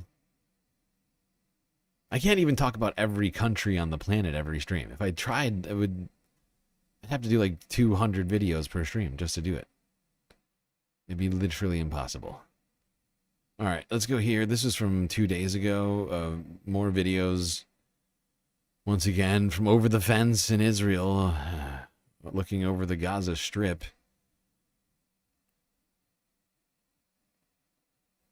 You see massive, bright flashes and seemingly rockets blowing up above, as well as like it's not clear, but you can see like all these massive flashes above Gaza. It's not clear what's going on.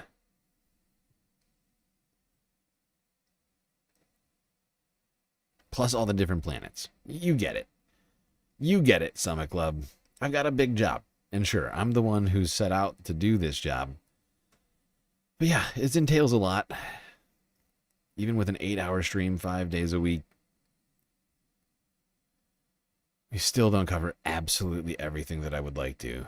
Every week goes by, not every single week, but many weeks go by where I look at my lists and I'm like, we still didn't cover this shit this week, and they've already become irrelevant.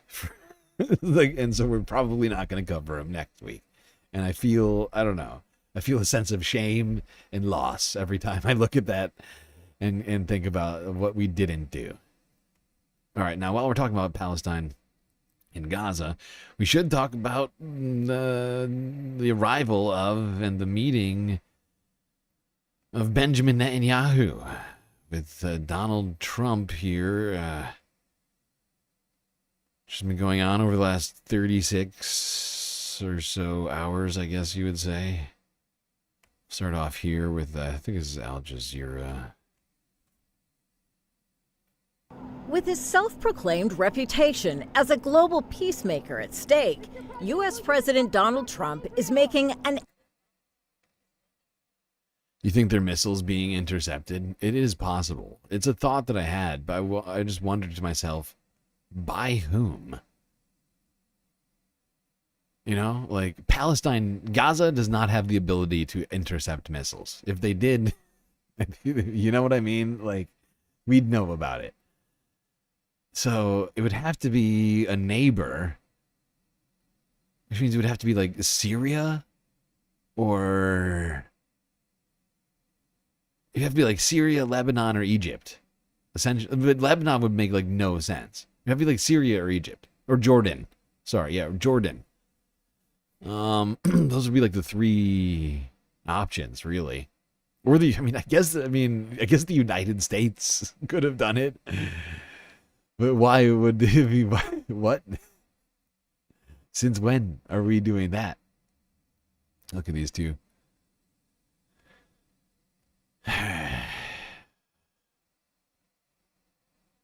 End-of-year meeting with Benjamin Netanyahu, a top priority, interrupting his Christmas break at Mar-a-Lago to sit down with the Israeli Prime Minister.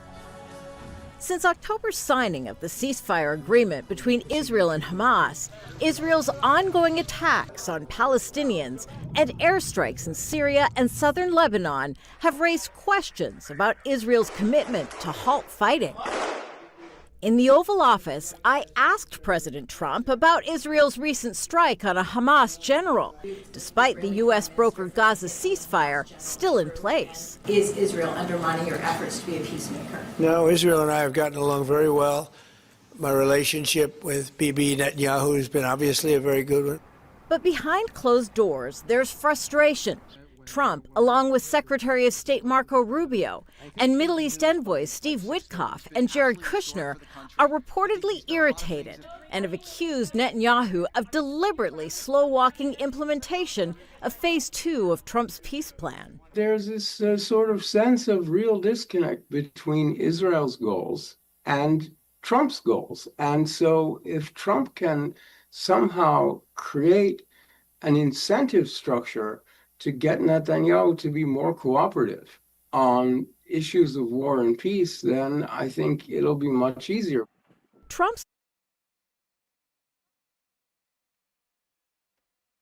My question is, what exactly would Donald Trump offer Benjamin Netanyahu? Or say to pressure him? He's not going to cut off weapons. There's no way he would do that. Like, I don't envision Trump like pressuring Benjamin Netanyahu. So then my mind turns towards what are the carrots then? If there's no stick, what's the carrot? And I just the West Bank. I mean, what is it? Hey, I'm delighted to welcome. Okay, let's go to this clip from TRT World from yesterday. Hey, I'm delighted to welcome Israeli Prime Minister. Past Trump-Netanyahu meetings have followed a familiar script: firm declarations, limited impact on the ground. In Gaza, The focus is on sustaining a fragile ceasefire and advancing to a second phase. But implementation has fallen short, raising questions about Israel's commitment and whether enough aid is reaching Gaza. This government will absolutely not move to the second phase. Netanyahu will have his conditions. He might be ambivalent about some issues, therefore they want to remain in the Gaza Strip and occupy 58% of it. They do not want to withdraw from Gaza now, especially with the Israeli elections underway. While Washington says humanitarian access is a priority, aid agencies report deliveries remain far below Gaza's needs. Israel continues to keep the Rafah crossing closed, a critical lifeline for the Strip, raising doubt. You know, it is disturbing to me that people continue to frame the situation as if the ceasefire is holding. When you have images like this, when you have people living in tents in the winter, completely like Israel continuing to cut off all of the necessary aid that's supposed to be getting in according to the fucking ceasefire that everybody keeps talking about. It's like Israel can violate every single thing on the ceasefire list, and the mainstream media will just be like, Israel's doing a great job not violating the ceasefire. And it's like, what are you fucking talking about? They have murdered hundreds of people since the ceasefire, the last ceasefire date. Continue to blockade the vital aid that is needed into the Strip, the most important aid, things like medical supplies and building supplies, tents and all these sorts of things. People, it's just not. It's a farce. Not about intent, but enforcement. Since the deal was signed in October, little has changed. Hunger and displacement persist. Israel's killing of Palestinians continues, and Palestinian officials say Israel has violated the ceasefire more than 1,000 times. The gap between It's not just officials. The videos. It's not just the officials. Every single video that we see seems to make quite evident that they're violating the ceasefire. And it's not just Palestinian officials. I mean, and/or videos. It's also humanitarian groups that have been continuing to say, even though we haven't been paying enough attention to all of this, like we've seen in recent weeks, officials coming out saying, hey, the ceasefire's on, but we're still not able to get the aid in. Everybody just keeps framing it in this way. It's like in a way to like justify, like it's like, oh, like it's just the Palestinians saying it. Oh, you can't trust Hamas. It's like, dude, it's not just Hamas. It's fucking everything. Literally everything makes it quite clear what's going on. Reality is even clearer in the occupied West Bank. Under Israel's current government, the number of illegal settlements in the occupied West Bank and occupied East Jerusalem has surged, rising by nearly 50% from 141 in 2022 to 210 today. The United States attempted to draw a firmer line. Don't worry about the West Bank. Israel's not going to do anything with the West Bank, okay? But past U.S. opposition has done little to slow illegal settlement expansion, deepening skepticism over whether pressure will be matched by consequences. Netanyahu's position on a Palestinian state is also one that complicates any move to phase 2 of the ceasefire and directly clashes with Trump's own 20-point plan, which calls for a credible path toward Palestinian statehood. We said there. Yeah, except the wording of that has always been problematic. It never guaranteed a state for Palestine. Just a path to a state. A concept of a plan to a path to a state. Right? There's never any guarantee. That's part of the problem with the wording in the language of the peace plan that was proposed. And let's not forget that we've been told, part of the problem with this whole fucking situation is we keep getting told that the ceasefire, the whole plan has been agreed to. Essentially, the way it's being framed is that there's a ceasefire plan and it's been agreed to. Well, no. Actually, it hasn't. One phase of a 3-phase peace proposal was agreed to, but the whole plan was not accepted. And therefore, we don't actually have a peace. We have a brief, momentary ceasefire. And ceasefire only really for one side. Israel's continuing to murder as many people as they see fit.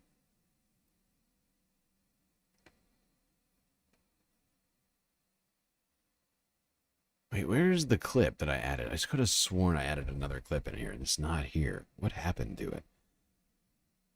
I had a clip. They had a press conference, and I could have sworn I must have added it to the wrong fucking list. I added it to the New Year list accidentally. Because I've been adding videos to that thing like crazy. I got 226 videos in the New Year list right now. It's not in there. What the fuck? Hold on. Sorry, everybody. I just want to get this in. I just want to get this in. Now. Where did it go? Oh, you're killing me. I'll search it. Fine. No, it's fine. I don't care. That's not annoying to me at all, actually. Super easy, barely an inconvenience.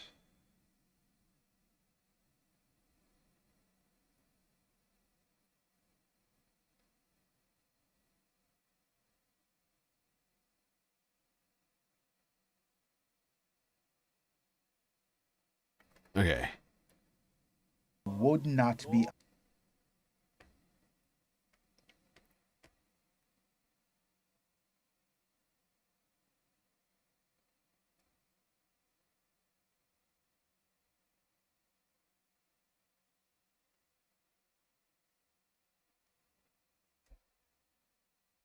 The Portland Frogs in the New Year's retrospective.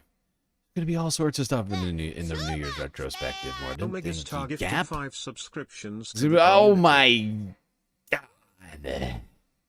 Omegastar. Gifting 5 tier 1 subs to the Galactic community over on Twitch. Incredibly generous. Who got those subs? Omegastar Bad brain. just subscribed for 16 months. 16 months of subscription for you, Omega. Thank you for the resub and the gifted. Hold on, let me finish. Okay, we got Bad Brain. Gifted sub. Ali Problemas. Fellow streamer. We actually did a collab on Redolent Thoughts stream the other day. Enjoy that, Ali. Tango Whiskey Romeo. Sub. Plain Baklava. Sub. And Bean Transfer. Sub. Enjoy. Incredibly generous, Omega. Thank you so much for the donos over there, keeping the subs up. We've been waning in sub points lately over on Twitch. Probably because people are trying to get their sub on over on YouTube now. It's like a competition of sorts.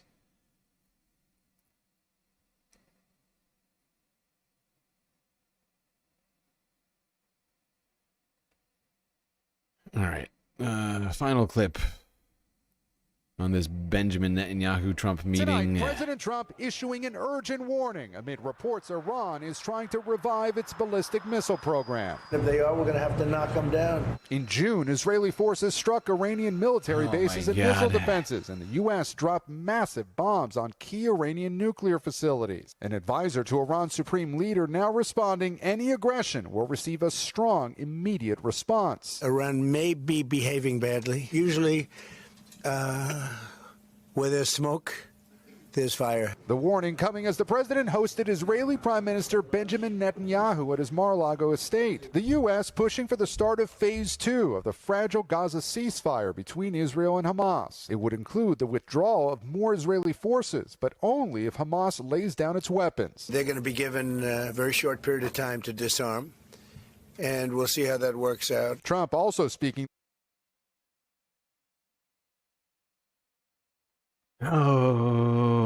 Okay, Donald Trump making a bunch of threats to Iran and Hamas. No threats seemingly to Israel. Israel's doing fine while they continue the genocide. They're hanging out, glad-handing back in Washington.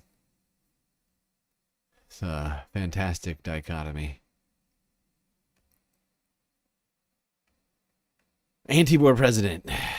Basically, we're now officially like at war with Iran. With comments like that, like, I know that we're not actively bombing them right now, but like considering we already bombed them earlier this year, and Trump is now saying, if you do this thing, we'll bomb you again. That's war. That's a war. That's what a war sounds like.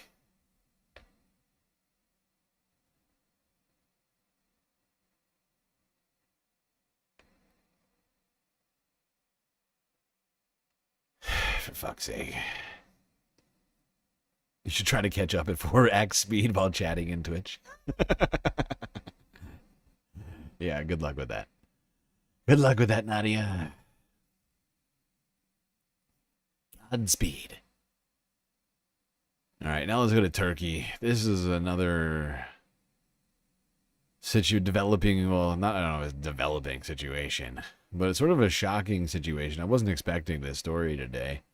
But Islamic State, ISIS, and Turkey, police officers, Turkish police officers, apparently got into some sort of violent clash earlier. Several people died. At least 3 Turkish police officers were killed in a clash with Islamic State militants in northwest Turkey on Monday, the country's interior minister said. It comes a week after more than 100 suspected IS militants were detained by Turkey for planning Christmas and New Year attacks. Nadia just subscribed. Sporadic gunfire could be heard. Woke up. I need to play the AV on YouTube to play from the start at 4,0 times speed while somehow chatting from Twitch. YouTube, Twitch and Chrome on Fedora are all badly behaved on Linux with respect to sticky, show on all workspaces, and stay on top window attribute selection from drop-down menus that are supposed to be able to be brought up, but aren't actually able to be brought up from right-clicking on the title bar. That's some true space famery right there, Nadia, Yvette, the multi-screen galactic viewing experience. Nadia going to great lengths. Great lengths over there. Thank you for the resub as well, Nadia. It's wild. We're like towards the very end of the stream, and we're getting all of the donos on Twitch now. We went 7.5 hours with only technically 2 donos. Looney Tunes donated a single bit, and Mono up resubbed with her Twitch Prime sub. And I think that was it. That was it. And now we're practically in hype train territory over here.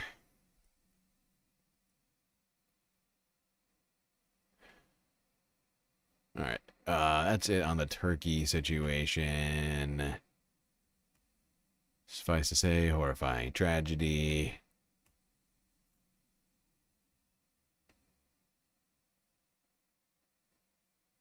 Now, what else do we have? All right, I gotta skip this one. I hate doing this because this would have been a fun one.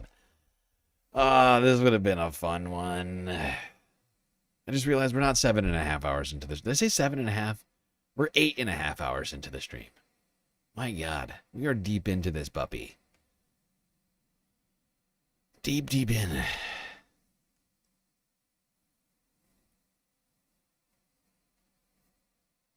It's almost 6 full halves of galactic spacecast action. Oh God, I need to stretch. Sorry, chat. Yeah, I need it. It's coming. There we go. Okay. God, it is freezing in here. I have a space heater. Don't mind the pun. Directly, like, inches away from my body, and I'm still freezing right now.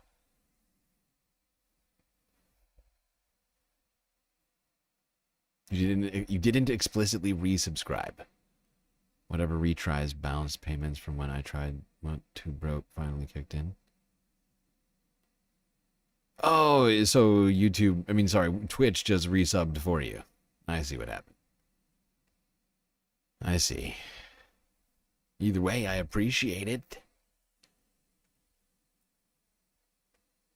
Even if it was a previous action that is now coming through.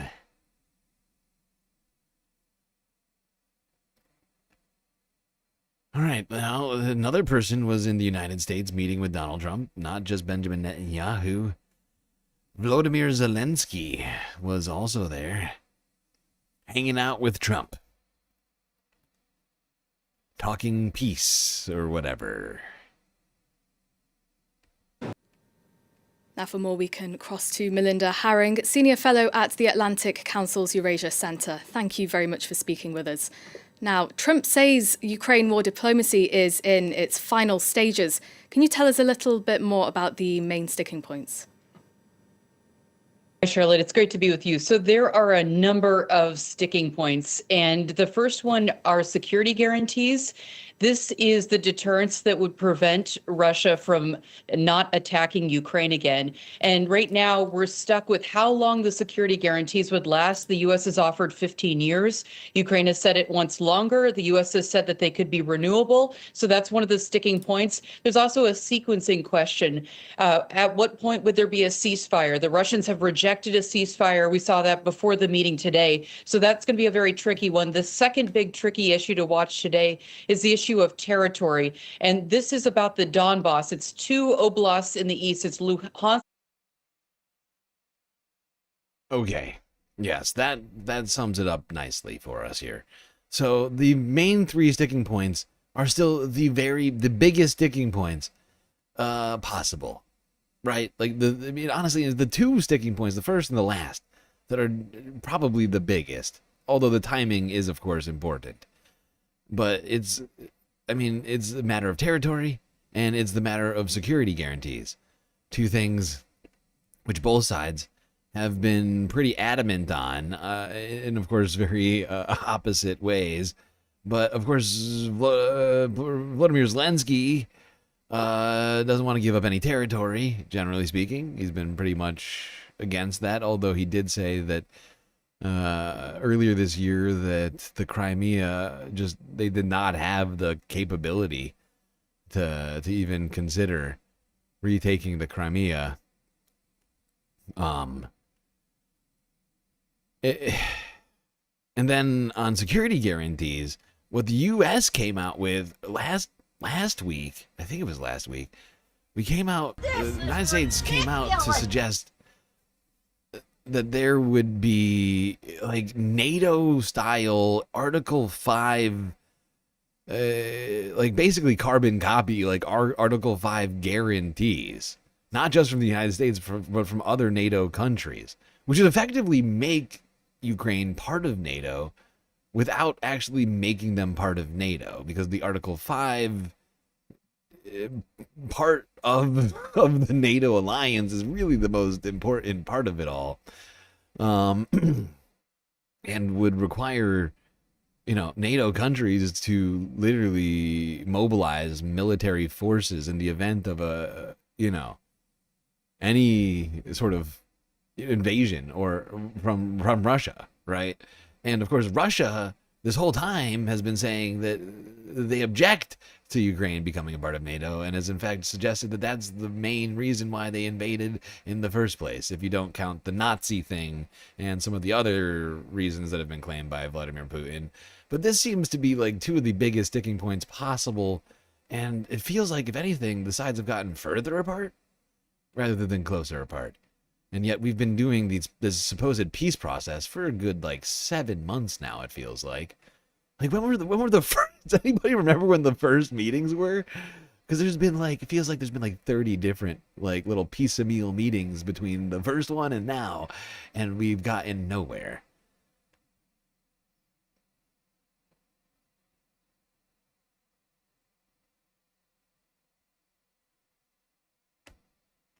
All right, let's quickly go to the meeting itself. Forbes breaking news with the clip from yesterday. Well, thank you very much. We had a terrific meeting. We discussed a lot of Terrific, things. perfect meeting. As you know, I had an excellent phone call with President Putin that lasted for over 2 hours. We discussed a lot of points. Great call. And I do It's a think perfect we're phone getting call. a lot closer, maybe very close. The president and I just spoke to the European leaders. They were President Emmanuel Macron of France, President Alexander Stubb of the Republic of Finland, President Karol Noraki. Okay, so the president drones on and on for a while. And eventually he made the claim that we're very close. Very close. Although what I found interesting about the language Donald Trump chose to use during this this meeting and this press conference, and I have no recollection of where he said it during this meeting. Suffice to say, you could find it if you look for it. But he basically says we're very close. But he didn't go so far as to say we're closer than we've ever been before, which is something that he actually said earlier this year. So we're close, but we're less close than we were earlier this year, when we were closer than we've ever been before. At least you would assume. Or at least we're no closer than we were at that time, it would seem. Because he chose, I mean, you know, with Donald Trump, he's gotta get that kind of stuff in there. And it would, I mean, to me, it would signal that, in fact, we are not close. And like I was saying before, the two sides seem further apart rather than closer. But we're close, very close. Perfect phone call with Putin. 2-hour-long phone call. He said I was a great man and a beautiful person. And then I forget everything else he said. Something about NATO. I don't remember. Hard to say.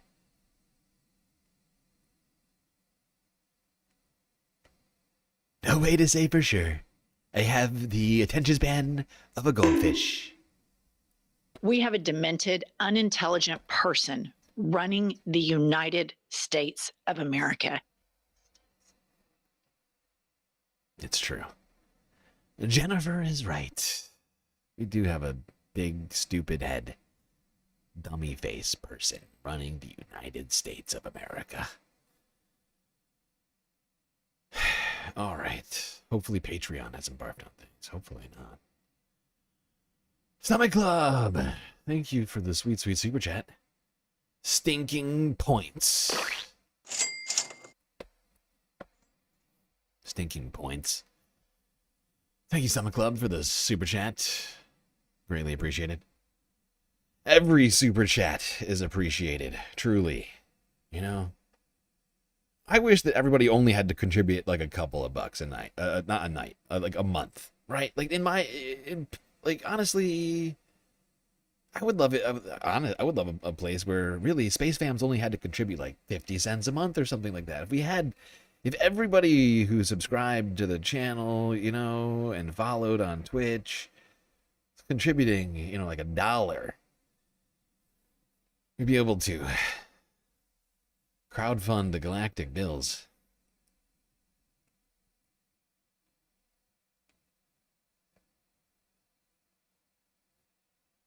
It all helps. Although I don't know what this chat is about. Now that I've said it twice it makes even less sense now than when I first read it. What is it? What is this points? What are you referring to? Somehow I've already ADHD'd my way away from whatever this is referencing. I have no idea what you're talking about.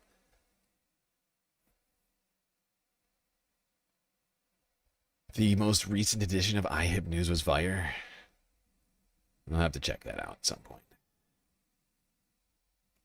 Although it's going to be tough for us to watch it in the near future. Because we have to do the 2025 recap tomorrow, and then the 2025 New Year's Eve stream.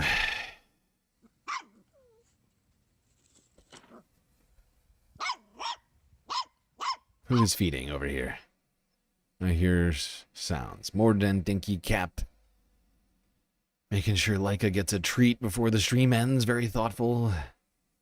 Speaking of the stream ending, we are getting close, Space Fams. We are going to move on now. From Ukraine to talking about some issues in Asia, starting with Myanmar.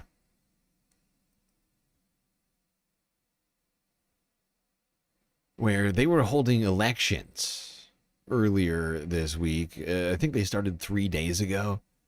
We talked about this.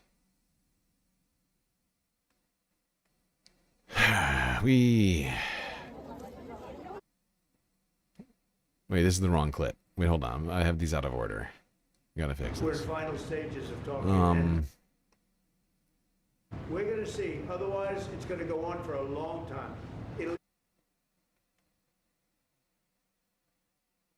Okay. Yeah, let's start here. This is from 2 days ago out of TRT World. Now, just as a run-up to this discussion, because I feel like not everybody knows a hell of a lot about Myanmar. Myanmar is a Southeast Asian country. It is between, Bangladesh and Thailand, I think, if I'm doing my math correctly. And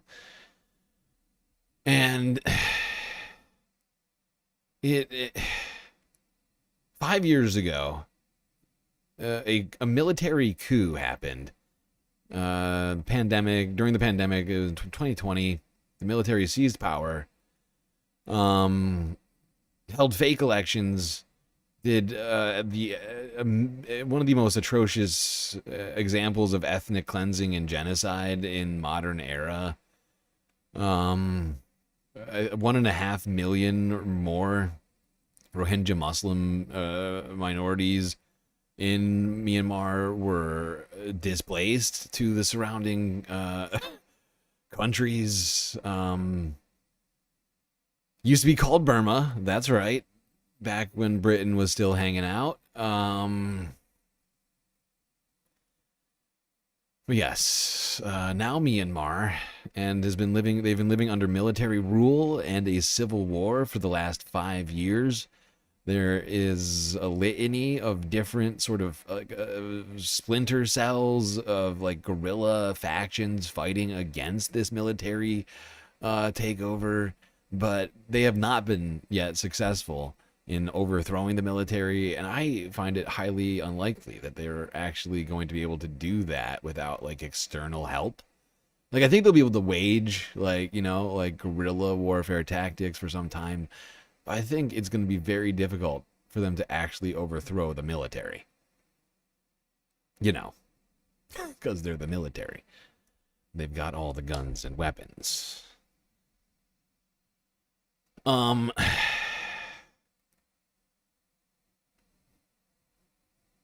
they're holding sham elections, and we're going to talk about them. Rohingya refugee Muhammad Rashid has lived in this cramped makeshift tent in Bangladesh since 2017 after fleeing persecution in his home country. That's why a national election in his motherland is a painful news for him. I am so shocked that I can't exercise my voting rights. If I were in my country with citizenship rights, I would vote in this election. Even Bangladesh's interim government head, Muhammad Yunus, marking Ramadan with Rohingya at the world's largest refugee camp in March this year, said he hoped to repatriate a good number by next Ramadan, which is mid-February 2026. But till date, with zero result.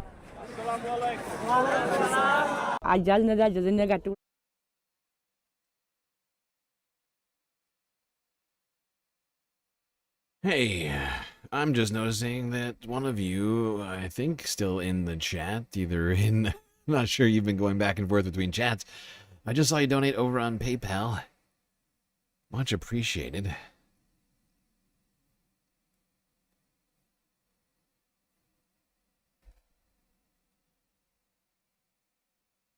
If possible, I could leave for my homeland just now with bag and baggage. Here we are living in a suffocating condition and cannot move and work freely.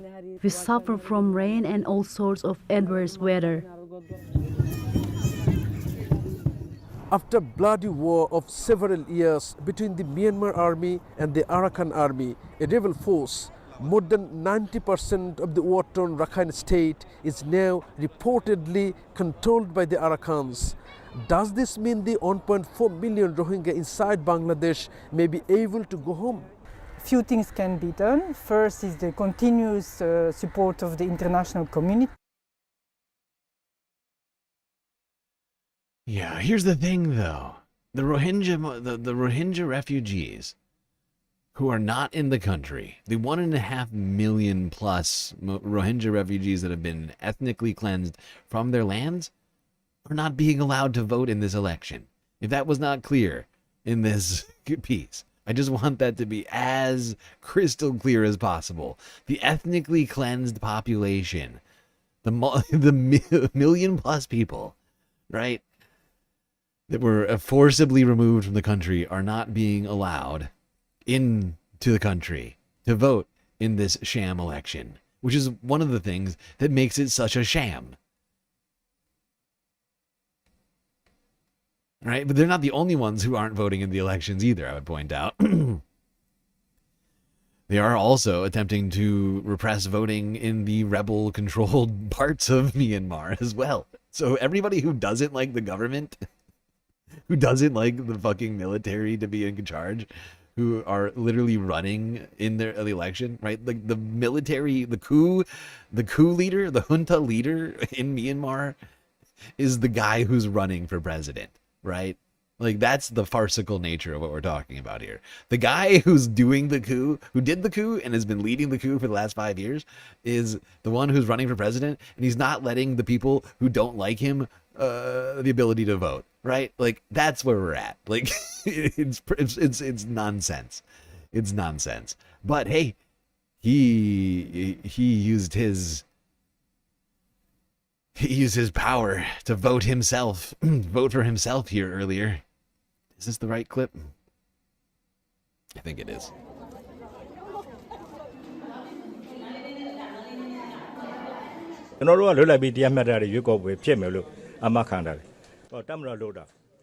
We have guaranteed this election is free and fair. It's being conducted by the military, and we will not allow its credibility to be tarnished. The 2020 election was badly discredited and caused embarrassment to the country. Some people pretend to not know about it, but I investigated these matters and how serious it was. Oh, good. He investigated it. Oh, that's the guy, by the way. That was the coup. That was the coup leader voting for himself in the election. The election being done, being being carried out by the military. It's a sham. It's a fucking sham, okay? It's sad but true. I'd love to be able to say democracy had come for I almost called it Burma, for Myanmar. But unfortunately, that is not the case. Now, one of these countries that is wrapped up in all this is Thailand, of course, as refugees have poured into surrounding border areas in Thailand. Going to remain silent. Wait, this is the wrong video. Wait, how's this? Wait, this get taken down? Wait, what just happened? I'm super confused. Wait, it did get taken down. Why is this taken down? All right, well, I'll just say the thing that we were going to talk about with this next video. I was going to say that Thailand's still caught up in that particular conflict because of the fact that Myanmar refugees, the Rohingya refugees, have been pouring into Thailand. But also, Thailand's involved in their own conflict right now, although they did say earlier this week, about 2 days ago, that the fighting between them and Cambodia would end after signing a deal. I don't recall what the details of the deal were. Suffice to say, Thailand and Cambodia, after weeks of fighting, have come to a new deal. And hopefully that will end things on this very long, storied dispute. Although I do feel and fear that that it is not the last we hear about Thailand and Cambodia fighting over the border.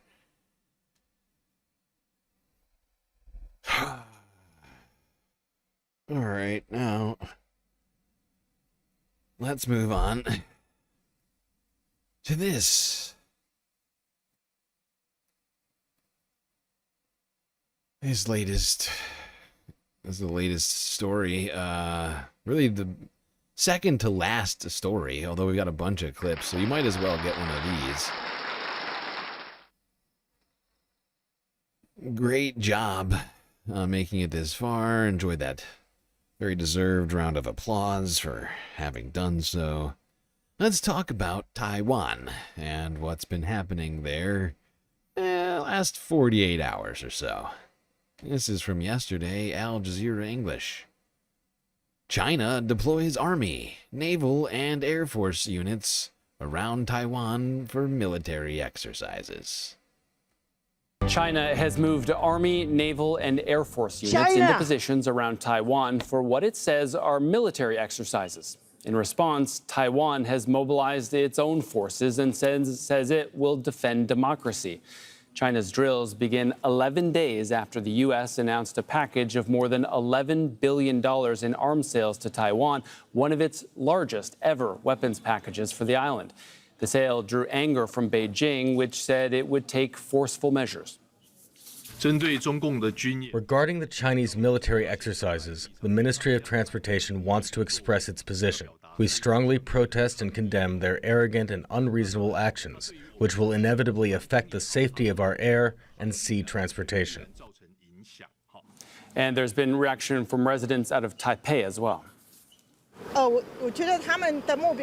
I think China's goal is, as they said, keep the island, not the people.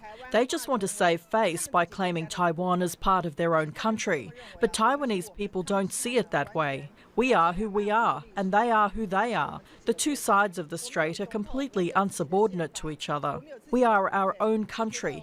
I think these drills are just meant to scare us, to intimidate us.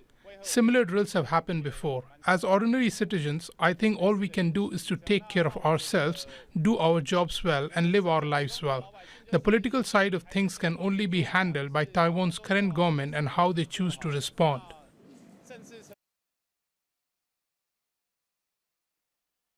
Yeah, and that's the thing about this. You know, whether or not you appreciate the involvement of the United States in this situation, which I don't particularly, support. Fact is, this is a 70-year-long dispute, essentially. Technically, I think a little longer, if I'm doing the math right.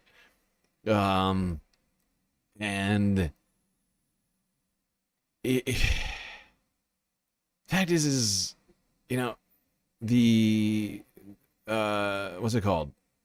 The Republic of China lost the war essentially against the People's Liberation Army back in the 40s, and then they left and they went to Taiwan, which was not completely uninhabited, but wasn't necessary. It was basically, it was a very much not inhabited island. Not, like I said, not completely uninhabited, but people weren't exactly, it wasn't Hong Kong, right? It wasn't Shanghai. It was much more sort of undeveloped region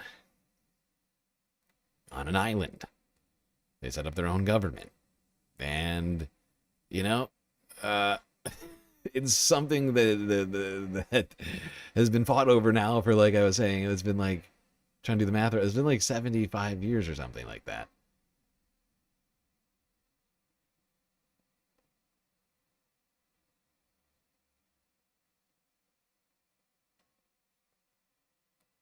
And, it's just the tensions around. I just don't, I wish that this was not a thing going on, but it just continues to ramp up the rhetoric around it and all this other stuff.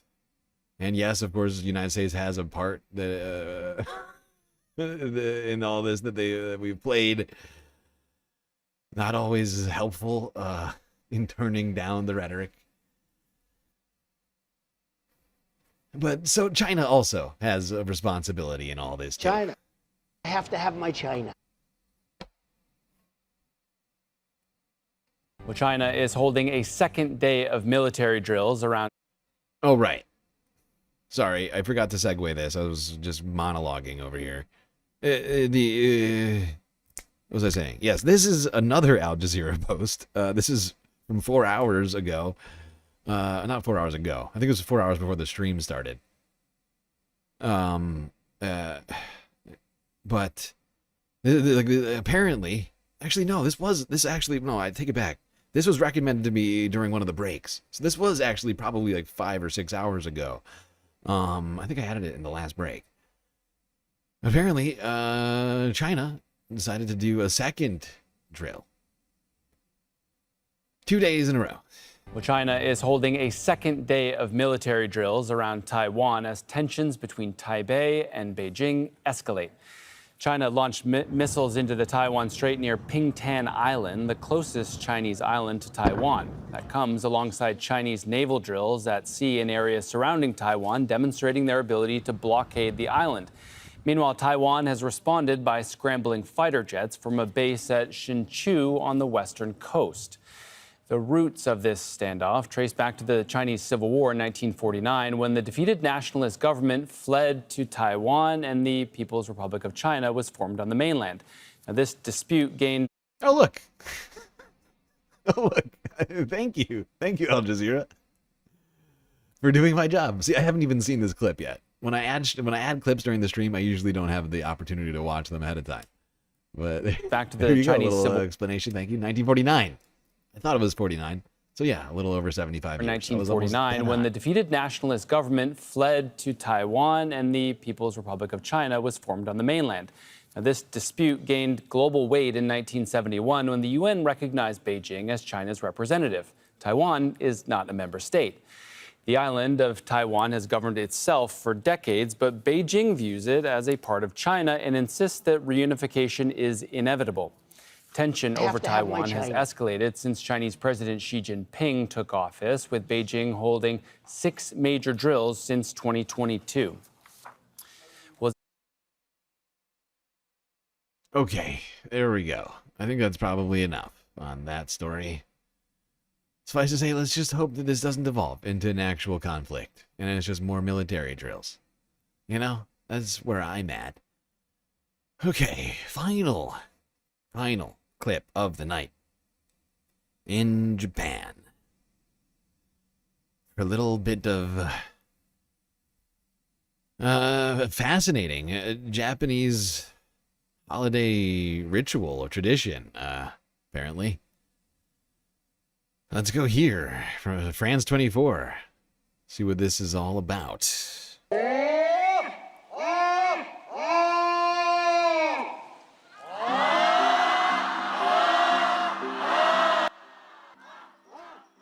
These Japanese people are laughing, and they will keep doing so for the next 20 minutes. Every winter, a shrine in Osaka gathers residents and visitors to laugh together towards the sun, praying for happiness and brighter days ahead. みんなが笑うと世界が平和になるから、それで一緒に笑いに来ました。一緒にみんなで笑いに来ました。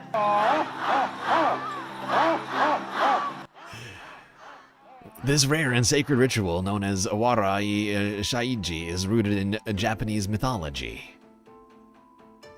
According to the legend, the sun goddess Amaterasu once hid inside of a cave, plunging the world into darkness, until the laughter of the gods lured her back out, restoring light to Earth. Organizers say the ceremony is less about humor than discipline and unity, as participants are expected to keep laughing. Even through physical discomfort and self-consciousness.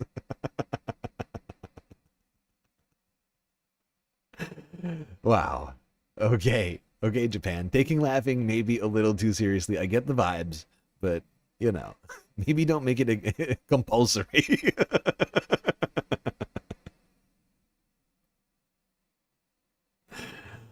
Why is Japan always taking things a little too far, huh? Like, it's hilarious to me, but like, what the fuck? Come on, Japan. You don't laugh, and then what?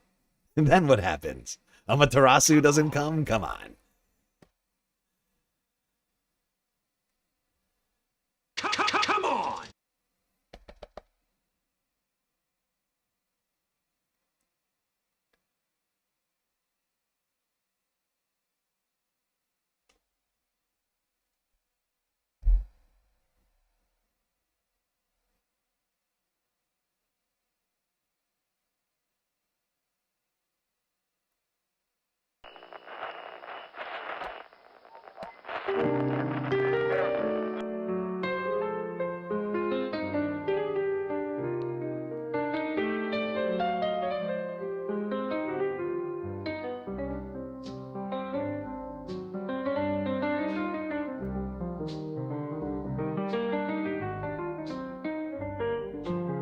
Well,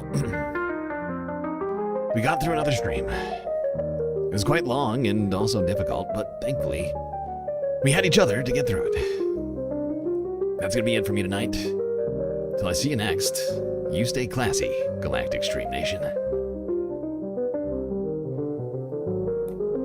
Can't forget this.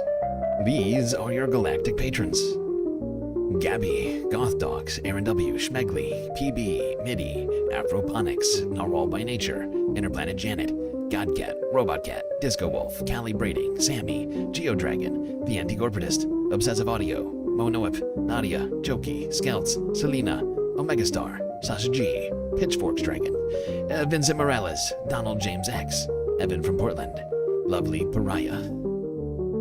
But wait, there's more. Mish, Becky, Decipher, Icebreaker, Columbia Rican, New York, Will in Detroit, Sisyphean Task, BC, Free Palestine, Hermit Horologist, HBX, Manda, Lori Lunchmeat, Carl Gaslight Tocracy, Paige Larson, Frizzla, Benny Hanna 99, Dark Sparkle, and CJ from the Six. That's right, all of these people here have helped produce the show, which your eyes and ears just got done enjoying. You can too for just a few US dollars a month on Patreon.